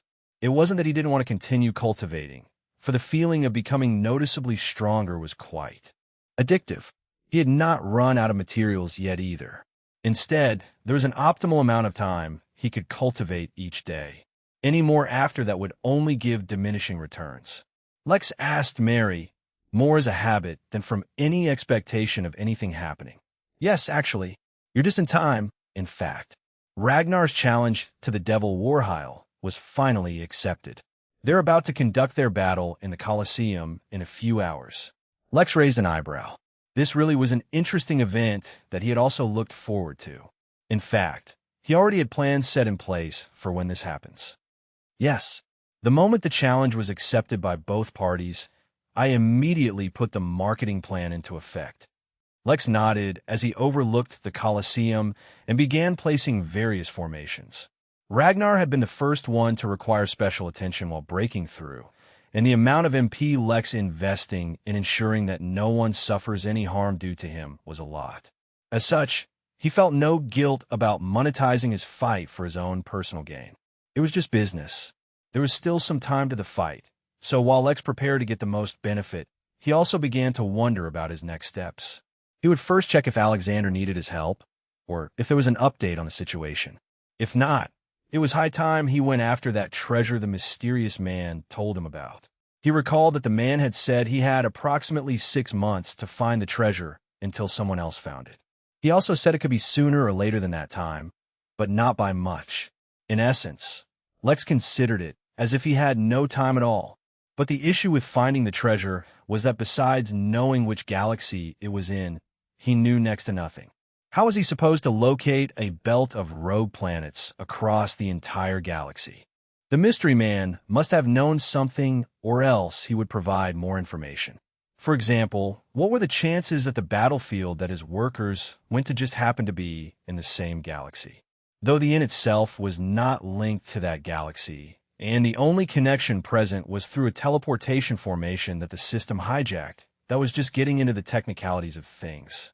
The real issue was the teleportation point was the battlefield, so Lex could not use it to go to the rest of the galaxy. He had to find some other way. Since he didn't really have any other leads for the moment, Lex logged on to the Henali portal and searched for a belt of rogue planets and Swera. He was not expecting much, but even any random information could be useful. Apparently, a collection of rogue planets was not at all rare, especially on a galactic scale. This was even when only considering the ones which had been detected and reported to the portal. The only redeeming factor Lex found was that a collection of rogue planets was not necessarily a belt of rogue planets. On the list, there was only one listed group of rogue planets which could resemble a belt, meaning a relatively straight line. There were only 89 planets in the belt, but of those only one supported sentient life. Considering the fact that there was no star nearby to provide the planet with warmth and energy, even that was a lot. The only reason this was even listed was because apparently that one single planet had an extremely valuable export. That planet also happened to be the home of a mature dragon. Lex began to plan something in his mind as he continued to read about the conditions on the planet. The Henali portal was actually quite useful. If Lex could always access it before he chose which planet to form a connection to in the future, he would have a much easier time avoiding trouble. With a tentative plan made, Lex teleported over to X-14 from where he visited the Emporium. He placed a special order which would take some time to fulfill, but fortunately should be ready in a couple of days at most. With this, he was ready to set off. Now all that was left was to wait. In the meantime, he would make some money off of Ragnar. If only he had stronger formations available, he would have the confidence to have VIP seats and charge even more for them. As it was, he had to make do with what he had. Chapter 719 Billions. 719 billions, since there were only a few hours to the fight, they passed by quickly. Given that there had only been a 24-hour notice, Lex did not expect too much of a crowd to gather. After all, there was not much time for the news to spread. Even then, by not too much of a crowd, Lex meant a few million guests. After all, Ragnar was quite a celebrated figure. In his own empire, or circles, no doubt Warheil was the same. It was while having this thought that Lex realized that while he knew a lot about the Jotun Empire, he knew next to nothing about the Devils. It was something he needed to remedy. Still, standing in the air above the Colosseum, he was beginning to realize he had no idea what a heavenly immortal truly represented. With 1 hour still remaining to the fight, over 3 billion guests had already gathered at the inn, since it had already become one. Regardless of whether Lex was originally planning for it or not, Lex turned the fight into an event. At first, when he noticed the surge in guest arrivals, after establishing the event, Lex went through the usual motions. He allowed the match to be viewed from anywhere at the inn, created millions of temporary rooms, and hired more security. When the guests reached the 1 billion mark, Lex was dumbfounded and immediately felt the need to manage the crowds. As much as everyone wanted to be as close to the fight as possible, let alone the Colosseum, the entire village was too small to accommodate so many people. In fact, even if they spread across the entire inn, it would be too crowded. He had no choice but to implement certain rules. The Colosseum seats, despite their normally large numbers, were too few and so were reserved for guests with a minimum of Prestige Level 4. Up until Prestige Level 3, guests only needed to spend more MP to increase their prestige level. But 4 onwards, there was a minimum cultivation requirement as well. As such, the lowest cultivation level allowed in the Colosseum automatically became the nascent level. Besides that, he changed the viewership rule for the match. The match could no longer be viewed from anywhere in the inn. Instead, it could only be viewed from inside the Colosseum or from within a rented room, whether it was a standard one or one of the temporary ones. For a while, that reduced traffic drastically as everyone either rented rooms individually or together. Lex was dealing with a mind-boggling number of guests, and as such his MP was fluctuating in a similar fashion. Before the event began, he had around 190 billion MP. Once 1 billion guests arrived, they rented an approximate 600 million regular room, which at 50 MP per day gave Lex another 30 billion MP. He had to approximate because not everyone rented rooms, and not everyone rented simple rooms. Then the number of guests grew to 2 billion, and then 3. Even though a majority of the guests stayed in their rooms, just a few who roamed the inn equaled to several hundred million. The immortal bastion, which had once been empty and desolate, was now bursting at the seams as the many guests entertained themselves by venturing into the countless minor realms. Moreover, with such a vast number of guests, new minor realms which had been hidden across the inn were being discovered faster than ever before. It only made sense, since all the guests coming were absolute elites. There were already over 800 million Earth immortals at the inn, though most of them sat in their rooms patiently. Most of them were devils, with the remainder being soldiers from the Jotun army. There were few heavenly immortals too, or at least those whose level Lex could not identify, and he guessed were at that level. Emperor Jotun was there himself, alongside his queen and a number of his children. None of his brothers had come, though. As things got more and more chaotic, Lex took a deep breath and spent a massive 50 billion MP on more security. There were too many immortals at the inn, and even the slightest spark could create overwhelming chaos, especially since there was about to be a fight between two extremely decorated members of the human and devil race. For once, Lex made a decision that went against his capitalistic side. He did not open up any betting, because he did not feel like he could afford to mess with the money of hundreds of millions of immortals. Goddamn, why was Ian so hot today? Lex wondered as he wiped a bead of sweat off his forehead, ignoring all the snow around him. Only when the new security guards showed up, as well as the dragon, griffin, and other prominent guards he had seen before. They did not hesitate in displaying their overwhelming aura, though they only did so for a moment. They were there to deter, not intimidate. As the final hour ended, up to 5 billion guests had come to the inn. Most of the present guests were all either soldiers or elites of the Jotun Empire or devils. Despite this, Lex had to constantly focus on managing the situations and create temporary biomes with unusual environments, as too many of his guests were too uncomfortable without them.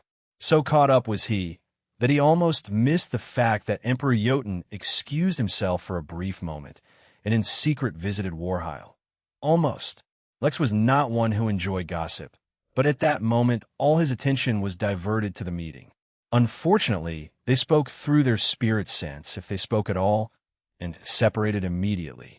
A few minutes later, Ragnar entered the Colosseum. A hush spread across the inn as all eyes were fixed on him. For this occasion, it seemed the man had made no special preparation. He wore his usual, extremely bulky armor, with the only new addition being he was wearing his helmet as well. For a weapon, he held only a flanged mace, seemingly made out of common iron. Although his entrance had been extremely simple, and he stood there calmly, as if it were just another day, the crowd was filled with excitement. Lex, especially, became extremely sensitive to the wave of emotions sweeping the inn, for they somehow seemed to take on a life on their own and began to exert their influence on everyone. This was the first time Lex felt emotions exerting an actual physical pressure akin to the aura of a high-level cultivator. Perhaps it needed a large enough collection of people, or perhaps the people involved needed to have a high enough cultivation. Whatever the case, since the inn wasn't stopping it, that meant that the force was not malicious or harmful, but it was most definitely infectious. Even those who had no affiliation with the human race, or the Jotun Empire, began to feel the feeling of expectation associated with Ragnar. He was a living legend in the Empire, and over the course of his service in the army, which itself had spanned more than 1,000 years, he had more than built up his reputation. He was called the Son of the Empire, for the services he had rendered to the Empire went far beyond what could be expected of a soldier. While he was handling all the various logistic problems, Lex paid close attention to not only the Colosseum, but to Emperor Jotun in particular. While everyone looked out at Ragnar with expectation, only he seemed to have pity in his eyes. Something was amiss, but there was no time to speculate, and even if he could, Lex could not interfere in this matter. All he could do was look. Just as calmly as Ragnar had, Warheil entered the Colosseum from the opposite side. He was wearing a fitted black suit with gold embroidery. The smile on his face seemed quite genuine, and he did not seem to feel like he was going to fight at all. It seemed that all characters at such a level were extremely confident in themselves. No nervousness could be detected from either of the participants. Human, I almost pity you. In your confidence, you do not even know the mistake you have made, he said while looking at Ragnar, as if he was genuinely concerned for him. In my life, I have made many mistakes. Confronting evil is not one of them, Ragnar replied calmly. Warhile shook his head one more time, as if he was disappointed in him. Realize, child, that you have built up your legend only fighting the servants of devils, not us devils directly. Without any forewarning or superfluous movements, Warhile lifted his finger and thrust it forward. The world itself seemed to end. Chapter 720 Quick Battle. Chapter 720 Quick Battle, one of the many excellent features of Regal Embrace, was how quickly Lex could learn defensive techniques. But not only could he learn them quickly, he could analyze someone else using them as well. With this new technique, Lex hoped to retain that feature, as well as gain a similar feature for offensive techniques as well, not to mention every other kind of technique that existed. One should expect this much from a superior technique, right? Unfortunately, it was not meant to be, and not only because his new foundation was not yet built. Instead of making him have the ability to instantly pick up techniques, Lex's own learning ability and analytical skills were instead greatly boosted.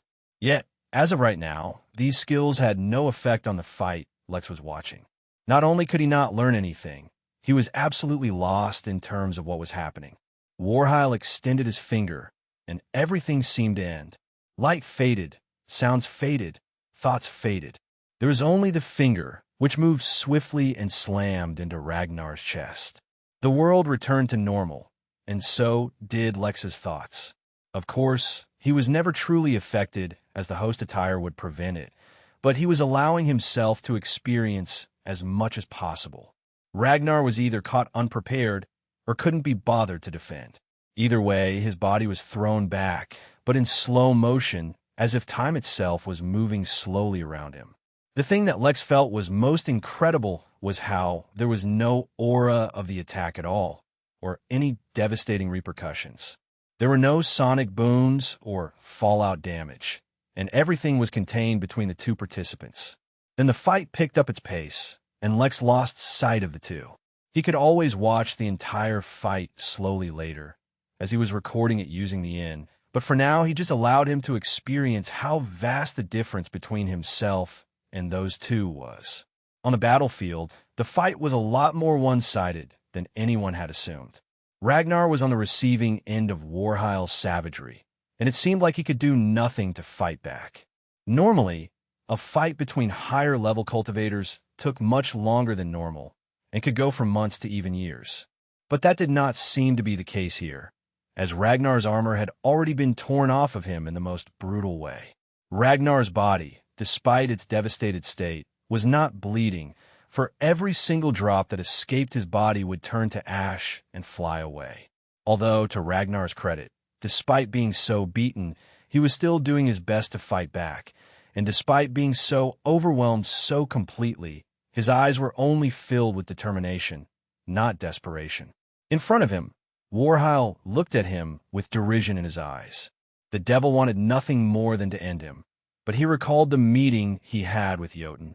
To Lex, their meeting had been so brief he could not even study their expressions, but the two had had an entire conversation during that period. Well, what do we have here? To what do I owe this pleasure, Jotun?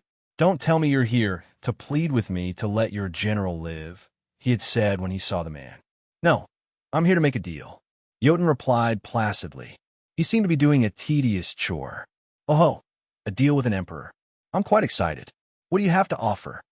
I know full well the power of devils, and I know an ordinary human can never overcome the difference between races.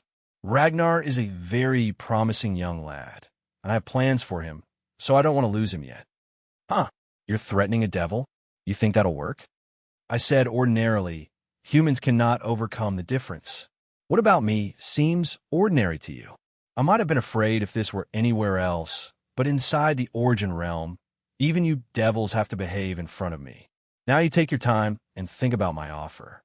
The small exchange had been extremely infuriating, but at the end of the day, Jotun had the right to be arrogant. With the backing of the Henali in the Origin realm, he really could throw his weight around. Moreover, it wasn't as if Jotun had never killed a devil before. Not to mention, Jotun's realm. Anger filled Warhile's heart the moment he decided to let Ragnar live. So he decided to leave a curse on his body. That split second where Warhile seemed to be lost in thought, Ragnar saw an opening and attacked with deadly decisiveness.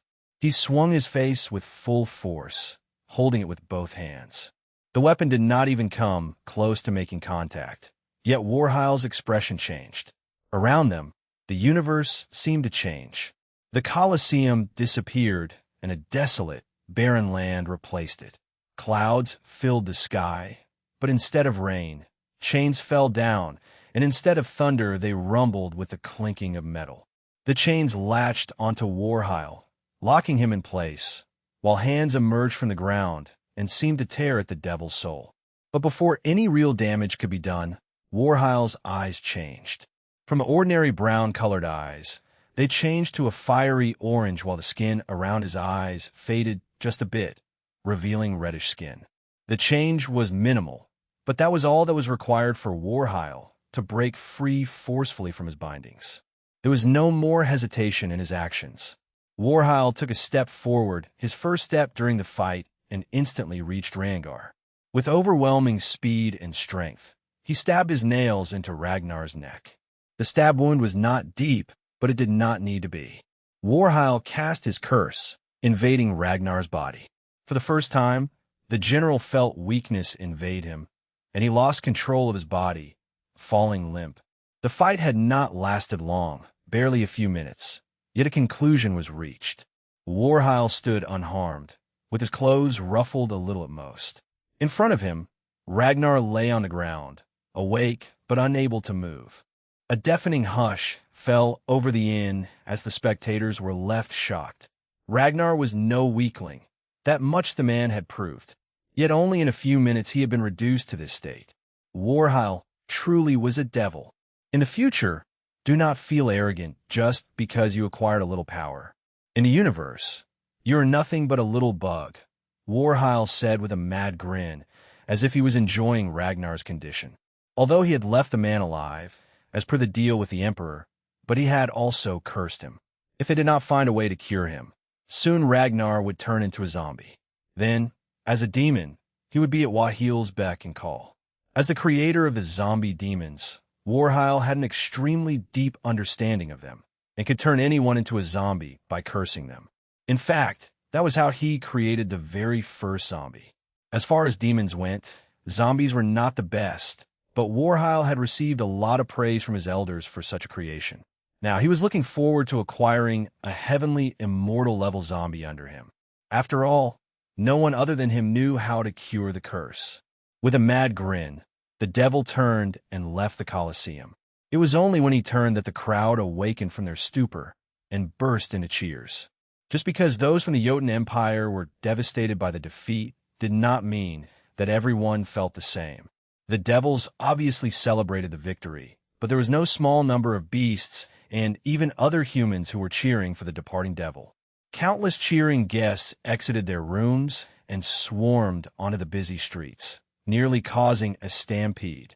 They were yelling and screaming, and in the mood to celebrate. Meanwhile, Lex was working at full power to teleport anyone who was about to be run over by the stampede or hurt by the celebrations anywhere. Countless guests also disappeared, for it seemed like Warhile was hosting a party in his actual abode to celebrate both his victory and recent breakthrough. Comparatively, the soldiers from the Empire were all filled with anger and bitter resignation. For countless years, the humans had been waging war with demons, too afraid to directly confront the devils responsible. It seemed like such a trend was destined to continue. Chapter 721 Audits. In the few minutes after Warhile's victory, a little over 120,000 fights broke out between overly emotional guests. Of course, they did not break out all at once, and they were of varying levels of intensity. Predictably, Most of them were started or at least instigated by those who were strongly affiliated with the Empire. A majority of the fights were stopped before the first blow even landed, and each individual was fined and threatened with expulsion if they continued such behavior. Some of the fights between the stronger guests were not so easy to stop and took a couple of moments, which was enough to cause some collateral damage. Fortunately, no one was really harmed, with most of the damage being dealt to the environment. These people were all fined, as well as expelled from the inn with a temporary ban of 1 month. On that note, Lex was extremely grateful for the ability to ban guests from coming back into the inn. When he first started out, he had no influence on who could enter the inn. There was one particular fight, however, that did threaten to cause massive damage. It was one of the generals of the Empire who was unable to listen to the demeaning dribble of a gloating devil. As a heaven immortal himself, it would have been tough to control him. Fortunately, Jotun himself put a stop to that fight before it really started. The countless guards that had been hired once again flashed their aura for a moment to serve as a deterrent, but during such an emotional time, its effect was going to be minimal. Many guests departed, following in the footsteps of Warheil himself, but many remained to celebrate or mourn at the inn. Others still decided to explore the inn a bit, as they were arriving for the first time. But the inn, which had the current capacity to provide services other than a simple room to a few million at most, was severely overcrowded. With no other choice, Lex had to spend billions of MP more to create more temporary cities and hire temporary workers to funnel all these guests into. It had to be said that his very few Draconian Apostle workers, the second race of workers he had, really outdid themselves in such an environment. The more pressure they were under, the better they performed. Moreover, regardless of how hazardous he made the environment in the temporary zones, they were able to cope. Lex had become too used to running the inn on autopilot, but during the next 2 days, he barely got a moment of rest. The inn was grossly underprepared to handle such a huge crowd, and not just because of the size of his management team. The low cultivation levels of his workers was a fundamental problem that needed to be overcome, but could not be solved in the short term. Almost all of his workers were at least in the Chi training realm by now, with those who had gone through at least 1-star rank change at the Foundation realm. But that was it. Almost none had yet surpassed that realm. Unbelievably, Lex was actually looking forward to the time when the inn would stop accepting guests because he really needed some time for his staff to grow. With most of his guests at the Golden Core realm, and many more at realms even higher, he could only continue to rely on external security for now. During this time, Lex had spent a rounded figure of 90 billion MP in making temporary cities, hiring more security, and taking care of other miscellaneous issues. Then had also once again run out of all the spiritual food they had grown, and so were once again serving only mortal food which the system provided, which was not appreciated by some. But despite the heavy expenditure, he had earned 200 billion during the same time. That meant, after deducting his expenses, Lex made 110 billion MP. That was not even counting the rent MP he made on the first day. It was finally on the third day that the number of guests finally dropped below 500 million, and Lex was able to relax. Instead of going to his office or even meditation room, Lex found himself in his hot tub room to unwind. He really needed it. The first half hour, he barely even realized that he was in the hot tub. His mind was still too active, going over the various tasks he had handled the past 2 days. Unbelievably, besides the fight between the two heavenly immortals, the most popular thing at the inn had been the spaceship daycare service. He really ought to give the bunnies running that a raise or something. But eventually his mind slowly relaxed, and he was able to free himself from the thoughts of work. Work at the inn never finished, and there would always be more things for him to take care of. But he had some of his own tasks to do. Well, technically he only needed to go get that treasure that Mystery Man told him about, and maybe check up on Alexander. He was somewhat curious about the details of the poisonous substance he had discovered. If it had made him sick just by being exposed to the air around it, after it was already sealed, he could not even imagine how dangerous it really was. There was also that event hosted by Vera coming up, the one meant for prophets and oracles, but he did not expect that to be a problem, since he had handled bigger events before. If only he knew that even as he sat there, relaxing, Countless oracles were traveling to the origin realm from other realms, just because that was where the golden keys to the inn were available.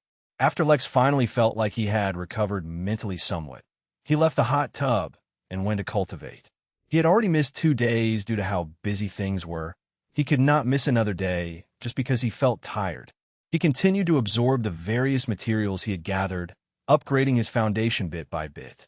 Even if he spent hours doing this, when he could actually feel himself growing stronger, Lex never tired of cultivation. Once he was done, Lex finally went to bed. Although at his level the need for sleep was greatly diminished, after such hectic days, all without any rest, even he needed a nap. Things were not perfect, as he still had around 400 million guests, way too many for the inn's capacity, but the temporary cities were keeping things running for now. Since there was no emergency, he decided to head out.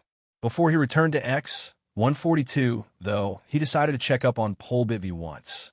It had been a while since Alexander communicated with him, so he wanted to check up on things. He teleported to the planet, reappearing in the wilderness where he previously left from.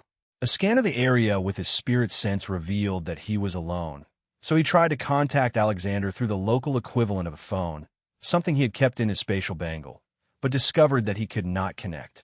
Lex frowned. This was not Earth, and the technology he was using was supposed to not experience any issues like connectivity problems. Something was amiss. Since his instincts weren't warning him of any danger nearby, Lex decided to first investigate the fort he was previously staying at.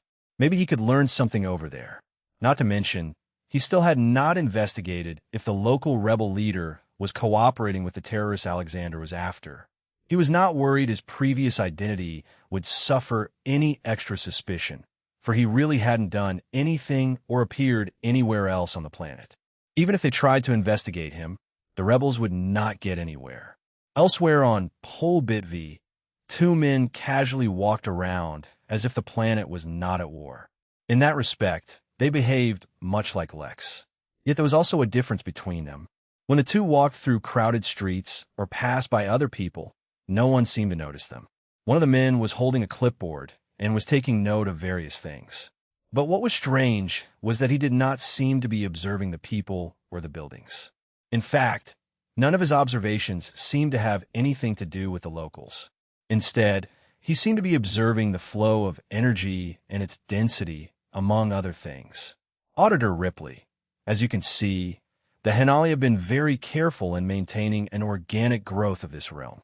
Be that as it may, a few anomalies have been detected as of late in this realm. Although I do not doubt you, Monsieur Hennessy, or the Henali. The Versailles Bank has protocols that need to be followed. But do not fret, the Henali have a stellar reputation. Chapter 722 Parents Trap. John, an old member of the inn and the local assassin who had not gone assassinating for a very long time, finally reappeared at the Midnight Inn.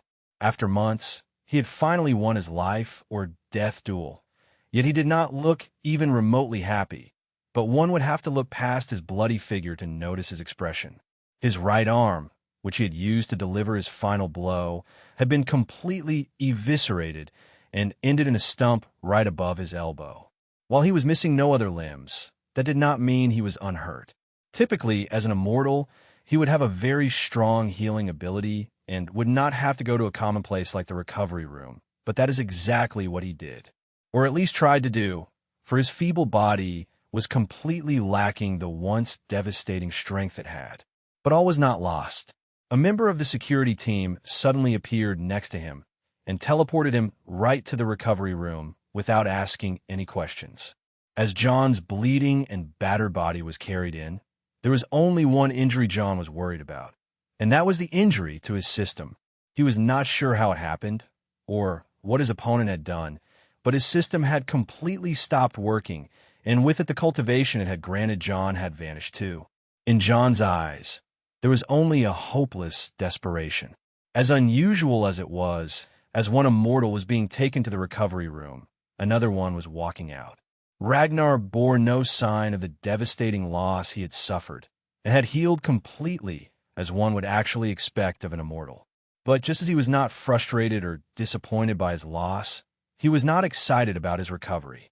With an even pace, he walked to the Chamber of Secrets, where Emperor Jotun was waiting for him. The Emperor asked, his voice devoid of an urgency or concern as well. As you speculated, Warheil cursed my body. If it is not removed, I will likely turn into a zombie, Ragnar said as calmly as if he was speaking of the weather. I'm sorry you had to bear this loss, the Emperor said with some genuine emotion in his voice, finally. But this is much too important. Just don't fail. Again, a third voice interrupted the two. They looked over to find a female zombie avidly reading a book. Gladius, the owner of the book club taking place at the inn, had finally given her the correct book to read. Reading a novel really was more interesting than plumbing manuals. She should have reached such a conclusion on her own, but such basic common sense sometimes eluded her now that she had become a zombie. Ragnar, I'd like you to meet my daughter, Clarissa Jotun. Like you, she too suffered from a curse that eventually turned her into a zombie. Yet her curse was not from the source, Warheil. So while studying it and attempting to reverse it allowed Clarissa to retain her soul and consciousness, it did not stop the transformation. But we learn a lot during her transformation. For the betterment of humanity, I do not mind bearing the humiliation of defeat and the threat of a curse. For a moment, Clarissa paused and looked up at Ragnar. She could not help but admire how good he looked. Then she looked down again.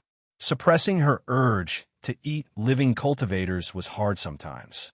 While externally he did not show it, internally, Jotun was quite pleased. While his intention to find a cure for the zombie curse was real, his main motive was to get Ragnar and Clarissa to spend more time together. This is what he called a parent's trap. Alexander had a grim look on his face as he stared directly at a number of his superiors, as well as the head of his team, Valkyrie. He was under a lot of pressure, but at the same time, he was completely relaxed, for he knew what lines he would not cross. In this interrogation, where he was the one being interrogated, he had been searched and deprived of all his golden keys, as well as other treasures. It was so that he would not try and escape to the inn or cause any problems.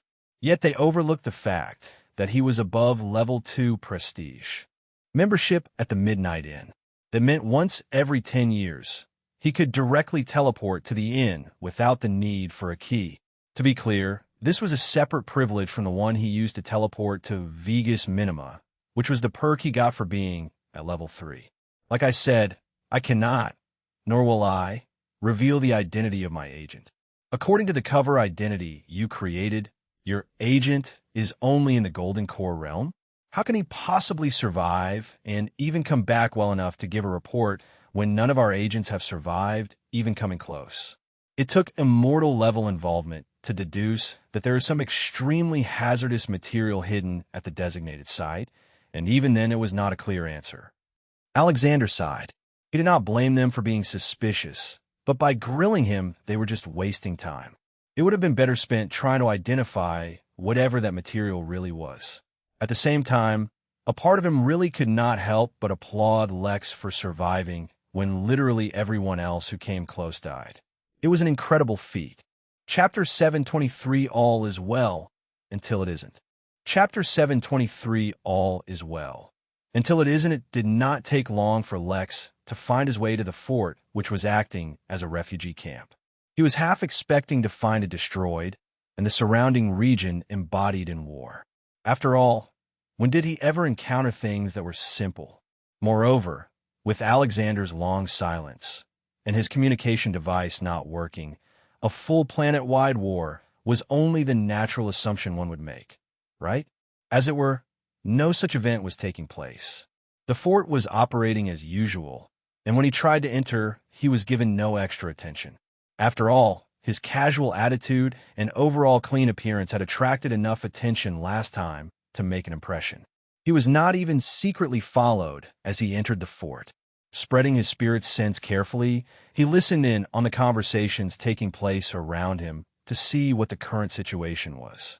The situation was not exactly ideal, as there was still a war going on, but there was nothing out of the ordinary. Fernando, the rebel leader Alexander wanted investigated, had once again led a very successful strike against one of the local garrisons, strengthening their own position while weakening the official governments. While he was here, Lex considered trying the investigation again. Sure, his stealthy suit that he had manufactured after his defensive suit on its own probably wouldn't hide him from high-level cultivators, but he was willing to give it a try. Learning a proper stealth technique was still on his agenda. He decided to try and investigate the very same night. He was also curious to see if the rebels knew about the hidden dangers under their walls. Maybe it was a fail-safe they planned in case the fort was ever taken over. He returned to the same tavern he was staying at earlier and decided to get some food while he waited. Lex appeared completely casual, as if he was still getting used to his new realm and had no intention of getting involved with the war. He saw a few familiar faces from when he had previously stayed there and began catching up with them. Keeping up his cover's identity and relations as important, as he never knew when they could come in handy. A few hours later, as evening was coming to a close, Lex was sitting at a table with a group of locals, playing a card game. It was both entertaining and relaxing, and could be considered work at the same time. How ideal was that? All was normal, until Lex felt something strange. It was not just his instincts that picked up an anomaly, but the very energy within him. The new nameless cultivation technique had explained his existing affinity to him, so he now knew that besides an affinity for space, he could interact with laws in general as well. That did not mean he had an affinity for all laws, just that he gained the ability to somewhat interact with them. This in itself was a tremendous ability, as it was something he should not have attained until he became an actual immortal. At the same time, what he could do with it was also very limited and situational. But, as it happened, Lex encountered just such a situation where his affinity was triggered. Laws were not rare, and existed across every inch of the universe, as far as Lex understood it. He was not too clear about when or how he would be able to interact with laws, but it was definitely not with the laws embedded in the fibers of the universe he encountered every day. Yet at that moment, he encountered an anomaly in the laws surrounding where he was. It was that disturbance he felt using his affinity that was weakly triggering his instincts. He looked across the tavern towards one of the walls. Nothing special seemed to be happening there, but as it happened, behind the wall in that very direction a short distance away, two men appeared. One of them was holding a clipboard and taking notes, while the other was smiling and pleasantly chatting with the man. They were not doing anything unusual, and Lex could not detect them entirely either. But his instincts were definitely picking up something, and the feeling was quite ominous. He frowned and put down his cards. At the table, everyone turned to look at him, curious about what he was doing, but Lex could not be bothered. "Something is wrong," he warned softly, before quickly departing. The feedback from his instincts was unusual, and he could not decide if it was danger or something else he was sensing. He decided to investigate carefully. In space, above the planet Polbitv, Jeffrey was standing inside a small, invisible ship. He was smiling widely as he looked down on the planet, and whatever he saw made him feel even happier. He wanted to smile even wider, but he physically was limited from doing it. Suddenly, his face distorted, and the grin became even wider as his lips fell off his face. But instantly, he returned back to normal and began patting his face, making sure it was okay. He couldn't give up his identity as a human just yet, and it took quite a bit of effort every time he disguised himself, so he had to restrain himself. The hubris of the powerful. I love taking advantage of it. He spoke to no one in particular. Then, with a look of reluctance, he turned away. As much as he wanted to continue watching, things were about to get heated. He had to leave this galaxy before someone tracked him down. The VIPs are in place. Deliver the welcome present. He continued to speak, though no one else was on a ship with him. A few minutes later, the ship teleported far away. At the same time, one of the barrels of void wood hidden under the fort wall cracked. Lex could not help but curse as his instincts screamed death. Teleporting back to the inn, ironically, was not quick enough since his return was always slower than that of guests. Using his complete strength, and then some, Lex bolted in the opposite direction of the wall. Chapter 724, Eco-Terrorists. Chapter 724, Eco-Terrorists. There was no explosion. There was no eruption force that could tear open the earth under which the barrels were buried, and there was no clap of thunder to warn those in the vicinity of the impending danger. Yet the danger was still there, and arguably even more lethal than an explosion. Lex's abrupt escape immediately attracted attention, and all the guards and soldiers immediately focused on him, as if he were some criminal. As soon as he moved, some of the soldiers began moving to intercept him. But was Lex someone easily cornered? Earlier, he would have relied only on his instincts to guide him, but in this moment, where his body was strained to the maximum amount for survival, he began to notice all the new changes in him. Regal Embrace was about defense, and Mo's Blessing about offense. Lex decided that he wanted to surpass both, but his cultivation technique interpreted the intent behind his words, and not the words literally. After all, there's a lot more to cultivation than just those two facets, and his technique began enhancing all of them. It was just that, since the changes had only just begun, and there was no opportunity yet, he had not noticed them before. With his senses strained to their utmost, he noticed the movement patterns of the soldiers just as his instincts began warning him. He saw where and how the soldiers would block him, even as his instincts began guiding him in a certain direction. Instantly, and for the first time, he realized the flaw his instincts had. Their guidance, while correct, was generic. Comparatively, when he detected all the changes himself, realized the patterns of their movement, and analyzed the countermeasures himself, he reached the conclusion that the guidance of his instincts, while correct, were not the most efficient path he could take. But at the moment, Lex did not have the time to dwell on these things. The sensation of danger he was feeling was getting even stronger, and in fact he could already detect a familiar itch filling his lungs. He kept running, but before the soldiers could intercept him, he completed the technique in law effect and teleported as far away as possible. Even while teleporting, he did not lose his momentum and immediately crashed into the side of a hill once he reappeared. Using only 1 second, Lex reoriented himself and understood his surroundings while he forced himself to cough until he spewed out some blood tinged with something green. But once the second was over, he continued to teleport. The feeling of danger was still strong. Back at the fort, the soldiers were alarmed by Lex's immediate disappearance. Within the fort, teleportation was supposed to be blocked, unless through the official teleportation formation. Something had definitely happened, but what they had not realized was that since the issue was not caused by Lex, but had occurred at the fort wall, when the barrel made from void would cracked, a green sludge had leaked out. Immediately the earth itself around the barrel began turning to ash, and ultimately the wall as well. The formation lines, which were protected by the sturdy wall, naturally were also eroded, disrupting the formation. This disruption had only taken a moment, and as it happened, Lex had teleported away the very moment it happened. Yet as quick as the erosion that was taking place was, its speed was only growing as more and more barrels cracked. The green sludge continued to spread, but the effect had already begun to influence far-off places. The refugees and citizens in the fort began to collapse where they stood, one after another. The soldiers realized something was amiss and immediately deployed their defensive techniques. Poisons and bioweapons were nothing even to the cultivation world. But it was all for naught, for their demise was only delayed by a fraction of a second. The auditor and his escort were perhaps the only ones who detected the threat at the same time as Lex, and their reaction had been exactly the same. Horrified, they teleported far away before. They turned to look in the direction of the fort. Asked Hennessy, though he did not let his shock slow his actions. Even before he asked, he had already activated a distress signal, and not one meant to seek help from the Jotun Empire. No. As a follower of the Henali, his distress signal targeted them directly.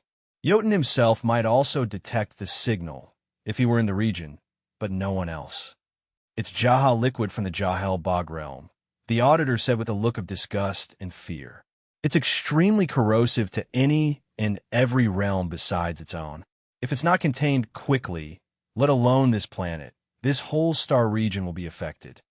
Both Ripley and Hennessy wore looks of disgust, both for very different reasons. Ripley turned and began noting something down on the document attached to his clipboard. I'm afraid you have an eco-terrorist problem. Something like this cannot be smuggled in Lighty, or by the uninformed. This is no accident. Before Hennessy could respond, another figure appeared in front of both of them. The figure was shrouded, so his appearance was hidden and had no aura at all. Yet neither of them doubted the ability of whoever responded to the distress signal. He asked, his voice echoing in their minds. We need to isolate the hazardous material on that planet and prevent its spread. We also need a follow-up team to investigate the source of this. The figure was startled at the mention of the bank and turned to look at the auditor. Suddenly, the figure launched his aura in full and overwhelmed the duo with his presence as a Tao Lord. You had some remaining contamination on you, the figure mentioned before disappearing. The barrels of Jaha that had exploded under the fortress, as well as countless other locations on the planet, all suddenly vanished. Although the liquid barely had a few minutes to corrode the planet, its effects were irreversible. Millions were already dead, with hundreds of millions likely to soon follow, not to mention how the environment on the planet would soon deteriorate. Contact the local authority, the figure said to Hennessy when it reappeared. The natives of the planet will need to be evacuated. Both Ripley and Hennessy were surprised to hear the news. It had been a few minutes at most. Wasn't that reaction too strong? As if anticipating their curiosity, the figure continued. The space in the region has been severely compromised.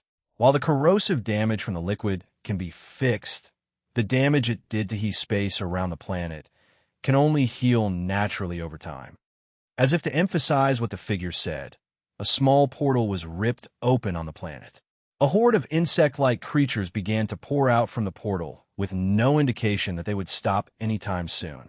All three of them watched from a distance, since with their cultivation realm, it was quite easy to notice such a significant event even from a distance.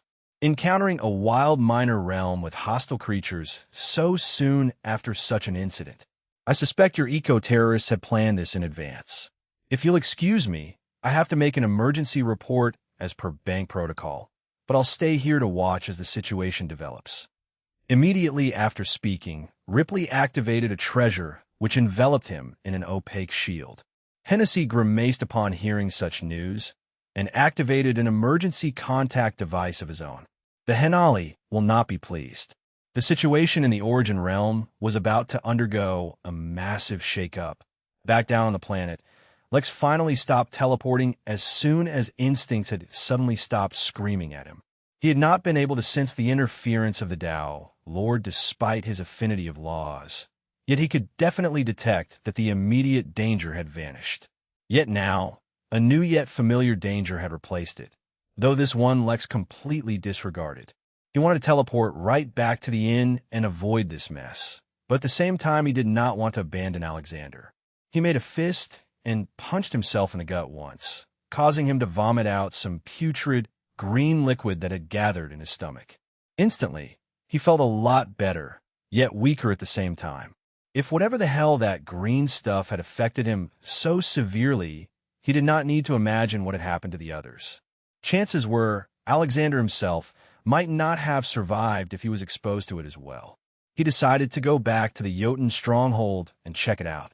If the situation got worse, he could always retreat back to the inn. Chapter 725 Familia. Chapter 725 Familiar. Although the sense of danger had vanished, Lex avoided the fort and instead took a long way around towards the Jotun stronghold. The trip would have taken him many hours had he not decided to pull out the ship he had bought to traverse the Crystal Realm. But even then his return was nowhere near quick, and yet he found Pol Bitvi to be uncharacteristically silent. Even if he was out in the wilderness, far away from any habitation by rebel or local forces, one could usually at least hear the sounds of birds and insects, not to mention the various wild beasts. Yet now, the sound to keep Lex company was that of the wind, and literally only just the wind. Even the usual rustling of the leaves was absent, for all the leaves of any trees Lex crossed had vanished and turned to ash. The wood and bark of the trees, for some reason, remained unharmed, but it was all too easy to determine that there was no longer any life within them. The once colorful and pleasant scenery had suddenly become barren and desolate. Where once the craters caused by the war had been filled with bushes and wild grass, they were now once again empty of all but ash. It was as if the battle that had caused these craters had just ended moments ago. The eerie thing was, Lex did not even encounter any corpses. If all the wildlife had suddenly died, infected by whatever that green poison really was, there should at least be corpses lying around. Perhaps, in some way, that would have been less creepy than the sudden absence of all living creatures. Such a commute continued for a short while, but Lex, who was paying close attention for any kind of disturbance at all, suddenly detected tremors coming from his left. Due to how sensitive the situation was, Lex did not hesitate to activate his fancy contact lenses before turning his ship in the same direction. It was not easy to see far, due to the hilly terrain, but Lex soon heard the very familiar sounds of combat. From the distance, he could hear the thundering of countless feet, as if from a marching army, accompanied by the frequent sound of thrashing and banging. Soon, he could hear the sound of a few explosions. He changed into his suit with ridiculously high defense and readied himself for anything as he approached the sounds of combat. His spirit senses saw the scene long before he peaked the summit of the nearest hill, revealing to him a small horde of strange gray insects, 9 meters long, and had 2 large claws extending forward, which they used for locomotion, as they seemed to lack any other limbs dedicated for movement. The claws were also incredibly sharp and hard, which allowed them to use it for combat as well. The few thousand insects that Lex saw had surrounded a small, battered group of humans who were fighting for dear life. Just as Lex readied himself to help, he finally reached the peak which allowed him to see the battle happening below, and his face immediately distorted. Since he was not completely used to his spirit's sense, he had failed to make one important distinction. The group of humans were, in fact, a group of kids surrounded and protected by other civilians. Despite their somewhat decent cultivation realm, none beside them looked like they knew how to fight, save one woman who was cutting through the insects like a storm. Lex had no hesitation as he immediately used Imperial Shield and surrounded the struggling group with a number of, shields. The insects were not too strong, with most of the Foundation realm and only a few in the Golden Core, so he was not worried at all about if they could break his barriers, and instead focused on eradicating them. Taking advantage of his height, Lex leaped forward while he used an array to summon fire around him, and fell into the horde like a meteor. The ground trembled as he fell, and the fire swept over the insects, burning them to a crisp. Yet compared to the massive horde, Lex had only removed but a single drop in the ocean. Undeterred, he cut through the horde, using his brute strength to absolutely crush anything that came in his way. The first punch he threw was slightly stiff and had the form one could expect of someone who practiced in front of a mirror. Yet Lex seemed to gain a deeper understanding of his body, as well as the structure of the insect he punched, and immediately adapted. The second punch he threw, this time with his left hand as it was following up the one from his right, had the form and fluidity of a meter boxer. Moreover, although his strength did not require such precision, his punch landed at the insect's most vulnerable point, immediately crushing its spine. Lex suddenly seemed to learn something new once again, this time about how his weight distribution affected his form. Weighing at 712 pounds, 325 kilograms, it was no wonder his weight affected him. He took a step forward, as he naturally had to progress, yet somehow his posture became perfect for his third punch. This time around, it looked like the blow had been delivered by a professional fighter, and killed the insect without crushing its body. No extra strength had been used at all. As he took another step forward, he did not punch, but swept his foot around and hit countless insects that had closed up on him. When he finally threw his fourth punch, he no longer looked like a professional, but like a champion who had dominated the ring his entire career. With each step he was taking, Lex was undergoing an evolution in his understanding of combat, and his aura was undergoing a subtle change. Yet all of this was happening subconsciously, as his actual entire focus was on reaching the kids as quickly as possible. Even though they were safe, there was no need for them to remain in such an anxiety-inducing environment. Whether it was because of the impression he made with his arrival, descending from the heavens in a literal ball of fire, or his dominating aura, or the ruthless efficiency with which he was killing insects, No one asked any questions, nor did they ponder over his motives. Without a single thought, they crushed the keys as if listening to Lex was a habit they had long since cultivated. Soon, the entire crowd disappeared, yet Lex did not fail to notice the corpses which were left behind on the ground, even within Lex's erected barriers.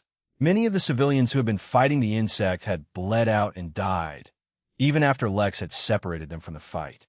Yet now was not the time to feel sentimental. He recalled there was still one real fighter, doing her best against thousands of insects, fighting for a hope of salvation that seemed too much of a fairy tale to actually believe in. He swept his spirit's sense and found her shortly after. He moved towards her with urgency, not because the insects were a threat to him. No, even if he stood absolutely still, it would be a wonder if they could harm him. No, he did not want another person to fall while he was still there to help, especially a woman so valiant. With ever-increasing ferocity, Lex fought against the invading Cretans and finally reached her. Yet the moment he saw her, a sense of familiarity hit him, and he recognized who it was. Previously, when he had arrived at the fort, he had crossed paths with an unusual woman who seemed familiar to him, but he could not recognize. This solo warrior was the very same woman. But although he remembered where he saw her last, that is not why he felt like he recognized her. Instead, it was the way she fought that gave him a flashback and momentarily halted his movements. He recalled a stage and people watching, mesmerized. He recalled gorgeous phoenix eyes, filled with energy and zeal. He recalled thin pink lips, which curved into an excited and innocent smile. He recalled a sleek jaw and smooth cheeks that looked like they were carved out of the purest marble, rather than belonging to a real human. He recalled flowing brown hair, even though a ballerina should never have openly flowing hair. Her graceful yet unique movements gave her away. She was the soldier who had once performed a ballet during the Midnight Games cultural show. Yet the reason why she seemed familiar, but Lex could not recognize her, was simply because she must have used Clark Kent glasses to hide her identity inside the inn. Yet as the owner of the inn, he had still been exposed to her real aura, which is why she felt so familiar, yet he could not recognize her. More importantly, while her alternate appearance had looked so breathtakingly beautiful, her actual appearance was, as expected, not the same at all. Now that he had uncovered why he felt like the woman was so familiar, but could not recognize her, he felt a little annoyed that the reason behind the mystery was so simple yet so stupid. I've already teleported the group away. There's no need to continue fighting, Lex told the woman through his spirit sense. He also handed her a golden key in case she didn't have one. Although there was no white horse nearby, Lex did feel like a knight in shining armor. If Fenrir were nearby, he supposed a wolf could have replaced the role of the horse. I can't, was all she responded. Chapter 726 Teamwork Makes the Dream Work. Chapter 726 Teamwork Makes the Dream Work. Lex was not expecting such a response, especially in the midst of such a large crowd of monstrous insects. It was one thing for him to remain nonchalant, surrounded by a few thousand blood-hungry vermin, but it was quite another case for other people. Even if he were not wearing his defensive suit, his body in itself was nothing shy of a tank, yet the ballerina before him, despite being well-equipped, was not nearly in the same league. Though, admittedly, her movements were phenomenal, and she had yet to suffer a single injury, it was not really enough of an excuse to ignore a safe retreat. In the midst of battle was not really an ideal time to converse, so Lex moved closer so that he could envelope both in his shields. Under normal circumstances, relocating when being assaulted from every angle was not an easy feat that one could just accomplish because he wanted to. Lex was effectively fighting against the force of a stampede when he moved through his foes, but he had enough physical strength to back him up, not to mention his ever-increasing deftness in battle. Although the situation did not really call for it, he could not help but enjoy the new sensation that he was feeling during combat. But at the same time, he could feel his improvements slowing down. There was only so much pressure this particular horde could give him, and if he wanted to continue to improve, he would need to find a bigger or stronger horde. But unlike Lex, who had all these advantages stacked up for him, the ballerina seemed to use nothing but absolute skill to allow her movement through the insect army.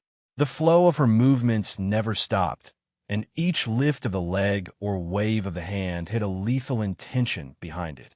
With efficiency far greater than Lex himself, she was leaving behind insect corpses, though admittedly Lex was not really trying.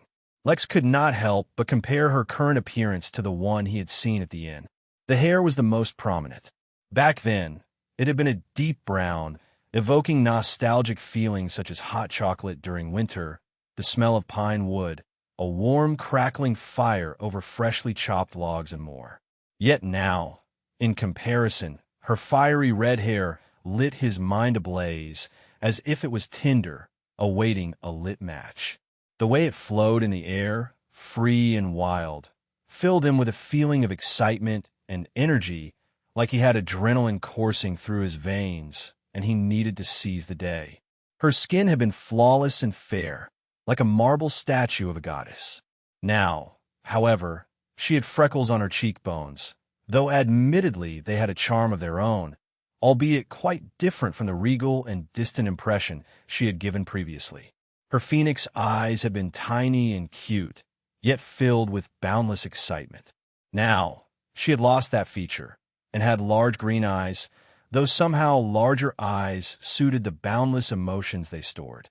Her lips. Lex snapped himself awake from his random thoughts. Was this really the time and place to be ogling a random woman? He felt slightly embarrassed. It was not as if he had never seen a beautiful woman before. Anita, the lich that worked for him at the inn, was nothing short of breathtaking herself, breaking all stereotypes for the undead. Moreover, Zuri Adissa, the four-leaf clover that had ultimately become a big shot in the Origin realm, also had a humanoid appearance that was nothing short of absolutely legendary.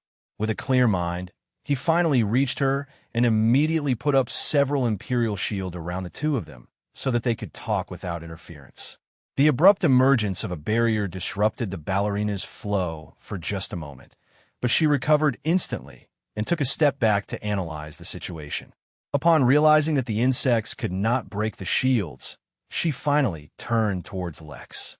Lex asked, guessing the only possible reason he could think of for why someone would reject safety. "There are a couple of kids I was taking care of. I left them in the Jotun stronghold. I cannot leave without them. And if there's anywhere on this planet that's safe, it's there." Although Lex did not mention the inn, upon looking at the key Lex gave her, she knew exactly where he had meant to send her. Do you know what's happening? These insects don't look native to this planet. Although Lex did not want to believe that any government would use such a genocidal tactic to eliminate resistance, he knew full well the lengths that people would go to get what they wanted. What happened, we can probably only discover at the stronghold. All communication lines are down, even the emergency broadcast networks, so something pretty major happened.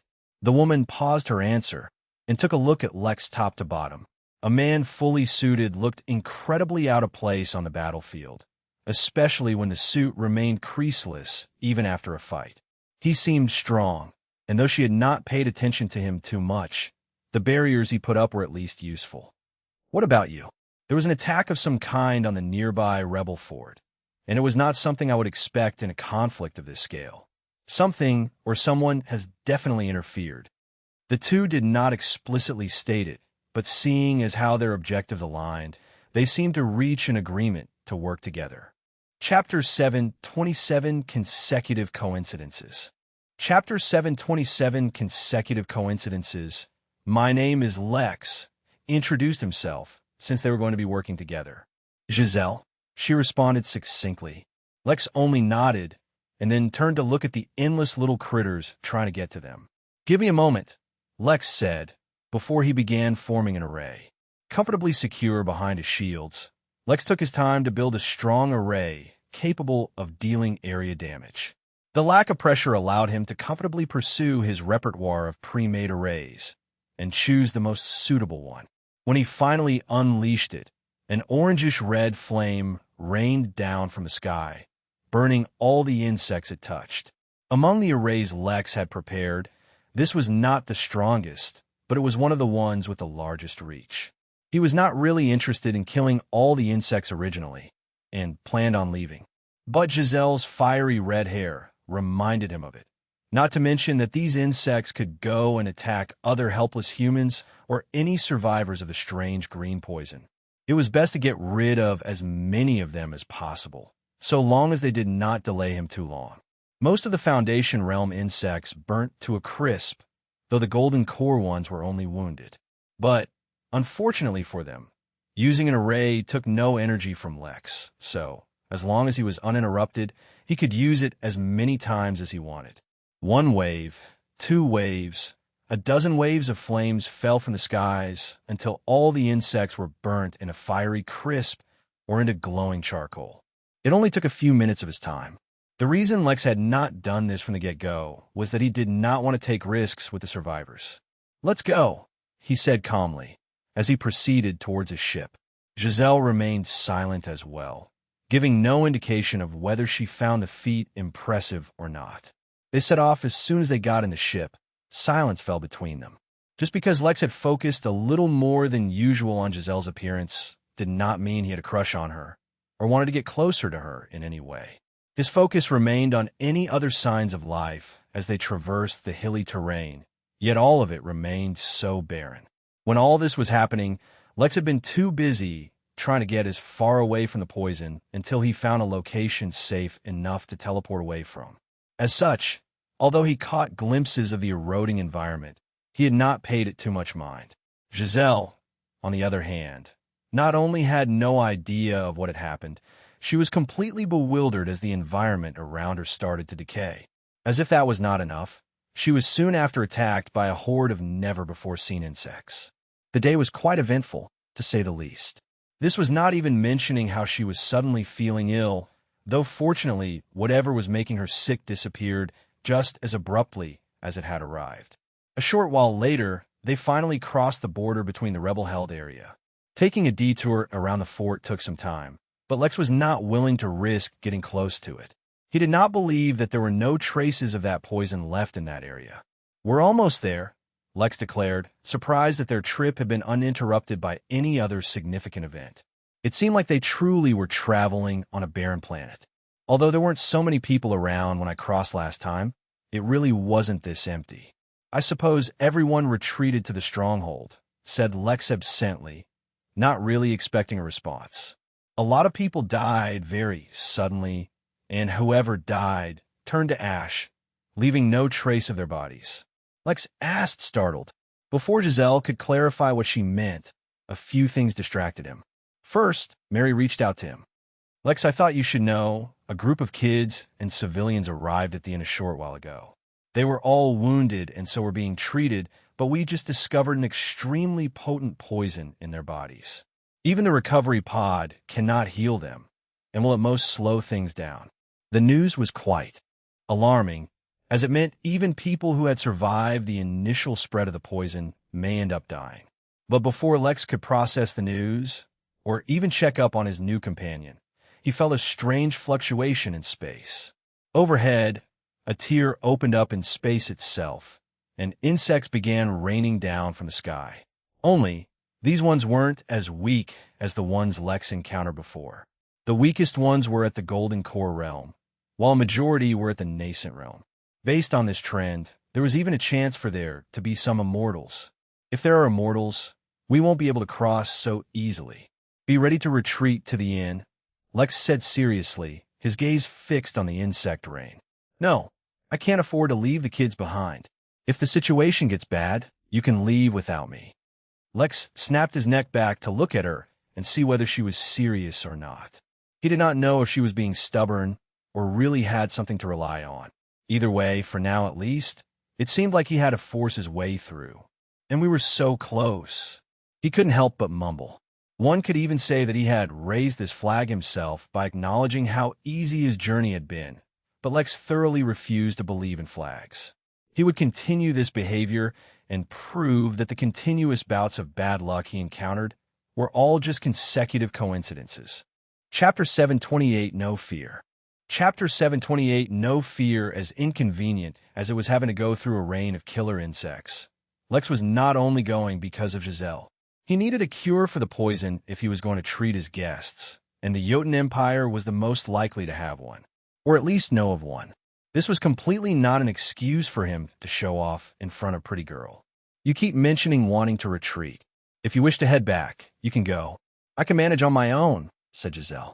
She had been using the ride to recuperate and had recovered much of her spiritual energy. This was a completely foreign concept to Lex, as he always had such massive spiritual energy reserves that he barely ever came close to depletion. If he ever did, it was mostly because of how ridiculously extreme his situation was. It's not me I'm worried about. He looked at her to see if she reacted, but her gaze was completely fixed on her objective. Lex's mention of the number of enemies did not faze her at all. I can take care of myself. She paused for a moment, then turned to look at Lex. As you said, facing so many enemies is no cakewalk. Is there a particular reason why you're heading to the stronghold? A strange poison was spread across Polbitvi. It even affected those that I rescued. I'm hoping the Jotun have the cure for it. As soon as he finished speaking, Lex's expression changed as he realized something. He asked, although he believed he already had an answer. Both times when it came to the matter of the poison, even he was affected, so how could others avoid it? All the more reason to reach the stronghold, Giselle said calmly, as if her words were explanation enough. Lex shook his head disapprovingly. Exertion would most likely only make her situation worse. But if she wasn't willing to listen to reason, who was he to force her otherwise? He, instead, turned his attention forward. The stronghold, by which he meant the small area protected by the Jotun Empire, was not yet in view, but it was close. We cannot let them slow us down, declared Lex as his ship continued to move towards the raining insects. For a moment, he could not help thinking that he was glad that he didn't have enemophobia. My shields don't really work well with a moving object, so they're out of the picture. Giselle nodded and summoned a vial from a spatial equipment she had before drinking it.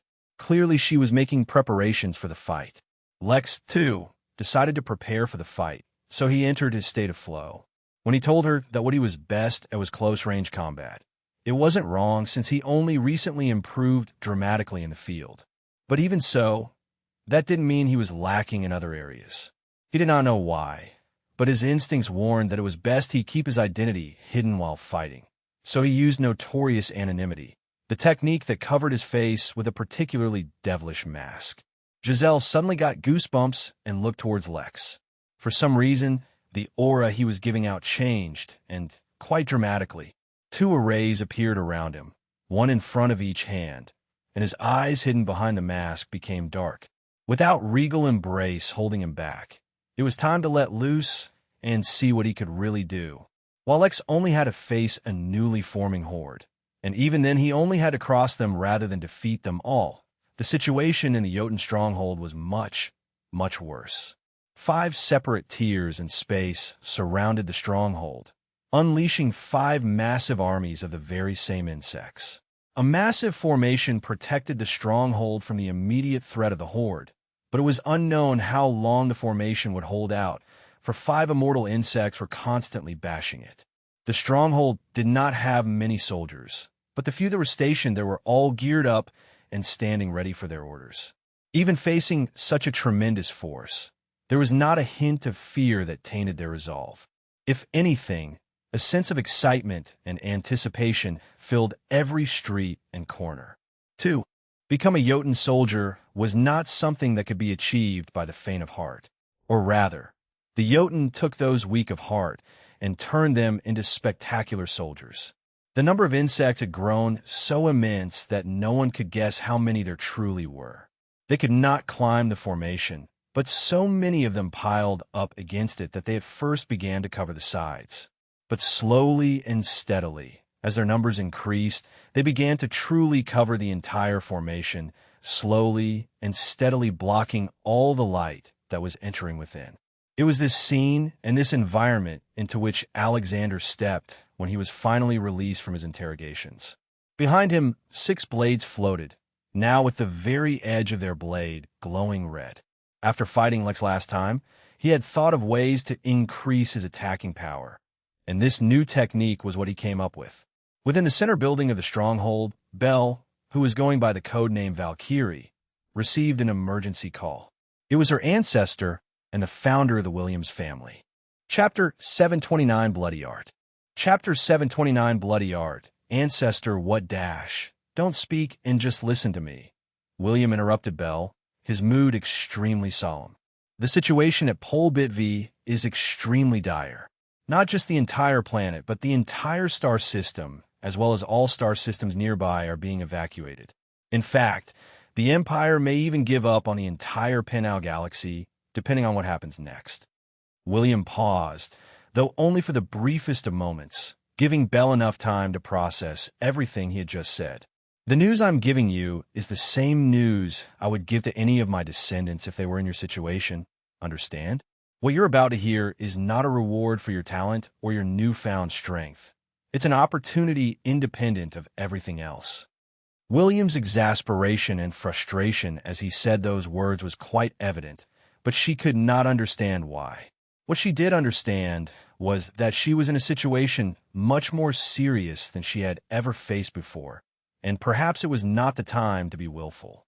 Of course, that would never prevent her from being willful if she truly wanted to. She could not control the universe. That was something she learned at a very early age. She could only control her own actions. Jeffrey, the terrorist you were hunting, seems to have a much bigger background than anyone expected or anticipated. What he just pulled off at Pole Bitvi has interrupted plans that are billions of years in the making, and he has angered some tremendously powerful people. As we speak, almost every single powerful entity in the entire Origin realm is surely making their way to the Pinal galaxy to hunt for his traces. What you have is an advantage everyone else lacks, which is that you're the closest to him. If you can hunt him down, whether you catch him alive or kill him, the rewards you will get surpass anything you can imagine. I'm forwarding you a live link to the same information the Emperor himself is receiving at this very moment. The call ended, and the world around Belle seemed to slow down. Although a lot of extremely critical information was shared, due to their cultivation, their speed of communicating was extremely fast. Not even a complete second had passed since she picked up the call, and it had already ended. Countless thoughts swam through her head. Her personal goals, her family's struggles, the grudges against her parents she had nursed in her heart for so many years, the fates of the soldiers under her command, the fate of her two sisters, Liz who had run away and had yet to be found, and Moon who had spent most of her life imprisoned, her brother Lex who vanished off Earth with no trace, and countless others. With this opportunity in front of her, she felt like her character was truly being tested. After all, right at her doorstep 5 immortals were banging, waiting to come in and kill them all. There was only one immortal stationed in the Jotun stronghold. Without Belle's help, he probably would not survive long against 5 foes. That meant everyone at the stronghold would similarly die. She closed her eyes and sighed. Since when had she cared about others? She would do whatever she wanted, as she had always done. A bright light burst out of her skin, passing through all walls and obstructions, and her aura began to rise. Giselle slowly lowered the sword in her hand. It seemed that she would not need it, at least for now. Her eyes were fixed on Lex, who stood at the bow of the ship. His feet planted firmly and his posture perfect, he did not seem to be fighting a dire fight, but instead orchestrating a grand work of art. A very bloody and brutal piece of art. The arrays he used summoned countless small spikes of ice, barely as large as her finger, and that's it. The arrays did not even launch the spikes. No, Lex did that personally using his spirit sense. At first a couple, then a few, then a dozen, and then a few dozen, until it reached the point where she could no longer count. Insects swarmed them to attack. Yet each insect that came close was pierced with a single ice spike and fell to the ground. Not all insects died. Some were only crippled, while others were merely paralyzed, while others still, those who were stronger, were merely wounded seriously. He was extremely accurate in his aim, and precise in targeting only those that targeted them first. She did not know how long he could keep this up, but in her mind that was much too powerful. No one at the Golden Core realm should be this good at killing. Yet when she thought about it, All he really did was use some arrays and his spirit sense. Theoretically speaking, it shouldn't even be very spirit energy intensive. Was this a display of not being good at long-range fighting? Once a nascent level insect seemed to have blocked the spikes and came close to attacking them. Giselle prepared a counter so that Lex could continue fighting the rest. But then Lex merely looked towards the insects, and it began screaming as if its very soul had been ripped to shreds. In a few minutes, they passed through the insect rain and came out the other side. The experience was completely surreal, and Giselle kept looking back as if to ensure they really had managed to cross so easily. But just as she was beginning to feel the relief of a close escape, Lex cursed. Chapter 730, A Devil and an Angel. Crossing the new space breach was relatively simple, as the insects had not had time to accumulate. At most, it was like crossing a thick, heavy curtain, if that curtain were made of living, smelly, disgusting insects that smelled. Lex wiped off some bloody goo from under his nose. No wonder the smell kept haunting him. It was still dangerous and tricky, but manageable more or less due to how fast his ship was. Yet when he looked at the stronghold after crossing the curtain, Lex could not help but curse. There were too many insects to count, and they were beginning to cover the dome like protective formation around it, slowly covering the entire stronghold. As if that was not enough, he could feel the familiar, yet intimidating aura of immortals from the insects. That's not good, even Giselle admitted with a frown as she noticed the siege. Despite the situation, Lex could not help but be a bit amused. Really? The army blocking our way is bad news? But he had the sense to not voice out his thoughts. Lex asked, as he thought up a plan of what to do next. The most important thing was to avoid the immortals. Everything else could be managed. Just the basics. No, not that, Lex said. Arrays, no matter how big or small, how strong or weak, are all powered by the universe. They get their energy from their environment. But the issue I'm facing is that the energy here is really weak and unstable. Giselle raised an eyebrow. That was weak. The reason I'm telling you this is because what I'm about to do next is really risky. Lex only smiled weakly, but did not answer. Some things were best not said aloud, lest he be accused of being crazy. In that moment, the aura of another immortal appeared, and this time behind them. It seemed like an immortal insect really had emerged from that hole in space. Guess there was no more time to look back. The stronghold was becoming ever darker as the soldiers waited for their orders. For now, all the combat was being done via the formation, so they need not do anything. But the moment the formation failed or was deactivated, it would be their turn to fight. Alexander could not help but crane his neck upward as he looked at the remaining bit of the formation still uncovered and at the last few rays of light still coming in. He had already sent a message to the inn to inform Lex not to come back to Polbitvi, at least for now. The result of the upcoming battle would determine whether Alexander would even continue hunting for the terrorists or not. Yet just as the dome was about to completely darken, a pure, bright light emerged from the center of the stronghold, illuminating every corner. Alexander could not help but turn back to see where the light was coming from. At first, he could not see much as the source of the light was too bright, causing him to close his eyes.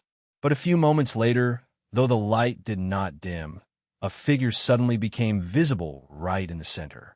All anyone could see was a vague outline of a woman and 6 incredible, massive wings coming out from behind her. She was rising up in the air slowly, and her aura grew more powerful as she rose higher. One could tell that she was building up her strength to release it all at once. But before she had a chance to reach her peak strength, the sound of thunder pierced the dome, the very ground trembling from its reverberating might. The soldiers once again snapped their neck, this time towards the source of the sound.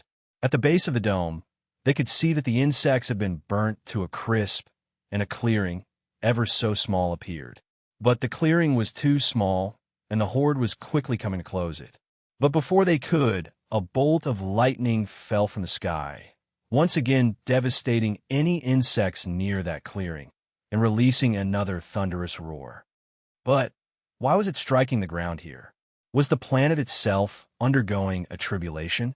But before their minds could wander much farther, and their imagination ran wild, a figure became visible from the clearing. On a strange ship in the shape of a canoe, a man and a woman were quickly approaching. Even from such a distance, the devilish mask covering the man's face was visible, though the soldiers did not have time to appraise it for long. A mind-rattling shriek pierced the air, and an insect struck out at them from a distance. The insect looked identical to any other, but the aura of an immortal was all too prominent to make anyone mistake it for an ordinary one.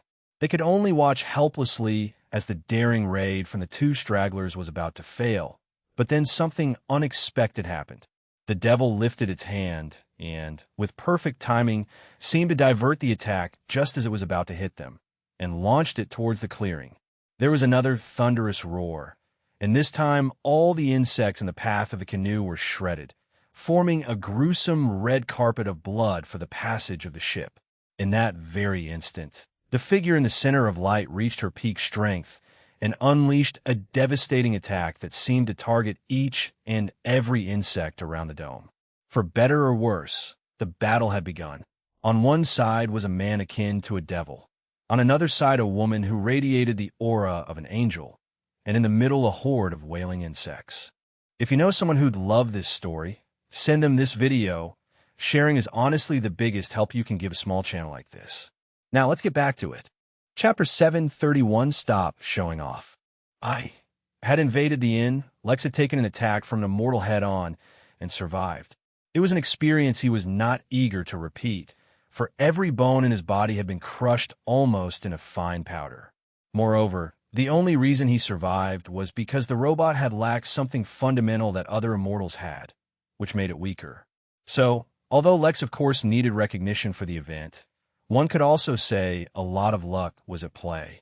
If the robot had not been fundamentally weaker, if the force of the attack had not been channeled into the ground through his feet, and if Impervious Hand had somehow not taken control of the robot's soul, there was a good chance Lex would have died, or at least been seriously injured beyond what he had been already. That was why Lex did not dare utter out his plan to once again face an immortal, lest his resolution waver. But, unlike last time, Lex did not intend to take the attack head-on. No, this time, Lex only wanted to divert the attack into the otherwise massive army of insects to clear a path for his escape into the formation. That should be easy, right? He only needed to accomplish two impossible feats back-to-back. Lex entered the flow state, getting rid of any distracting thoughts and allowing himself to focus on the task at hand. He honed in on any guidance his instincts provided, while at the same time started using all the new advantages he had gained with his new cultivation technique. He used a familiar array and summoned the lightning from immortal tribulations to herald his arrival and attract the attention of an immortal. If he was going to do this, he absolutely could not allow himself to cower or do things half-heartedly. Even a hint of weakness, even if it was in his thoughts or the aura he had accumulated, could result in his failure. Therefore, he had to act as if he already knew he was bound to succeed. No, he could not act. His success was a foregone conclusion. He just had to act it out now. There were no clouds in the sky until Lex used his array, or rather, until he repeatedly used the same array. Although his arrays were not delivering the same level of attacks he was used to, he would just go for quantity if he failed in quality. Like divine judgment, lightning slammed down on the ground, destroying everything in its path. The insects were decimated, and those that were lucky enough to survive the first lightning strike were done in by the second, or the third, or even the fourth. Behind Lex, Giselle stood with a sword in her hand, a stoic expression on her face. There weren't any good solutions, so they had to go for a bad solution. Since Lex seemed decently confident, she allowed him to lead. Secretly, though, she retrieved a small blue orb and clenched it in the fist of her free hand. As lightning fell, as the earth shook, as the insects wailed, and even as an immortal insect attacked, she did not flinch. If Lex could not handle the situation, she would. But the orb in her fist remained unused. As the attack descended on them, Lex, with such perfect timing it seemed like he had practiced it 100 times, reached out with his right hand and, ever so carefully, diverted it to the insects in their path. He had done it so smoothly it seemed like he barely used any effort, and with the devilish mask hiding his expressions, one could not tell if he was even in any pain, for the mask seemed to be laughing. Lex kept standing, but the ship they were on seemed to have suffered greatly from just being in the proximity of the attack.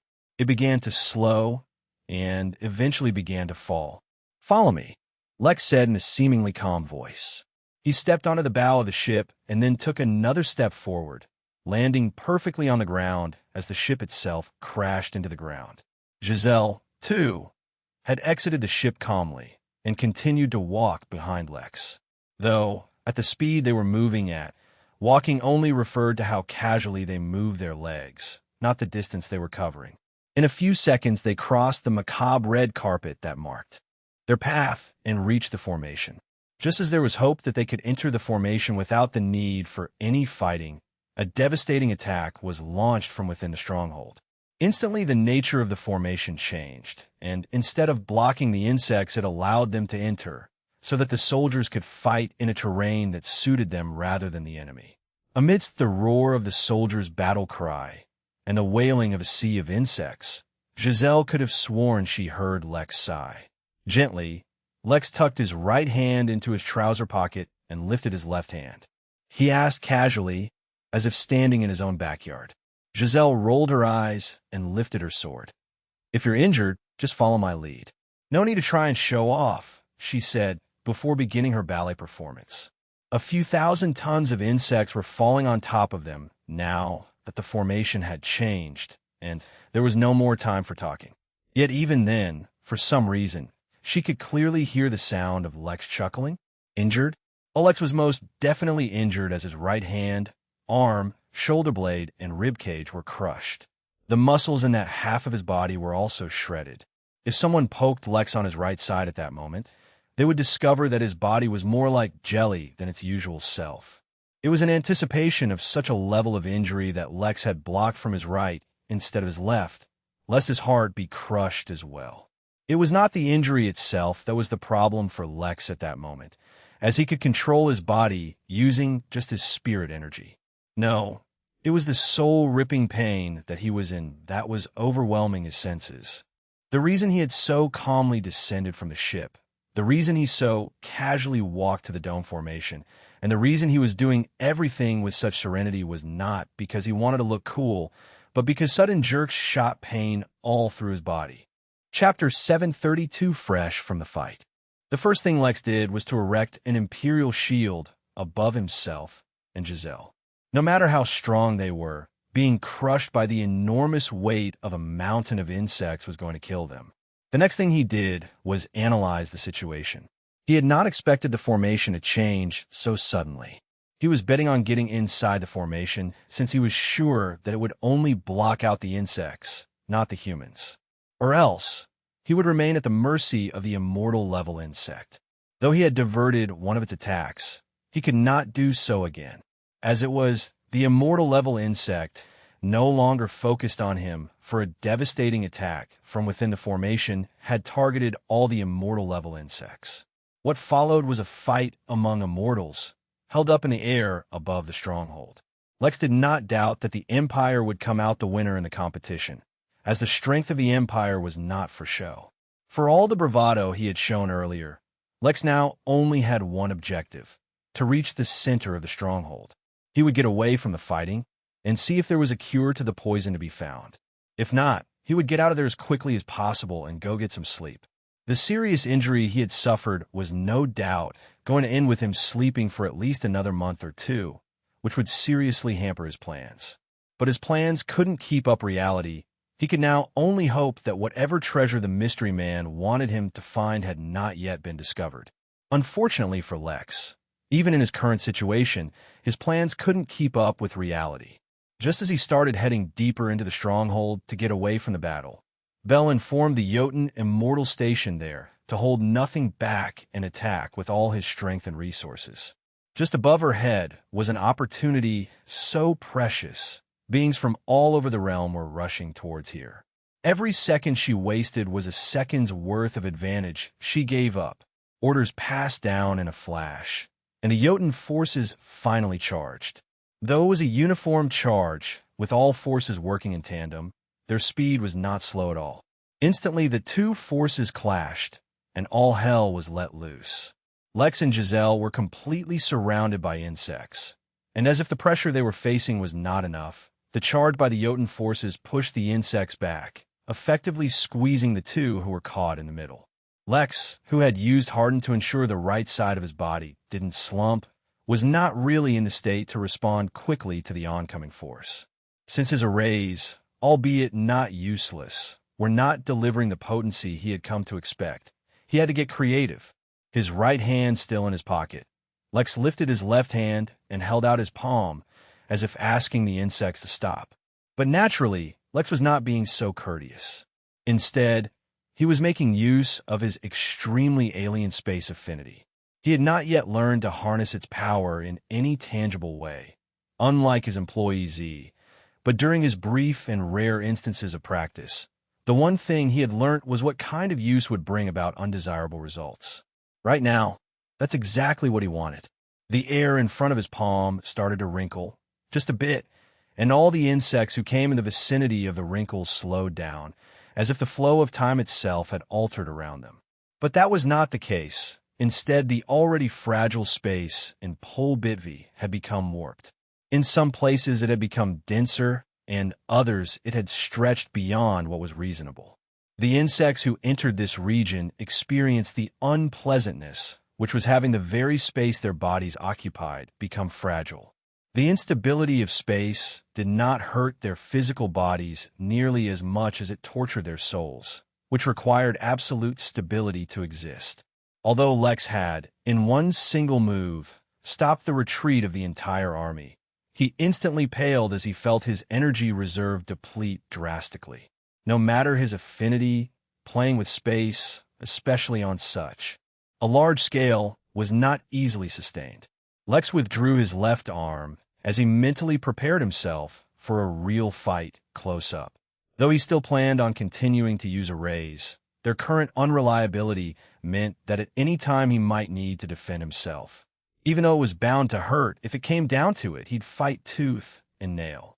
But just as he mentally prepared himself to face some pain, he felt a connection that had eluded him for a long time, and he could not help but relax. With his space interference stopped, the few hundred insects which had been affected fell to the ground, but the countless vermine behind them did not pause and rushed towards him like a tidal wave.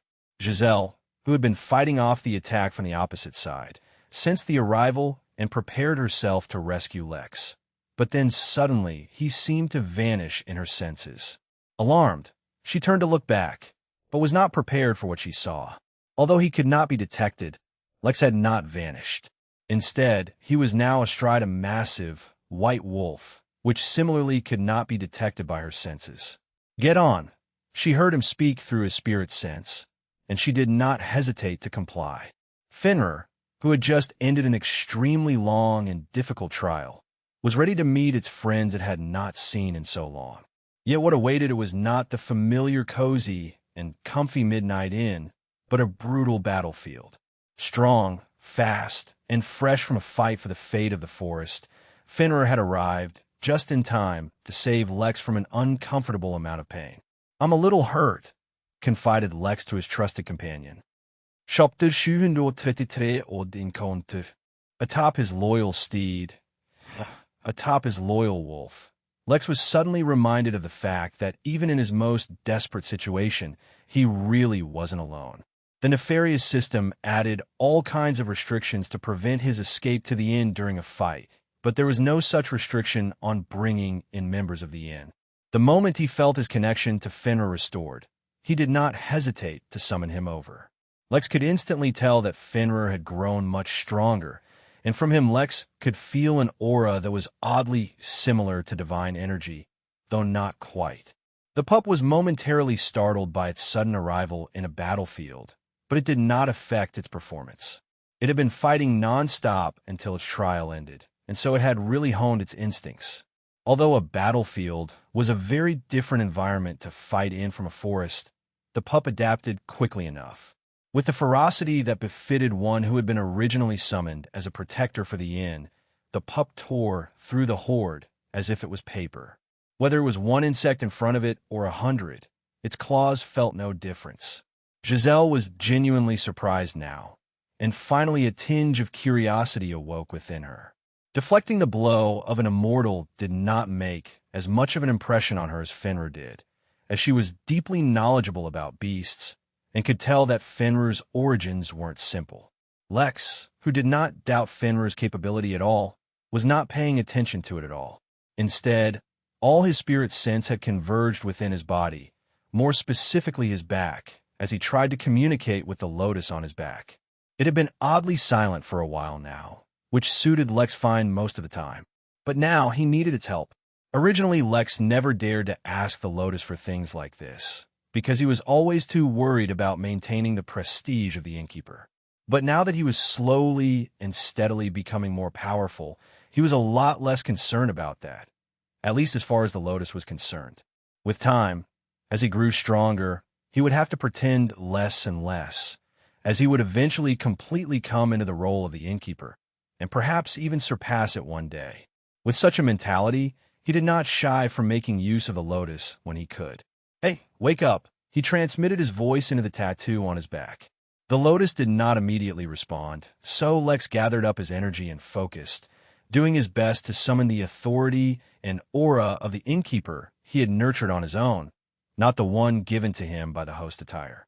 Fenrir, Giselle, and all the immortals in the vicinity noticed the unusual aura gathering down below, but none other than the first two could tell where it was coming from. "Wake up!" His voice echoed, and this time, the lotus roused from its deep slumber. "My body is injured," Lex said, his tone unchanging. "Yes, of course," the baby lotus responded timidly, and immediately began channeling its aura and circulating around Lex's body, drastically speeding up his recovery. Lex asked again, just to be sure. "No, not really. But I can't spend much time awake." "I understand," Lex said as he felt his body recover. He decided not to bother the lotus unless it was a real emergency in the future. But with so many allies around him, Lex's confidence grew once again. Despite how casually Lex was taking it, the battle was actually extremely intense. Too much time had passed already, and Belle decided to end things once and for all, even if she had to pay a price. The 6 illusory wings behind her spread, glowing with light so bright it blinded the eyes and spirit sense of all in the area. When the light receded, it took the shape of an armor and sword made entirely of light. Her helmet of light did not even leave any gaps for her eyes, though at her level, such things hardly mattered. When the remaining insects caught sight of her again, she had already critically wounded one immortal and swiftly moved to injure another. Alarmed, the insects began working together, not harming her, but keeping themselves from harm as well. Feeling frustrated, she held back no more and activated her tenets, which began affecting the environment around them and made the situation even more dangerous. The entire continent under her suffered an earthquake, and the fighting on the ground stopped momentarily, and the scenery in the sky changed. As if alarmed by the sudden change, all the immortal insects suddenly focused all their attacks on the shining angel in the sky, Belle. Though she could have avoided it, she allowed herself to be hit as she gathered her strength. Their attacks could not penetrate her armor anyway. Like a comet, she crashed into the ground, killing countless insects. Yet that brief departure from battle also gave her the time she needed to prepare her final attack. She looked up, ready to hone in on her targets, but saw a white wolf standing above her, looking down at her oddly. Atop the wolf sat a man wearing a devilish mask and a woman, also looking down at her. While her aura should have prevented anyone not immortal from even approaching her, these few all seemed unaffected. The wolf, as if deciding it was uninterested, turned away and continued to fight the insect horde. Belle, due to her excellent senses, heard the devilish man mumble, "I should really get a pair of sunglasses," while squinting away from the light her body was emitting. The odd encounter did not even give her a moment's pause. She had no time to wait, and finally, her full strength was unveiled. Her Valkyrie soul was awakened, and she, as a human, channeled the racial powers of the angels. She unleashed an attack so bright. For a moment, the light from the local star even seemed to dim in comparison, before flying off into the sky. She never meant to kill the insects anyway. Injuring them was more than enough to hold them off until reinforcements arrived. Chapter 734, ACA Lex. It took Lex a few moments to realize what happened. The Earth Immortal with angel wings had launched a devastating attack that heavily influenced the battle in the humans' favor before disappearing into space. Although her target had been other immortal insects, the collateral damage from her attacks drastically dropped the number of enemies the humans had to fight. It made life easier for Lex too. With fewer obstructions, Fenrir quickly navigated his way from the very thick of battle towards the center of the stronghold. With the army's well-trained coordination, it was only a matter of time before they won the war outright. With the pressure off him, Lex easily soon exited the battle, though no one seemed to notice the giant wolf as it openly marched through the vacant streets. Giselle questioned, a hint of disapproval in her voice. Certain matters require urgent attention, Lex replied, paying her no mind. He had officially brought her to the stronghold, and even helped her escape the fight. If she wished to go back, he would not stop her nor interfere in her matters. His focus was entirely on the cure. Giselle hesitated, but decided to stick with him. Lex was right. Her priority in the current situation was to check on the kids who had been with her, not the fight. Lex was beginning to feel that the worst was behind him when suddenly Giselle coughed. It was not a bad cough, and it did not happen again, but at their level, even a cough was a significant matter. He was suddenly reminded that she was poisoned, as possibly everyone else in the area as well. Lex and Giselle looked at each, both aware of what the cough meant. "Let me see if I can slow down the poison," Lex said as he lifted his hand, but waited for her to agree.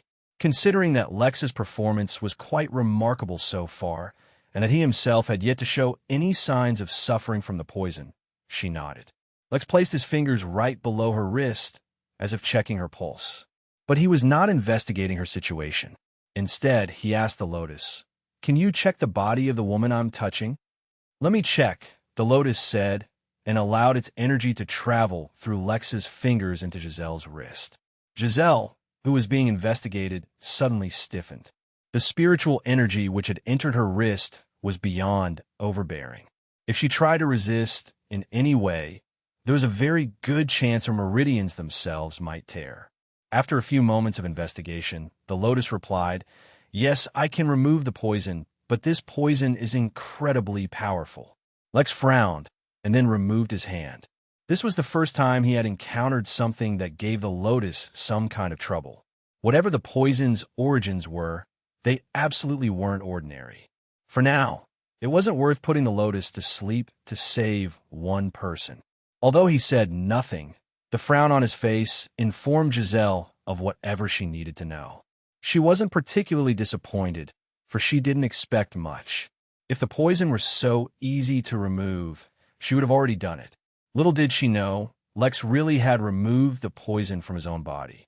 Although technically, that was a result of his body's own reaction, and was achieved by removing the infected area, such as a piece of his lung or his blood. "Let's hurry," was all Lex could offer as he spurred Fenrir to pick up the pace. It had to be mentioned that the poison remained unidentified even by the fancy contact lenses, and the same could be said for the strange insects. Lex could accept the absence of information of the poison due to how unusual it was, but considering the lenses came from the Emporium, he expected them to have a detailed database of all common and uncommon creatures in the Origin realm at least. This point was highly suspicious, but Lex could do nothing about it, so he put the matter at the back of his mind. "I'll get off here. The apartment I left the kids in is in a different direction," said Giselle as she hopped off Fenrir. "Good luck," offered Lex, before he continued on his way. He was not roaming the stronghold randomly, and was heading towards the main command center, in which they even had their teleportation formations. If he wanted to ask about the poison, he would either need to find a doctor or someone higher up along the chain of command. The building, surprisingly, was not unprotected as Lex had expected. There was a heavily armed guard stationed at every corner. At a glance, Lex could easily determine that these were not the usual guards, but instead were probably some of the reinforcements that had teleported over. He didn't know what they were waiting for, but he knew that if he revealed himself, they'd probably ask him to reveal his identity. Fortunately, Lex had an official identity with the Jotun forces. He asked Fenrir to shrink down as they hid beside a nearby building, and Lex dismissed notorious anonymity. He even changed out his suit so that no one would associate him with the crazy devil guy who had diverted an immortal's attack. Giselle was the only one who knew his identity, but he did not really expect her to tattle. Even if she did, he was not too concerned, for the nagging feeling his instincts gave him to hide his identity had vanished. So much movement caused his pain to once again spike, but there was nothing he could do about that. At least the lotus was healing him, which helped reduce the pain somewhat. As soon as he neared the main building, the station guards noticed him and aimed their weapons at him. One of the soldiers yelled in an extremely aggressive and hostile voice, "Auxiliary Combat Aid, ACA, Lex," he yelled back as he walked back slightly hunched. The guards finally lowered their weapons and approached Lex, but even then, no one seemed to notice the little white pup following behind Lex. Fenrir's abilities had really grown during his time away. Chapter 735, Mysterious Healer. Two soldiers slowly approached Lex to ensure he had nothing suspicious planned. Although they knew the ongoing battle was against some foreign race, they were under the highest level lockdown, so they had to take every precaution. "What's the matter with you? You don't look injured," said one of the soldiers. "It's the bones in my right arm. They're completely crushed. I need to see a doctor," confessed Lex, telling the truth. This was a much quicker way of getting close to the medical professionals than showing up and directly asking for the cure. Besides, he was not sure if more immortals would be showing up. If that were the case, using any kind of coercive means would end badly for him. Not to mention, if he got to experience the medical system of the Empire firsthand and liked it, there was a lot he could learn. The soldiers scanned Lex with his spirit sense, and was alarmed to see the state Lex was in when he checked his body. Naturally, Lex allowed the scan, otherwise his state would remain undetectable from the outside. The soldier asked in shock, and immediately cleared the way for Lex. It was not long before a floating gurney was brought for Lex to lay down on, and he was quickly brought inside, little Fenrir following them the entire way. Lex had not yet had time to question the pup about its new abilities, but he was thoroughly impressed by the little he had seen. He remembered that while the pup had always had an advantage in stealth, previously it would still have to stay out of sight to keep that stealth active. Now, the pup was prancing about in plain sight, and all were ignoring him. During the fight earlier, he had used this to his advantage to wreak havoc among the insects, all without getting targeted even once, as none of the insects could detect him at all. Pretty soon, Lex was brought into an overcrowded room that looked like it had previously been an office, and was now being used as an emergency room. Makeshift beds produced by joining two small tables together, multiple foredrips, and overwhelmed medical personnel could be seen everywhere. Lex was brought to a doctor as well, but after scanning Lex once, he was designated as a non-emergency case and was only given a single painkiller and moved to the side of the room. The outfit was clearly understaffed as soldiers were running about, using their emergency first aid training to follow the instruction of a few doctors. The room was not filled with wounded soldiers, but countless civilians who all seemed to be suffering the effects of the poisoning. In such a chaotic situation, no one noticed Lex's spirit sense, which subtly moved about the room and closely listened in on the conversation of various doctors. He was trying to figure out if they had any cure from their conversations, but that was easier said than done, as they only seemed to be giving out orders for how to handle their patients. His instincts weren't particularly helpful at the moment either, so all he could do was wait. Fenrir, too, was exploring the place in secret, though Lex did not know what to expect from the pup. With the battle outside all but taken care of, Lex had enough time to spare until he found out about the state of things. Moreover, now that he was within the main office, he was aware that a stream of reinforcements were constantly teleporting over. It could not be said that everything was going great, but it was going well enough. Until it suddenly wasn't. Lex frowned when his instincts began warning him of impending danger. And sure enough, soon Lex saw a panicked soldier run through the halls. He found a superior and whispered something in his ears, but Lex heard what was said. The soldiers who had been affected by the poison were able to hold it off using some of the best medicine the Empire could supply, but the strain of combat increased their metabolism, which aggravated the poison's effects. Soldiers had started to faint in the midst of combat. This was suddenly going from a sure victory to an impending disaster. It was also at that point that Lex found out the state of the poison's cure. There was none. The Empire had no idea what the poison actually was, although apparently someone who could, through some unusual means, delay the effects of the poison had been discovered. Despite the critical situation, due to the Empire's phenomenal training, the soldiers did not fall into too much confusion. With a clear chain of command, someone took over and began giving out orders. Lex, who was being completely ignored, decided to stop delaying matters. He called back Fenrir and used the pup's abilities to suddenly vanish from sight as he moved towards the mysterious healer that had been discovered. Anytime something inexplicable happened, Lex thought of systems, so he had to investigate this healer no matter what. Shortly after, Lex followed the soldier outside the building into a nearby park where hundreds of civilians were lying on beds of leaves. A bunch of kids were running around obeying orders, and in the middle of the park, standing atop a monument, was a young, fair man wearing a doctor's white coat. The doctor was extremely skinny and seemed like he would be blown over by a single breeze, yet at the same time he exuded an aura of confidence and stability. Lex could not help it and tried to use his targeted scan. Name: Charles Bestage. Sex: male. Cultivation details. Species: human. Remarks: an old soul in a young body, or just a young man pretending to be a stoic. Lex frowned. The fact that even some information was available meant that the man did not have a system, which was unexpected. Lex stepped away from Fenrir and revealed himself, curious to see what kind of treatment he could get from this mysterious healer. Chapter 736: Quack Doctor. 736: Quack Doctor. As Lex limped closer to the healer, he could hear in on the conversation the soldiers were having with him.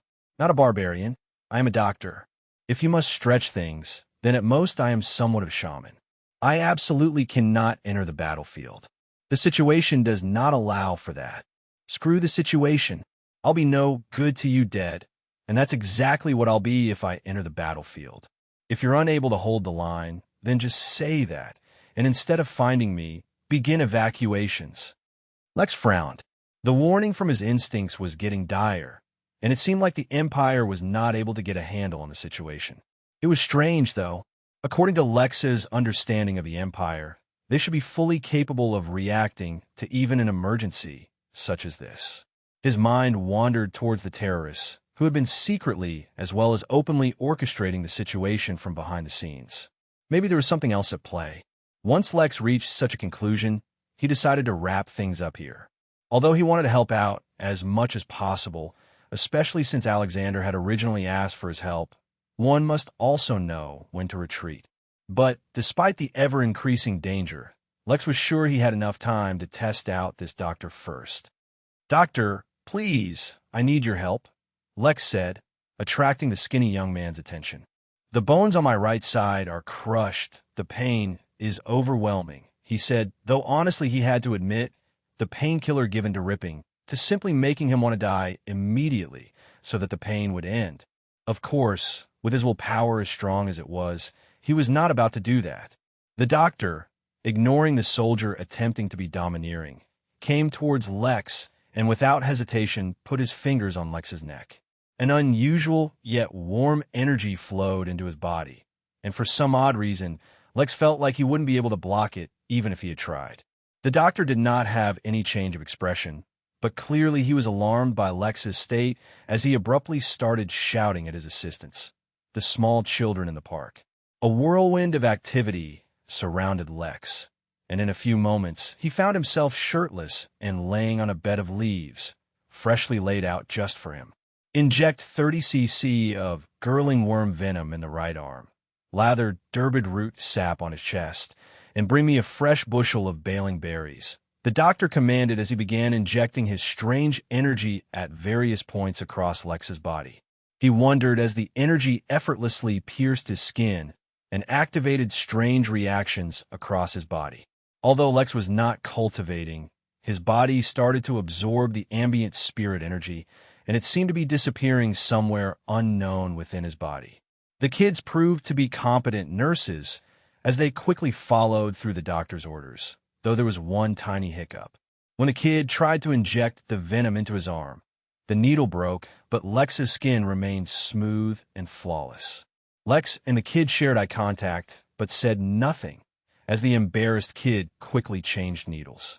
He tried again, only to fail once again, though admittedly this time the needle only bent and did not break. Doctor, sir, we have a problem," the kid said, scratching his head. The doctor noticed the issue with the needle and took over.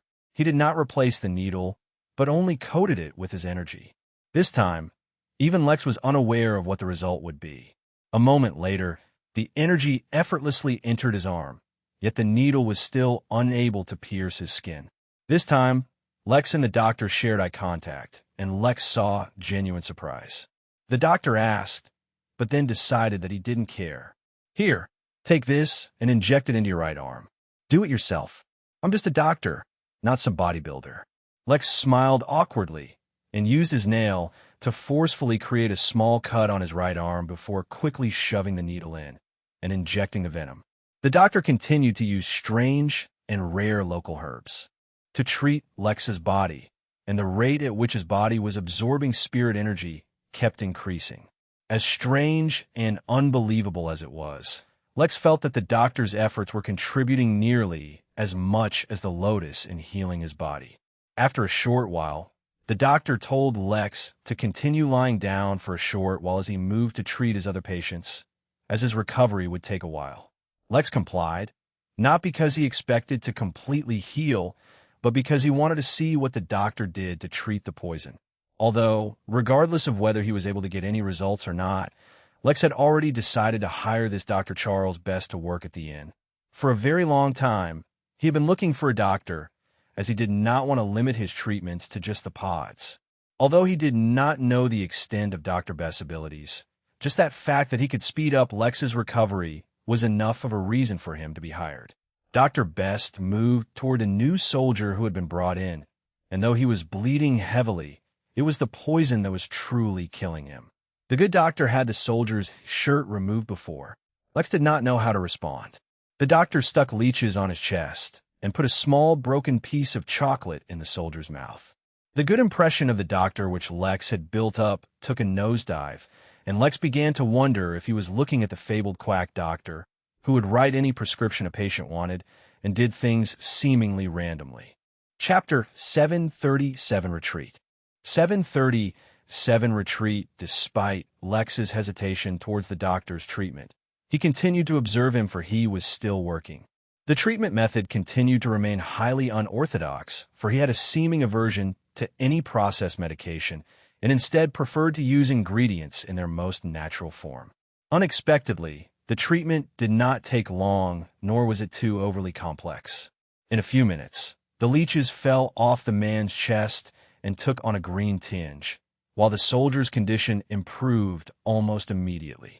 Given his current situation, Lex, of course, could not make an accurate judgment as to the extent of the treatment, but he was satisfied enough with what he had seen. Lex summoned Fenrir and quickly disappeared from where he lay. As much as he hated to interfere with his healing process, but he had work to do, he changed into his suit, which automatically cleaned the lather which Lex had on his chest. "Find Alexander," he told Fenrir, and described him to the pup. Lex obviously had nothing on him which had Alexander's scent, so he would have to rely on scouring the battlefield instead. The duo quickly returned to the battlefield, and Lex immediately understood why the situation was getting worse rather than better. Although the original insect army had been diminished drastically by the angel-like immortal, more and more tiers were opening up and flooring the ground with even more insects. It was only a matter of time before more immortals also showed up. Although he expected that the Jotun army should have had the resources to combat this situation, Perhaps he was not aware of the whole picture. It did not take long for them to find Alexander, partly because it was quite easy to spot his 6 flying blades, and partly because of how openly they were scouring the battlefield with their spirit sense. Moreover, they found him just in the nick of time, as he too seemed to be suffering greatly from the poison's effects. He was bleeding from his eyes and nose, and was kneeling on a single knee while his swords killed any insect that neared him. He was breathing heavily, and considering if he would be accused of desertion if he escaped to the inn right at that moment. Asked an oddly familiar voice, though in his current state he could not exactly recall who it belonged to. He felt a force yanking him up, and before he knew it, he was atop Fenrir, and all the insects began ignoring him. He saw the face, and instantly a part of his drowsy mind clicked. "I left a message for you to avoid Pol Bitvi," he said hoarsely. "I never got your message. I was here to begin with. I need your help. The situation here is bad, and it's getting worse by the second. There's little hope for evacuation under such a heavy assault, and I don't see reinforcements coming fast enough to change the situation." Alexander's thoughts were slow, though it was unknown if it was due to the poison or if he had suffered a concussion during the battle. But even so, eventually he caught on to what Lex was saying. "That decision can only be made by the current commander," he said. "If it was my own squad head, I could have convinced her. But, as you probably saw, Valkyrie left after delivering a devastating attack." They both paused the conversation and looked up in the sky, where the fight between the remaining immortals was still ongoing, albeit not as intensely as before. Alexander tried to think of a solution, but he was not in the best state of mind. "I can only think of someone else in my squad." Due to the fact that they were once again on a manhunt, Alexander described the appearance of his superiors so that they could look. It did not take long before they found the first member of Alexander's squad, but he was already dead. Finding a second took some time, but fortunately, this one was alive and even in better condition than Alexander. Though, with his cultivation at the nascent realm, it only made sense that he had fared better. "Captain Radamai," Alexander yelled, as he tried to get the man's attention. Lex did not want everyone to know about Fenrir's ability, so they got off, and the 2 wounded men fought their way to the captain.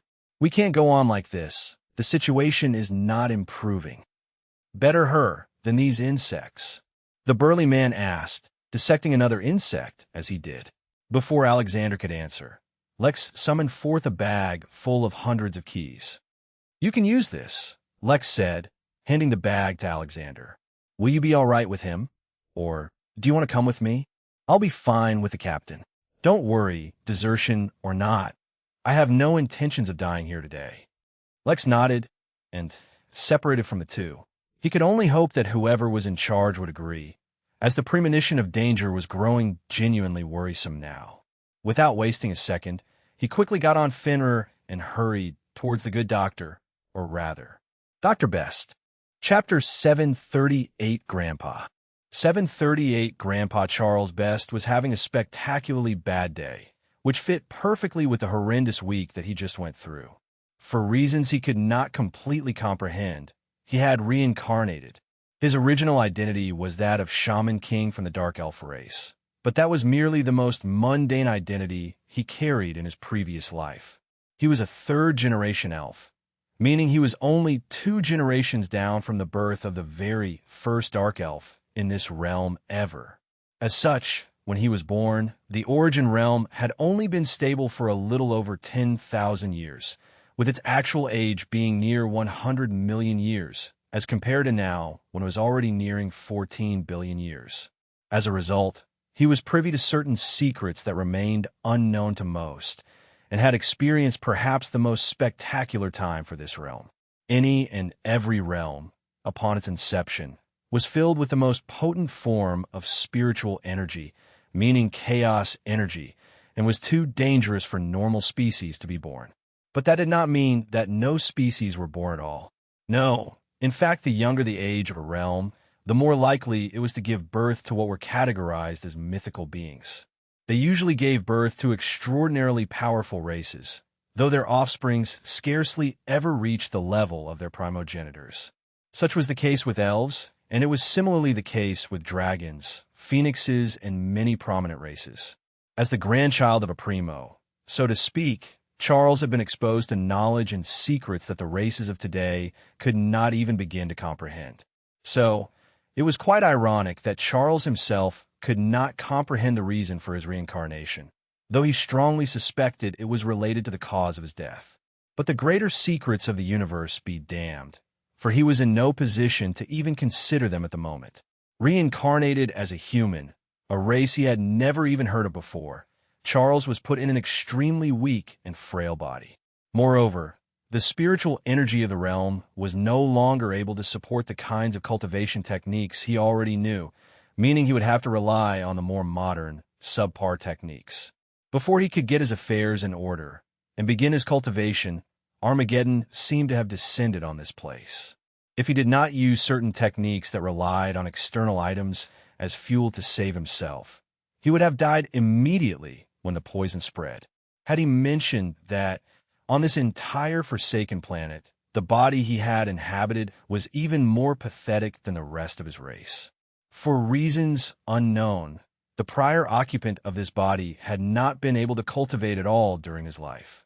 At least Charles had a clean slate to begin his cultivation with when he finally picked what he wanted. But the issue now was the artificial energy he had stored in the containers he had attached to his body was running out.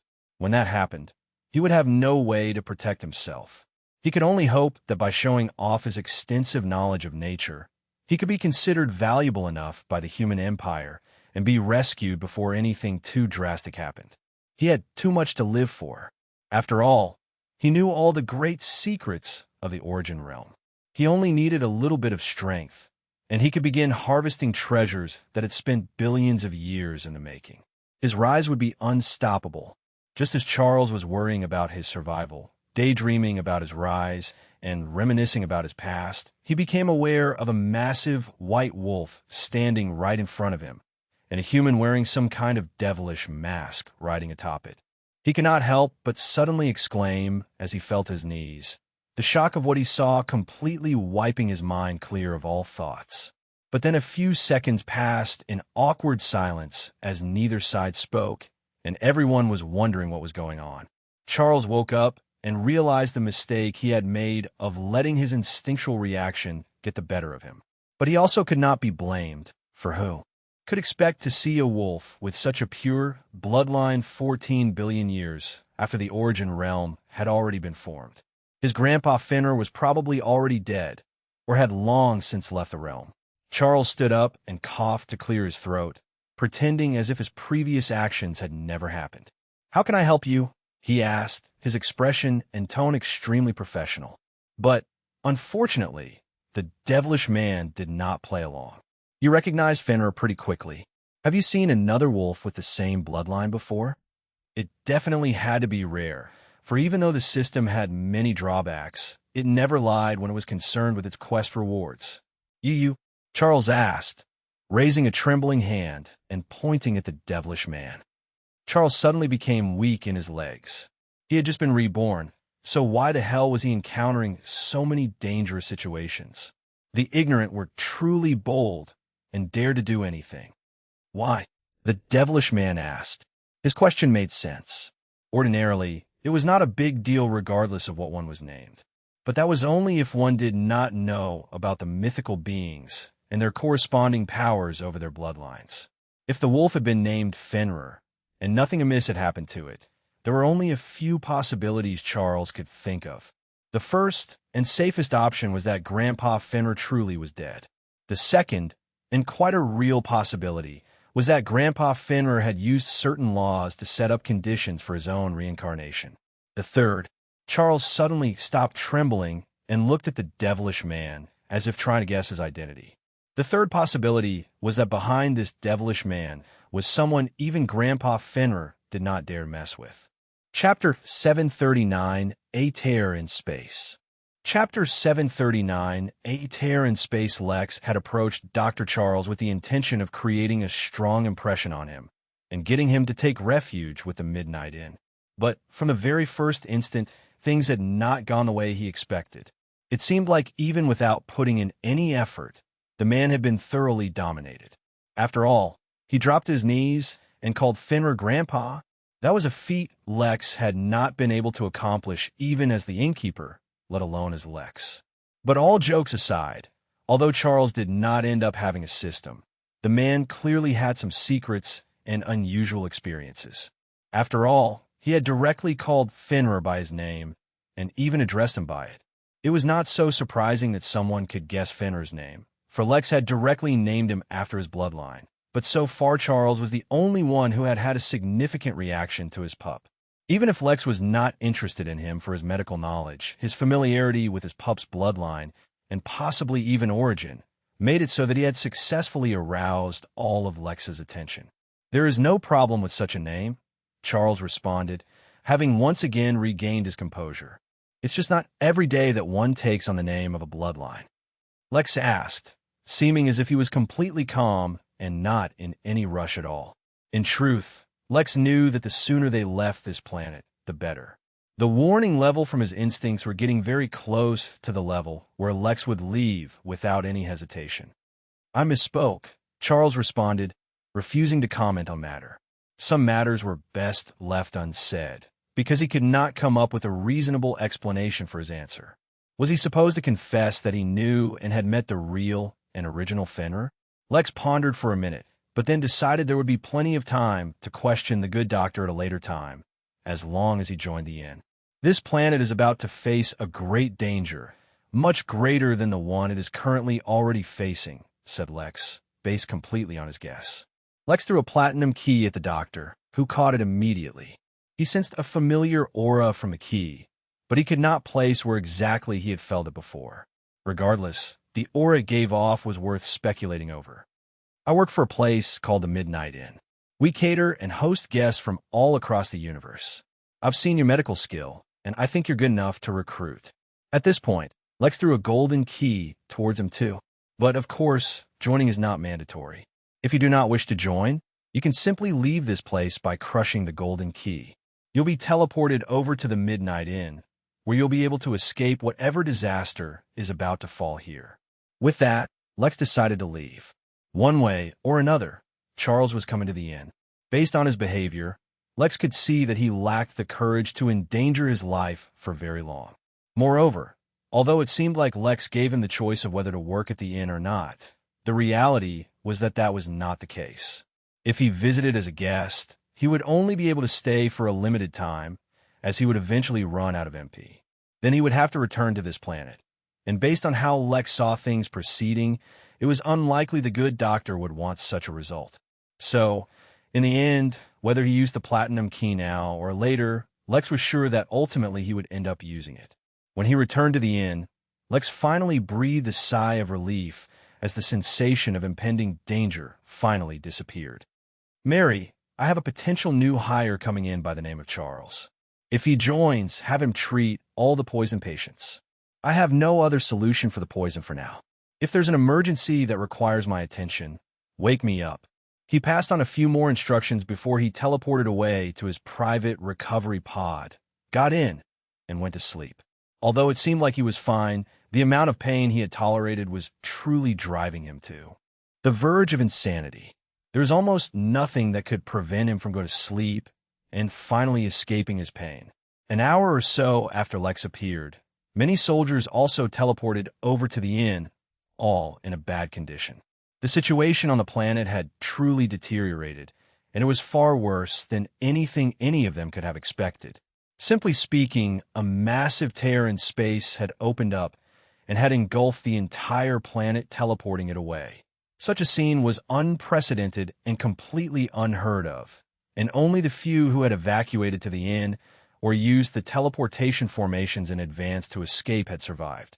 A day later, news finally spread as experts from across the realm approached the area and conducted an investigation. The insects that they had been fighting seemed to have been specifically bred for a single purpose, and surprisingly, that purpose was not to fight.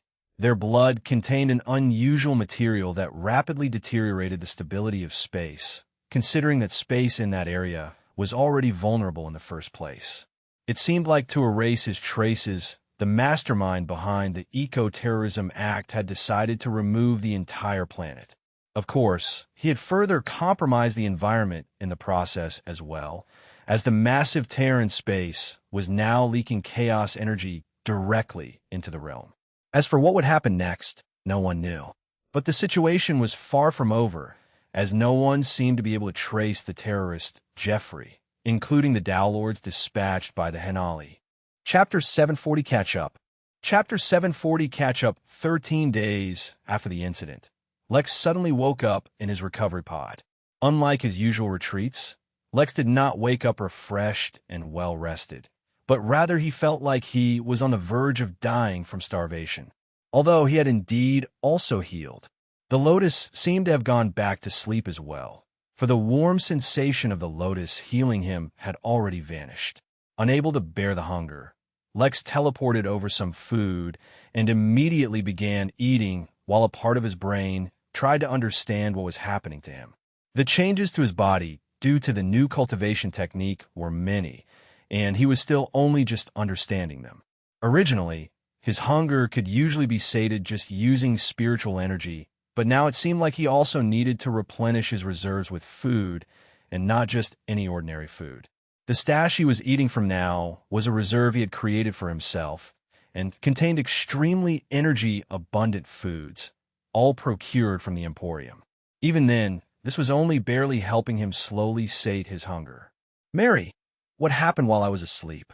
Lex, a lot has happened while you slept. Yes, Charles did eventually join the inn, but only after Pol Bitvi was completely teleported away and all his accumulated wealth disappeared, leaving him broke. Mary began to inform Lex of all that had happened recently. The state of things had escalated so much that it had transcended just the Pindau galaxy, and, oddly enough, the number of guests had ironically dropped. No one was in the mood for a vacation in such a tense time. Everyone was returning to take care of important things that could not be put off. As it turned out, what had happened at Pol Bitvi was only just the start. Similar terrorist acts were carried out across the entire realm. Countless planets were then similarly teleported away using the same method. At first, everyone assumed that causing massive tears in space was a way for the terrorist to hide his trail, but once the method was replicated multiple times, many began to suspect that there was still more to the matter than there appeared, and indeed a week later the suspicions were proven true. Before the tears could completely heal, even under the efforts of Dow Lords, they became points at which the Fugan infiltrated into the realm. If the Dow Lords wanted, they could have forcefully destroyed all the infiltrating Fugan, but that would have further compromised the integrity of space in that region. The entire realm had entered a state of emergency, and the Henali were finally beginning to take action personally. Only they knew the heavy investments they had put into ensuring the maximum organic growth of this realm. And if external interference ruined that, then their losses would be immense. These two were only the things Mary knew of, because she had heard multiple devils discussing the matters openly. Speaking of whom, the devils had become the race to most frequent the inn these days. If one did not know better, it would seem like the inn was a devil's retreat. As if all that was not enough, Charles has been bothering me every day. He really wants to meet the innkeeper. According to him, the medical treatments that the inn offers are too subpar, and he wants to change the whole system. Moreover, his ideas extend far beyond just the field of medicine. Moreover, he's been pestering Fenrir nonstop as well. He has not even spared the galactic sovereign turtle, and keeps insisting that the turtle needs to obey him if it wants to maximize its growth. As if that was not enough, he thoroughly scolded Lady Anita, and gave her proper instructions on how to raise a baby Cthulhu, saying that the baby was extremely malnourished. In the past few days, he has also prescribed an extensive meal plan personalized to over 700 of the inn's employees, stating that their body's development is stunted. Once he actually fought with one of the guests, saying that they were doing their bloodline a disservice by becoming obese, and became a personal trainer for that particular devil. Although there were no complaints registered against him for that incident, I have thoroughly reprimanded him for it. Moreover, the inn's mechanic, Zahn, heard that Charles was boasting extensive knowledge about bloodlines and medicine. So he approached him and asked if Charles could help him evolve into a true dragon. Charles agreed, and since then has been running various tests on Zeon. Since it's with Xeon's own consent, I cannot really stop him, but I can't help but think he's trying to swindle the poor fellow. Those are just some of the prominent things Charles has done that I thought deserved mentioning. He has been extremely active, so he's done a lot more. He's been spending a lot of time observing the sleeping mountain man, though fortunately he hasn't done anything to him yet. The tiny floating Mary, who was dressed up in a toga, shivered for a moment, but then regained her composure. Other than Charles, there are many matters that need your attention. For one, there is a massive number of devils who wish to meet you and have been asking for appointments. Rocket Fellow Rossfather is also one of them, and he's ready to begin the 5 trillion MP event he mentioned previously, but just want to speak with you first about a few things. John is also back from the murder grounds, but he's suffered incredibly. His entire cultivation seems to have disappeared, and he seems very destitute. He wants to talk to you. Last but not least, Alexander has left a letter for Lex, as well as a spatial ring. I'm not sure what that's about, but you can ask him whenever you want.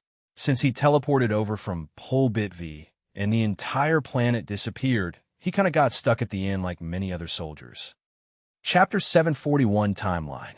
Chapter 741 Timeline. For quite a while, Lex ate while he listened to Mary brief him on all that had happened during his slumber. The deteriorating situation in the Origin realm was obviously not a good thing. Moreover, the fact that the Fugen were becoming more active as a result of the terrorist activities was not a good sign.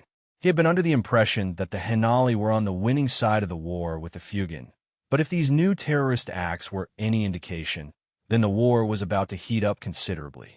That was bad news for his 1,000 employees participating in the war. Fortunately, so far, they had not suffered a single casualty. Once he was done eating, he organized his schedule to take care of his most immediate matters first.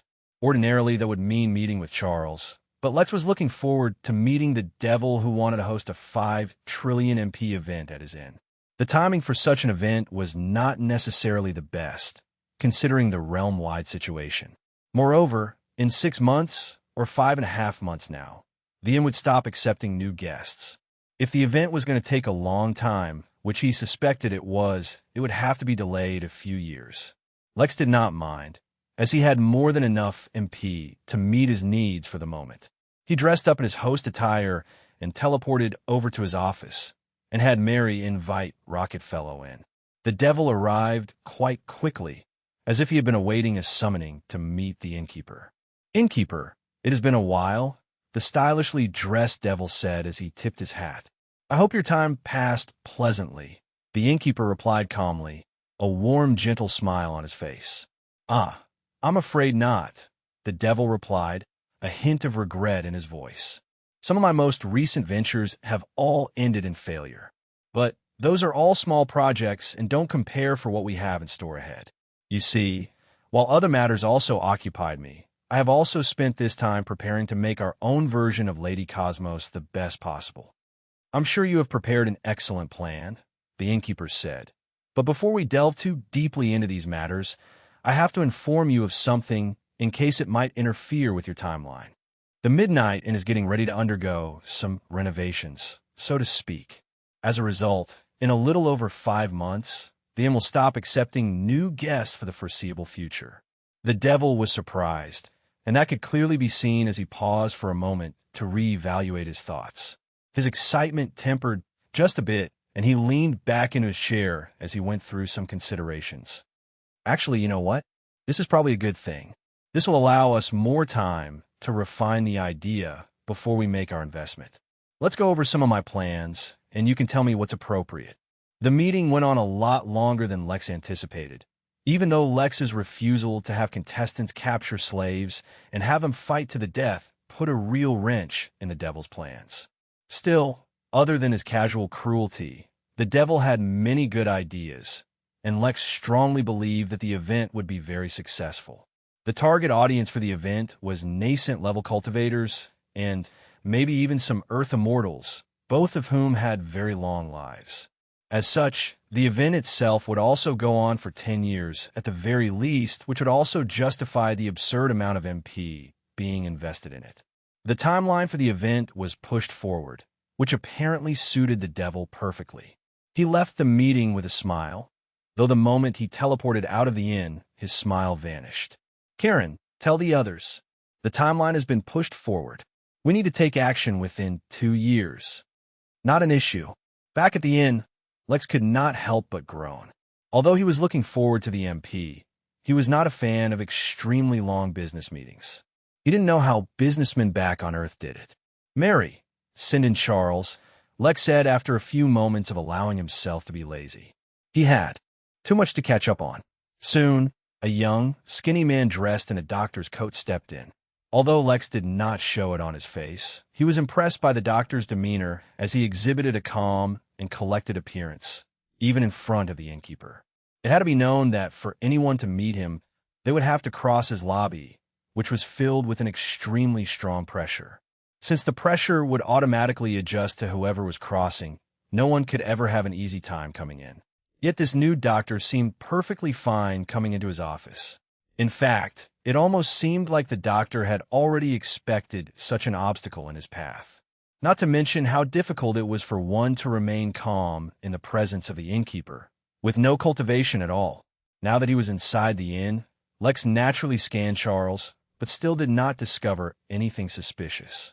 His age was 17 years old, and he had no cultivation at all. His demeanor and knowledge did not match his credentials, but Lex was not on to judge. "Doctor, I've heard you're quite dissatisfied with how we run things here," said Lex, maintaining the calm and warm vibe of the innkeeper. "I would not say dissatisfied, sir, but I have many ideas I think you will like." Chapter 742 Talking. Chapter 742 Talking. Have a seat, the innkeeper said calmly, pointing at the chair in front of him.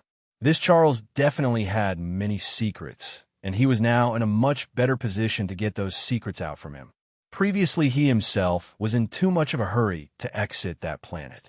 Now, though, he had plenty of time, as well as a superior identity as compared to last time. "I must say, Charles, you're quite talented." Although Lex was paying a compliment, he was also stating his suspicions. It was unnatural to gain such a thorough understanding in any field without years of study and practice, and Charles was much too young for that. Of course, there was always the possibility that he had information transferred to his mind, the way those in the crystal race transmit information from one generation to another. But even so, comprehending and mastering that knowledge was vastly different from simply attaining it. Charles gave an oddly endearing smile, as if a child was looking up at his elder. He could not really be blamed. Unlike others, who were greatly intimidated by beings more powerful, Charles felt safe. After all, he grew up in the presence of nearly all the mythical beings of the Origin Realm. Azel and Firen, for example, were two of the mythical beings of the Crystal Realm. That meant that those mythical beings were always at the peak most level that the realm they were in allowed. Of course, they could also choose to unleash their full strength, which would then have them transcend their realm, a path that most of them eventually took. After hearing about the innkeeper's great reputation, and finally meeting him and feeling his warm and comforting aura, Charles felt as if he had returned to his childhood. "Forgive me for being unable to say much, Senior. My history is closely tied to the fate of my ancestor. I cannot risk it. The Midnight Inn does not discriminate against others, as long as they follow the rules of the inn." Although Lex said as much, he was a little peeved at Charles's forthcoming behavior. With him being so open about having secrets, it was nigh impossible to pressure him into revealing things. All he could do now was to have him slowly reveal his secrets of his own volition. "But because of that innkeeper, I can also guarantee that my knowledge is not false. Although what I know might be slightly outdated, some of the things I know are still relevant now. For example, I've taken a look at the recovery room and recovery pods. In theory, they're excellent, but in actuality, they're far from efficient and are not necessarily the best tool for the job. In simple words, it's like using brute force to heal the body by throwing endless energy at it. If, instead, we take a more nature-oriented approach, then there are many better ways to heal. Besides, those rooms and pods are not suitable for all races either. I've also studied some of the workers at the inn. Most of them are suffering from odd forms of malnutrition. At first, I was confused, But upon further analysis, I discovered that it seemed like many of them had latent skills and talents awaiting to be woken as soon as the right conditions were met. Such a widespread phenomenon among so many different people was strange at first for me, until I realized that they also all bore the signs of cloning and artificial genetic engineering. I must say, I have never seen such high-quality clones, with perfectly functional organic bodies and independent and complete souls. Not only is the technique used in their manufacture beyond excellent, but the original samples must be from the absolute best of the best. However, pre-existing physical dispositions are causing a conflict with their new, emerging personalities, which is resulting in their malnutrition. Many of them need a lifestyle adjustment to properly awaken their talents. If they are left ignored until they are eventually crippled, then their own individual cultivation will suffer as well. I've also noticed that the inn seems to have adopted many younglings, such as the Sovereign Turtle, who is still naught but a babe, the Cthulhu, the Fun, Fenrir, and many others. It's miraculous how so many varying races are getting together without any issues, but they all also need different environmental factors to ensure they maintain healthy growth in the future. For now, the inn seems to lack it. Also, I've noticed a few sentient plants have been born at the inn. If you can have the galactic turtle nurture a world tree at the inn, even in its early stages, it will be extremely beneficial to the growth of the plant life here. Also, Innkeeper, one of your guests, the mountain man, is suffering from severe soul exhaustion. It's almost as if its soul is not strong enough for its body. Whatever the case, he needs to undergo treatment immediately, lest his soul becomes crippled. Oh yes, you also have a drake. Interesting species, I have seen it before. They usually have the potential to undergo evolution into a weak dragon under the right circumstances. Once Charles started to talk, he just kept on going. Most of what he said even made sense. So Lex had no option but to listen to him and wonder if he really was more suited as a doctor rather than as a senior member in the planning division. 3 hours later, Lex had to eventually stop him. "Let's take a break here for today," the innkeeper said, standing up. "Since you're a doctor, I want you to follow me as I visit one of our old employees." Chapter 743, Unusual Damage. Chapter 743, Unusual Damage. Many of Charles's ideas were not bad, but they weren't practical either. He could propose stuff like treatment through natural means because he had the knowledge, but with hundreds of thousands of guests visiting the recovery room every day, it was impossible for him to take care of all the guests. He could begin teaching others his own knowledge, but that too would take years before it yielded any real results. As such, there was no real way to implement all his changes right now. Some of them, however, were not so bad and could be implemented immediately. For example, the lifestyle adjustment for the inn workers. He always knew that they weren't born naturally since the inn created them as and when he wanted, and he could even pick stuff like their bloodlines. Such topics demanded some philosophical questions such as the ethics of cloning and if what Lex was doing was right or wrong. The way he saw it, he was doing his best to give them full and extensive lives and treating them as best as he could. He also created a healthy and nurturing environment for them to grow in.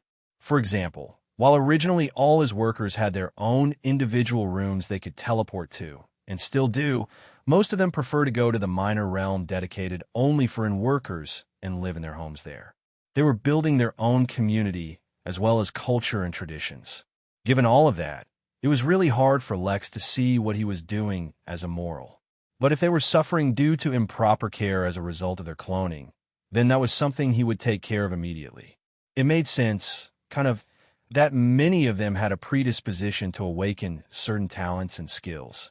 After all, some of his most powerful workers had awoken skills completely unrelated to their cultivation techniques. If, by designing a better environment suited to nurture their skills, he could help them, then he would definitely do it. Lex asked once he teleported himself and Charles over to the recovery room. The problem is the strength of his soul, so that is what I would treat. It would be best if I could get my hands on various soul-nurturing herbs, or anything which could influence souls, really. Go find Harry, the local barber. He specializes in souls. He may be able to help you with that, the innkeeper said before entering John's private room. The man lay in his recovery pod, looking pale and extremely weak. Instead of getting better, his situation had deteriorated a lot, though he was finally stable now. Weakly, he opened his eyes and looked up at the innkeeper and the stranger, and a light of hope flashed through his eyes. If anyone could help him, it was the innkeeper, but he didn't say anything yet, as he was unfamiliar with the second man. "Observe him and see if you can work out a treatment plan for him," Lex said casually, while he used his own spirit sense to scan him. Using the system to get a reading on him revealed errors, as always, so he could only rely on himself to figure out the situation. Physically speaking, John was fine. Even his core, or what used to be his core, was technically fine. It had now only become empty, as if it could not store any energy inside it at all. The situation was unusual. Next, Lex used his soul sense to check up on him, and that is when the issue was revealed. John's soul was damaged in a very strange and somehow precise way. His otherwise healthy soul had thin yet jagged cracks spread all across it, as if it was on the verge of breaking. Yet the strange thing was, besides the areas that actually had the cracks on them, the rest of his soul looked extremely healthy, as if nothing was wrong. "I've seen something like this before," Charles said, as he studied John's body by touching and tapping it in various places. Lex found it really interesting how, despite having no cultivation himself, Charles could harness spiritual energy and use it for his various purposes. This type of control went against conventional cultivation rules. This is a result of a fracture of a soul treasure. Normally, even the destruction of such a treasure would not affect the cultivator. Although Charles asked the question, he did not pause to hear the answer. "I'm not sure how something like this happened, but someone has targeted your soul treasure very specifically. They have severely damaged the treasure without affecting your actual soul at all. That is the only reason you are still alive, for your soul is keeping the treasure together from crumbling entirely. But such a state cannot last long. Either a way to remove the treasure needs to be figured out, or the treasure needs to be healed. The only thing that I cannot figure out is why something like this has caused your cultivation to disappear, especially since you are in the immortal realm and have established your tenets." "Thank you, Charles. I'll take it from here. You can go meet Harry and figure out a treatment for the mountain man." Charles nodded and left, taking one last look at John. He was really confused about his situation and really wanted to ask what the treasure fused with his soul was, but knew better than to do so. Soon, only the innkeeper and John were left in the room. Chapter 744 Virus. Chapter 744 Virus. "Congratulations on emerging from the murder grounds," said the innkeeper as he looked down at John, though his warm voice had a hint of admonishment in it. John smiled weakly, despite his dire situation. "I know I should not have accepted the challenge. If I had let the inn handle it, things would have turned out much better. But at that time, I just didn't like the fact that any random creature off the streets could just challenge me," he asked, the warmth of his voice sounding ironically quite biting at that moment. "Quite sore," John admitted. Lex shook his head and opened the recovery pod. He used impervious hands and channeled his soul sense into it, allowing his hands to gain the ability to touch souls. Gently and ever so slowly, Lex touched John's soul to get a sense of the situation himself. As Charles had said, the soul treasure had been attacked, but his understanding of the situation was limited. Systems were far from simple, and Lex found it hard to believe that someone could target a system so directly. Although if anyone were to do it, it made sense that this group who was specifically targeting systems would be able to. He still did not know as much about them as he would like. As Lex traced his hands over the cracks, and could sense a very familiar aura from within. The system truly seemed broken, but as far as he knew, systems were capable of healing themselves.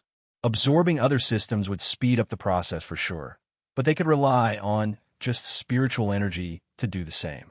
"He targeted your system," the innkeeper said plainly, though somehow the news did not cause any waves in John's heart. He had already guessed as much by now. Moreover, the innkeeper was the strongest being he had ever met, so he long stopped trying to keep secrets from him. It gave me a quest before completely disappearing and draining my cultivation along with it. John said, though he found the quest to be redundant. He would have done it anyway, or at least tried, had his cultivation not completely disappeared. I have said this many times, but one should not put too much trust in a system. There is too much about them that is secret. Systems are able to heal themselves using spirit energy, or you can heal them by absorbing and merging other systems. You can even make your system stronger if you do so, but that may not necessarily be a good thing. After all, systems can completely control your entire life if you do not keep up your guard. For example, your system likely absorbed your cultivation to fuel its own repairing process. To it, it hardly matters whether you're its host or someone else.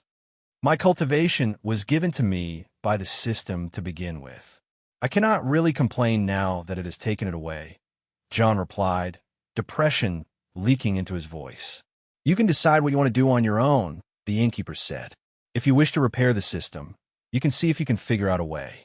However, if you wish to be free of it, I can remove it from your body. It's up to you, but based on your situation, I don't think you should wait too long. He had many strange devices that seemed to target systems specifically. It kept interfering with all my system's functions. In the end, I eventually killed him, and until then I was fine. But as it turned out, he had hidden a device inside his body as well. When his heart stopped beating, his body self-destructed. But the strange thing was the explosion did not harm me at all, yet was extremely damaging to my system. But even then I was fine since I reacted fast enough. But something unusual happened. It was as if a virus had been introduced in my system. It began acting really strange and somehow started to harm itself. In the end, the system managed to fix itself, but by then the damage the virus had done was too severe. Lex only nodded and then left, giving John time to think about what he wanted to do. Lex, on the other hand, began considering precautions to take if any such people came after him. But for some reason, he also had a feeling that dealing with his system was not nearly as easy as it was on the weaker systems he had encountered. As he pondered on this topic, he teleported back to his office and had Mary bring the things Alexander left for him. A letter was very strange, as Alexander could have simply left a video or voice message. But his suspicions seemed to bear no fruit, as he could not discover anything special about the letter. The only thing left to do was read it and investigate the spatial ring he had left. After that, he would look into relocating the refugees from Polbitvi, after which he would head out to do his own things. As for the many devils who wanted to meet him, Lex would just use his projection to meet with them. He did not have the time to spare to sit through so many endless meetings. Chapter 745 Letter. Chapter 745 Letter, the envelope only read Lex and had a smooth texture to it. After concluding that there was nothing amiss with the letter, Lex tore open the pale white packaging and revealed within it an off-white textured paper filled with a very pleasant handwriting. Lex once again found it odd that it was handwritten when it could have easily been printed, but ultimately chalked it all up to a quirk of Alexander's noble upbringing. Nully Lex, Nully, were it that I would be writing to you in better circumstances, I would have thanked you profusely for your help. You not only saved my life, surely, but that of countless others as well, and that deserves no shortage of gratitude, especially since it was not your duty to begin with. Nully, unfortunately, circumstances are not pleasant, so I must end the flattery here. I do not know if you were present during the final moments of Polbitvi, but the situation went drastically out of hand. It quickly became clear to us that there was something amiss with the insects, for towards the end their blood directly started warping and tearing space.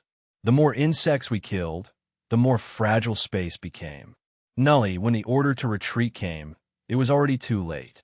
Only those I had distributed the keys to manage to escape when the night sky itself was torn asunder. What I am about to reveal to you now is confidential, and I have been informed that I will soon have a soul lock placed on me, so that if I ever try to reveal it, I will be killed. Fortunately, they have not placed a lock yet, and there is a convenient loophole for me to use. Nully, the soul technique works on my memory, so I am writing this letter to you in the Chamber of Secrets, and once I finish, I will erase the memory of ever revealing it from my memory. That way, you will gain the relevant knowledge, and I will be safe from the consequences of the lock. Nully, the final tear that opened large enough to swallow Pol Bitvi, did not open on its own, but a massive creature the likes of which I have never even imagined was on the other side of the rip, pulling space apart. Nully, it then pushed forth more arms from the tear, and seemed to grab the planet itself, before pulling it within. I, of course, did not stay long enough to see the event happen for myself, but one can imagine. Nully, I do not know what is actually happening, but I know enough to conclude that whatever is happening is far outside the capacity of even the Empire to handle. In this universe, one cannot rely on others for security, or at least not rely on others completely. That is the conclusion I have come to. Nully, my new goal will no longer be to hunt down the terrorists, especially since the Empire no longer seems interested, and they claim that others are on the hunt now. Instead, my new focus will be on growing my strength. Nully, I have a confession to make. My family is not originally from Earth, and instead we arrived there hundreds of years ago, escaping from an already long-forgotten conflict. We brought along various secret heritages, one of which I managed to awake at a very young age, which is the real reason my family so carefully nurture my growth. That is also why I was able to control 6 flying swords even before I unlocked my spirit sense. Nully, I am revealing this to you to let you know that while I am pursuing my own path to strength, I have every confidence that you, too, will do the same.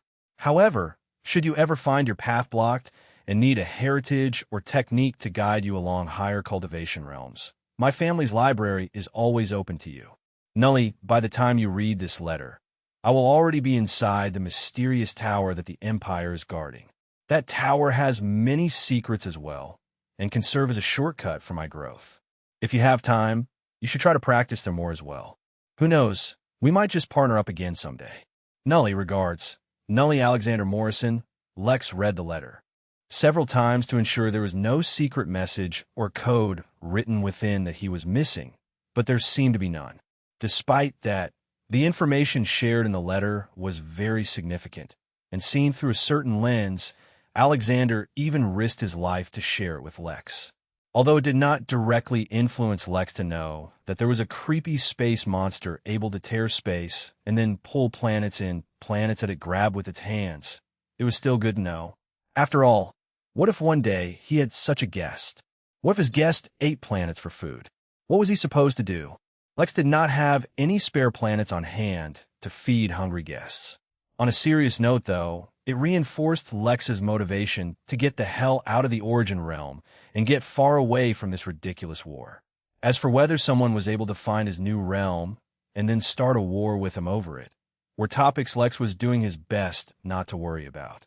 After all, there was little he could do in such a situation but fight back. Taking in a deep breath, Lex calmed himself down and then looked at the spatial ring. Alexander had not mentioned it at all. He channeled his spirit energy into the ring and discovered only a couple of things. One was a token that had a massive M on it, likely representing the Morrison family. The other was a commendation letter for ACA Lex for discovering the poison early and warning the Empire about it. The letter stated that Lex had proven he had the ability to perform certain tasks where the Empire failed, and that his stellar performance would be marked and speak in his favor with the Empire in all his future endeavors. Chapter 746 Refugees. Chapter 746 Refugees. Lex observed the 2 items. The commendation letter and the approval of the Empire could possibly be useful in the future. After all, the Empire spanned many galaxies, so who knew when and where he might encounter their influence. But at the moment, it served no real purpose. Similarly, the token served no purpose for him right now, but the gesture it represented was very valuable. Besides possibly giving him access to the Morrison family's library of spiritual techniques, it also served as a token of Alexander's gratitude.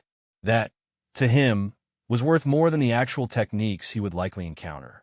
After all, his own technique was nothing short of the best in the entire universe. He smiled and teleported them away to his study in his own apartment. If he ever needed to use either of the items, he would have them, but otherwise they would enter his private collection. Now it was time to turn his attention to other matters, specifically the refugees. A quick scan revealed that roughly 4,000 people who counted as such refugees could be found at the inn, including Giselle and two very familiar kids. There were supposed to be more, but they had already moved into the minor realm that the Empire was in charge of protecting. The ones who were still here were the ones still recovering from the effects of the poison that had infected their bodies. Charles had been very effective in treating the incredibly dangerous poison for some reason, and his treatment didn't even include chocolate this time, or leeches. In his own words, while he was not too familiar with the human body, he was well versed in the habits and behavior shown by nature, plants, small animals, and insects. He could use just that understanding to manipulate nature in certain ways, and even the most toxic poison was still part of nature. He sounded a lot like an elf or a druid deluxe, but as long as methods worked, who was he to question him? As much as Charles wanted to continue to enforce his methods on the remainder of their treatment, he couldn't manage that alongside all the other numerous tasks he had to perform in the little time he had. Lex slightly suspected the man had ADHD, for he was delving into too many unrelated matters. Still, his incredibly high competence in each field made it so that Lex did not mind too much. Lex explored various options that the system gave him, and even consulted Mary on what he could do. He even considered the possibility of hosting a very specific event, but it was all for naught. The only way for the refugees to escape to another planet was if their prestige level rose, and then they chose to teleport to another planet linked to the inn. Speaking of which, it also needed to be mentioned that the connection to Pol Bitvi still existed. That meant that the planet had survived being ripped out of its star system, and whatever else it had been exposed to during its time in its first ever field trip. He sighed and scanned the inn to search for whichever Jotun officer was in charge of the refugees, and was surprised to find that it was the very senior Alexander had taken him to. The man seemed to have lost a lot of weight in the past 2 weeks, and looked pale and sick, yet he was still attending to some paperwork. Lex recalled that the man was called Radamai. Instead of summoning him, Lex teleported over himself and knocked on the man's door. He said in a somewhat hoarse voice. It was clear that he had suffered some kind of injury to his throat since he last saw Lex, and his voice had been affected. "Excuse me for interrupting you, dear guest. I am the innkeeper, owner of this humble establishment." He introduced himself as he entered his room. There were piles of paper everywhere, and temporarily set up computer screens all over, making the small bedroom appear quite messy. Radamai was startled, and immediately stood up, revealing various bandages all over his body. "Innkeeper, it is an honor to meet you. Urine has saved a lot of lives." "Yes, I heard of your plight.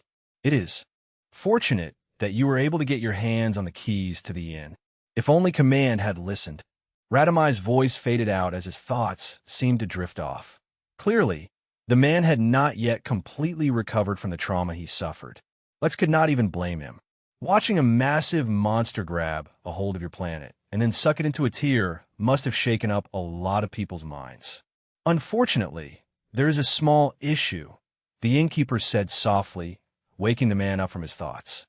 "Everyone who escaped is stuck here unless they attain a prestige level and teleport to another planet.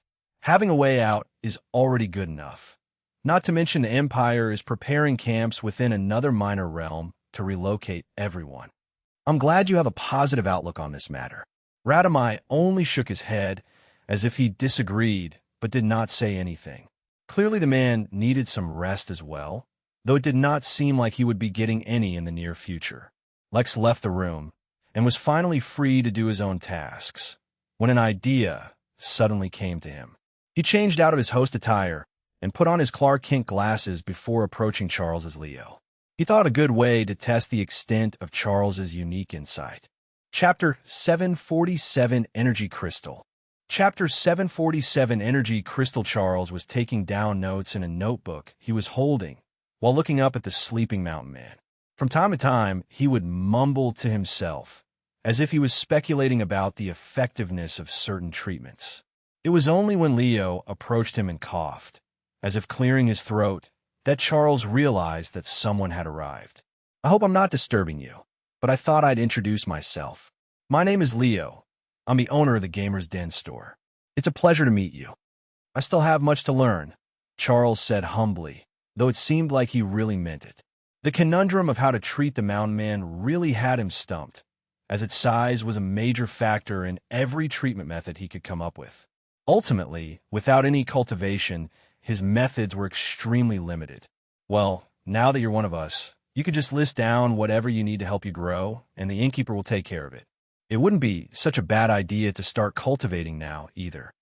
If the innkeeper can help, that would be great, but I'm afraid it's not so easy for me to cultivate due to my unique physique. I can't absorb normal spirit energy. I need highly concentrated spirit energy, found only in extremely pure crystals. That's not the same as spirit stones as. Before Charles could continue to describe what he needed, Lex was reminded of something and summoned out an energy crystal from his spatial bangle. In the crystal realm, this was a very valuable energy resource used for cultivation by Earth immortals and the crystal race. The energy stored within was even more dense, as well as more pure than even the highest grade spirit stone that Lex had ever seen, not that he really used those for cultivation anymore. After all, the environment at the inn was more than enough to meet his needs. Charles, though, was stumped when he saw the crystal in Leo's hand. This was not something he expected to find anytime soon, as these energy crystals were only formed in the early years of a realm's life. They were available in limited amounts in any realm, and could not typically be replenished even across the remainder of a realm's lifespan. Leo asked quite casually, waking Charles from his stupor. How did you get that? They're unbelievably rare. I wouldn't say they're common, but in one of the realms that the Midnight Inn is connected to, they can be easily accessed by a person with a certain level of connections. At least, that's the case in the one other realm I've been to. Charles was dumbfounded when he heard that the inn catered to guests from across the universe. He took that as more of a spiritual saying or mantra than something literal. How could he imagine that the inn is actually linked to other realms? But he quickly suppressed his shock and focused on the matter at hand. If he could get his hands on these crystals, it would be possible for him to quickly raise his cultivation. He was confident of becoming an immortal within a decade, if not sooner. But the problem right now was that he had no collateral with which he could bargain and no resources with which he could purchase these crystals. How can I get my hands on some of these crystals? Well, then we'll pay you a salary in MP, and you can use that at the guild room to request these energy crystals. But that may take you some time, or you can get them from me. I don't really need MP as repayment, though. Charles clenched his fists as he racked his brain, trying to come up with a solution. The only thing of value he had was his knowledge. Was that something Leo would be interested in? The only thing I can pay you with is certain knowledge. Lex paused. Both options weren't bad. He wanted to know about Charles's secrets, but at the same time, treatment was also something he was looking forward to. We can come up with an arrangement. I do seek treatment, but I'm not entirely sure you're able to address what ails me. If that's the case, you can trade an interesting secret. If I think it's worth it, I'll give you the crystal. Charles agreed all too quickly. At first, when he had no hope of cultivating anytime soon, he had all the patience in the world. But now that the prize was dangling in front of his eyes, he could scarcely control himself. What Lex wanted treated were the inscriptions hidden within his body, but he had doubts that Charles could even detect them at his current stage. That's why he was so interested in having Charles cultivate and improve his capabilities. Feeling fairly confident, Charles inspected Leo's boy and discovered nothing. He did not recognize Leo as Lex despite having treated him before, because the effects of the Clark Kent glasses were quite thorough. Charles frowned and investigated for a while longer before eventually giving up. I can't discover anything wrong with you, he admitted, feeling slightly tense. In that case, an interesting secret it is, though I advise you to choose carefully. Charles felt like Leo was teasing him on purpose. How could he possibly have a crush on anyone? He'd hardly met any else so far. Chapter 748, Cosmic Dark Age. Chapter 748, Cosmic Dark Age. Charles eyed the energy crystal greedily, and his mind raced as he considered various things. He did not know Leo's character, and although he was inclined to believe in a colleague, it was best to be sure. Were some topics that interest you? What interested him? There were truly too many things, but none of them were topics ordinary folk could come into contact with. But then again, since he was testing Charles to begin with, there was no point in mentioning something simple. He thought for a moment about what topics he had been considering lately. I have many random interests, so I'll just list them out. These days I've been wondering a lot about how a realm is formed and what happens after it's created. I've also been wondering, what is space really? If space itself is torn, how can there be something behind it? I've also been thinking about deities and how they come to be. Why do they need worshippers? Can anyone become a deity if they're worshipped enough? Oh yes, I was also wondering where lightning tribulations come from and why they're the same across multiple realms. Is it a coincidence? All right, that's enough, Charles said, before Lex really began listing out all the random thoughts he'd had recently. To Charles, these really could only be random thoughts, for how could they be relevant to someone at Lex's cultivation level? These were extremely high-level concepts that not even immortals had the right to ponder. Fortunately, Charles was in the unique position to answer not just some of them, but all of them. Of course, he would not so easily reveal these answers, for that would present problems of their own. After all, how could a mortal know the secrets of the heavens? I cannot say how a realm is formed, but as luck would have it, I coincidentally learned some information about the early years of a realm's existence, Charles said, as he cleared his throat. He also looked around to ensure they were alone, and once he was satisfied, continued. Each realm is different, but what they have in common is that they are born with a massive burst of energy. This initial energy is the purest form of energy in the universe, chaos energy. But because of its potency, it is also too dangerous and is akin to poison to most beings. Only the strongest of immortals, as well as some unique beings, can tolerate this form of energy. The first phase of a realm's life is converting that extremely pure and powerful energy into various more tolerable and gentle forms of energy. This period is known as the Cosmic Dark Age, as hardly any life can exist during this time. But any being and anything that is born or formed during this time are exceptionally powerful or valuable. Charles knew much more, but he stopped speaking at that point. He had already revealed a lot, and surely it was already worth more than just a single energy crystal. Lex had been listening closely. Although he could not confirm if what Charles said was true, the information he had revealed was very important. If the energy when a new realm was formed was poisonous, how could he host guests? Although he was fairly certain that the system itself would manage to keep guests from being passively harmed by the environment, as it did with cultivators' natural auras, he also had to take precautions. After all, he clearly remembered being told to be prepared when he was told that the new realm would be born in 2 years' time. He nodded to Charles, as if saying he accepted this little tidbit of information, and calmly handed in 10 energy crystals. Although he did not have many on hand, he had more than enough to cater to Charles's needs for the moment. After all, Farty wasn't the only one who had received a lot of gifts during the wedding. If you need more in the future, you can reach out to me. We'll have the same deal, said Lex, before he teleported away. Now that he was done with this, he was heading towards the Emporium to pick up a package he had been anticipating for a while. Nulb Cosmic Cloud, a furious battle, was taking place in what was once a natural paradise. The burnt and crisp remains of some kind of orchard could still be seen here and there, though mostly all one would see were corpses. This was a battlefield where the Henali forces had been losing badly, and for once, even the arrival of the Midnight Battalion did not change that. But how could it? The battalion consisted only of Foundation-level cultivators, but the enemies were the absolute elites of the Golden Core realm.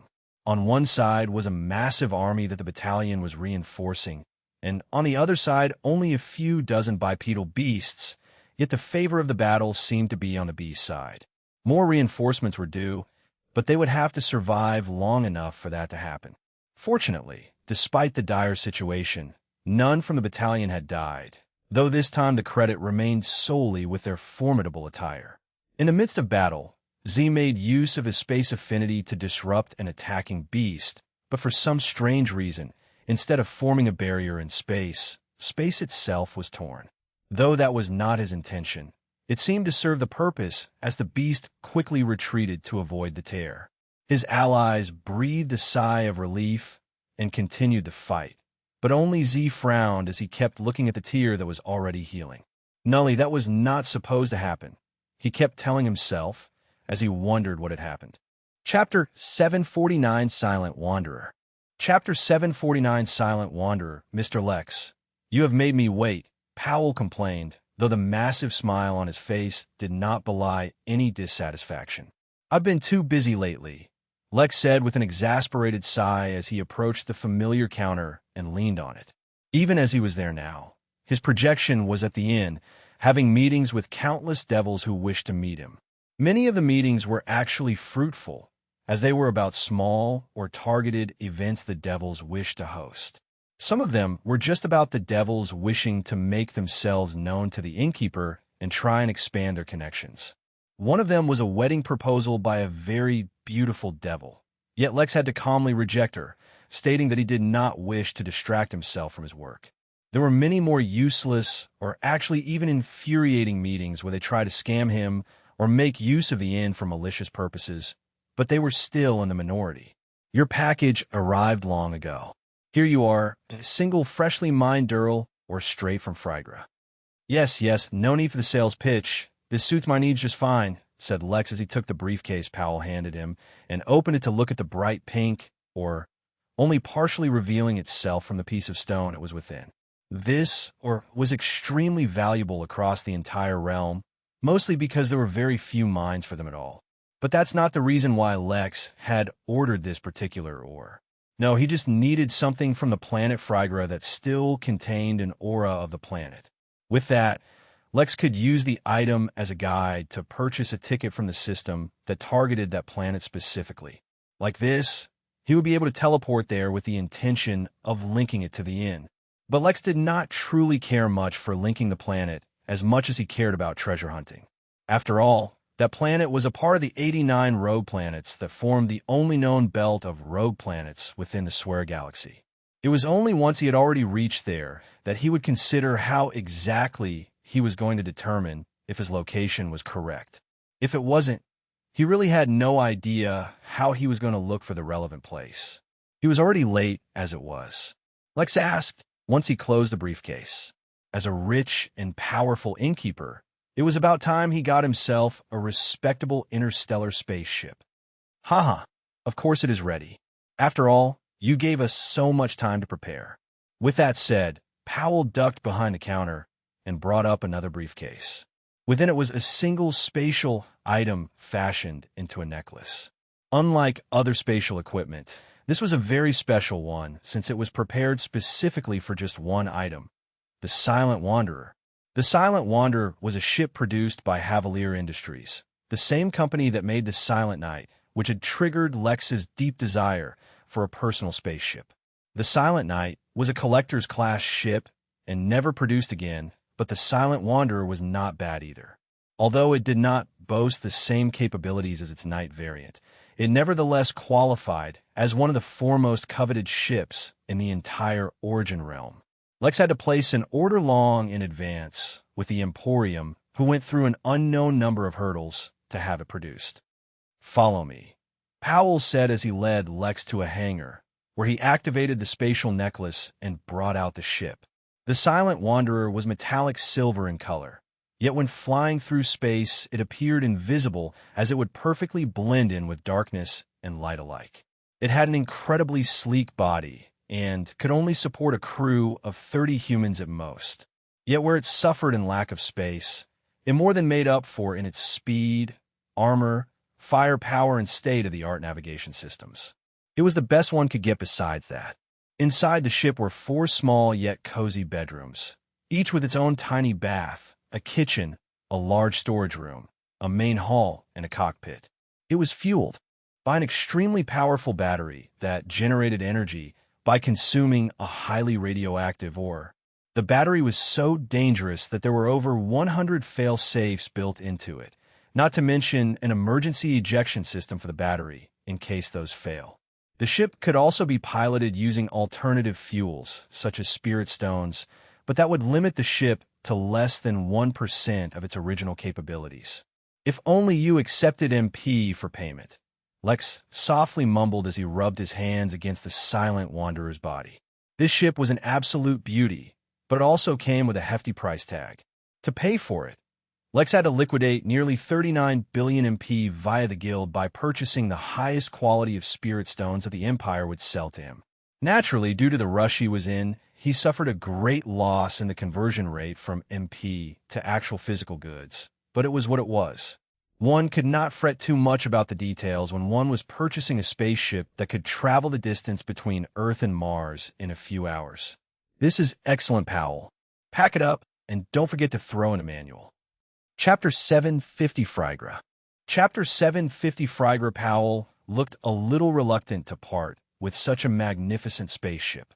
The Silent Wanderer was a Corvette-class ship, meaning it was light and fast, but had enough of an armor and attack capability to survive if it got in a scuffle. If they ran into pirates or faced aggression from a random group, unless they had armored ships, the Wanderer would come out on top due to how high class it was. Of course, a lot also depended on the pilot.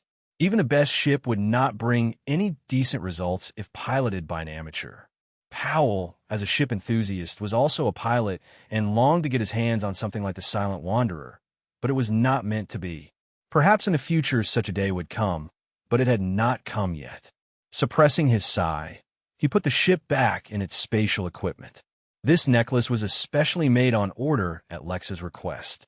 After all, he was going to be teleporting to places often, so if he could not carry the ship with him when he did so, it would be pointless. But the ship required a space large and stable enough so that it wouldn't get damaged, as some of its more sensitive equipment could not handle the duress of typical spatial equipment. The battery was especially a point of concern in this regard. Therefore, the specially designed spatial equipment was an absolute must. If he lost it one day, he would not be able to put the ship in any other random spatial equipment, even if it had the capacity for the ship. Once withdrawn, Lex put the necklace on. He was not one for jewelry, so it was fortunate that the necklace only consisted of a thin silver chain with a flat, rod centerpiece at one end with an engraving of the Silent Wanderer on it. The whole thing was simple enough that Lex could wear it without feeling embarrassed. He bid Powell farewell and quickly returned to the inn. He first looked at the manual for the Silent Wanderer. It was equivalent to a 36,000-page PDF. Lex blinked to make sure he saw correctly, and when he received the confirmation, he made a copy and forwarded it to Cirque, the captain of the giant spaceship inside the inn. Lex would learn to pilot his own ship, of course, but it wasn't like he could pick it up in a day. It was moments like this that having the endless resources of the inn on hand came in handy. Although it would still take Cirque some time to learn, he expected it would be a lot faster than Lex. He then took out the Dural ore and, after a very long time, bought a ticket. Only this time, he wasn't buying one of the random planet search tickets, but rather a focus ticket using the ore to lock onto the planet's aura. Fortunately, despite Lex's delay in collecting the ore, due to the fact that it was sealed in a perfect container, it retained the aura of the planet. When the silver-colored ticket appeared in Lex's hand, he mentally reviewed everything he knew about the planet. The planet was the only one in the belt that had life on it, though the local dominant species were not humans. In fact, there were no humans on the entire planet.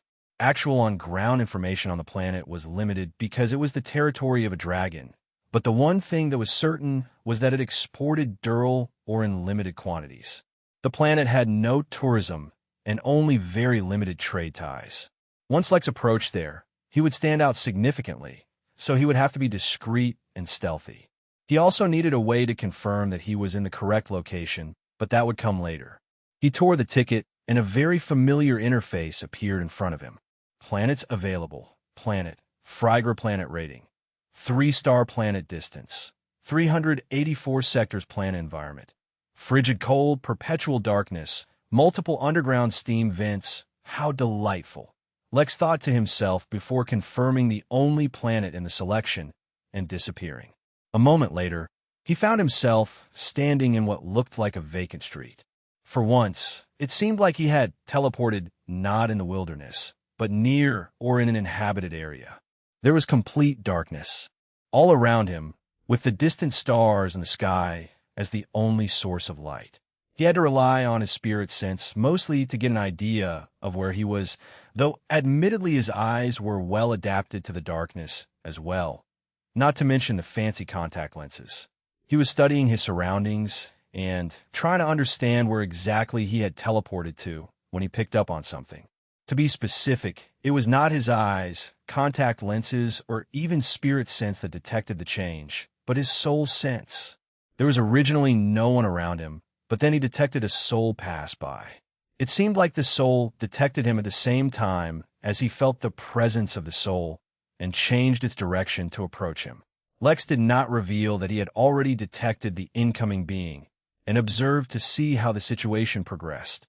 It was approaching him from behind, and even as it came within a few dozen feet of him, Lex could not actually see or hear the approaching entity.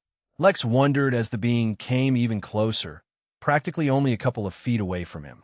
Were it not for his soul sense, he would have had no way of knowing there was someone standing right behind him. But then, the being attacked viciously, and when it finally made contact, the being was revealed to Lex's senses. It seemed Lex needed to be touching it to perceive it. And that's where we'll leave this part. If you enjoyed it, smash that like button, subscribe for the next part, and drop a comment telling me which story you want to hear next. Thank you for watching, and I'll see you in the next part.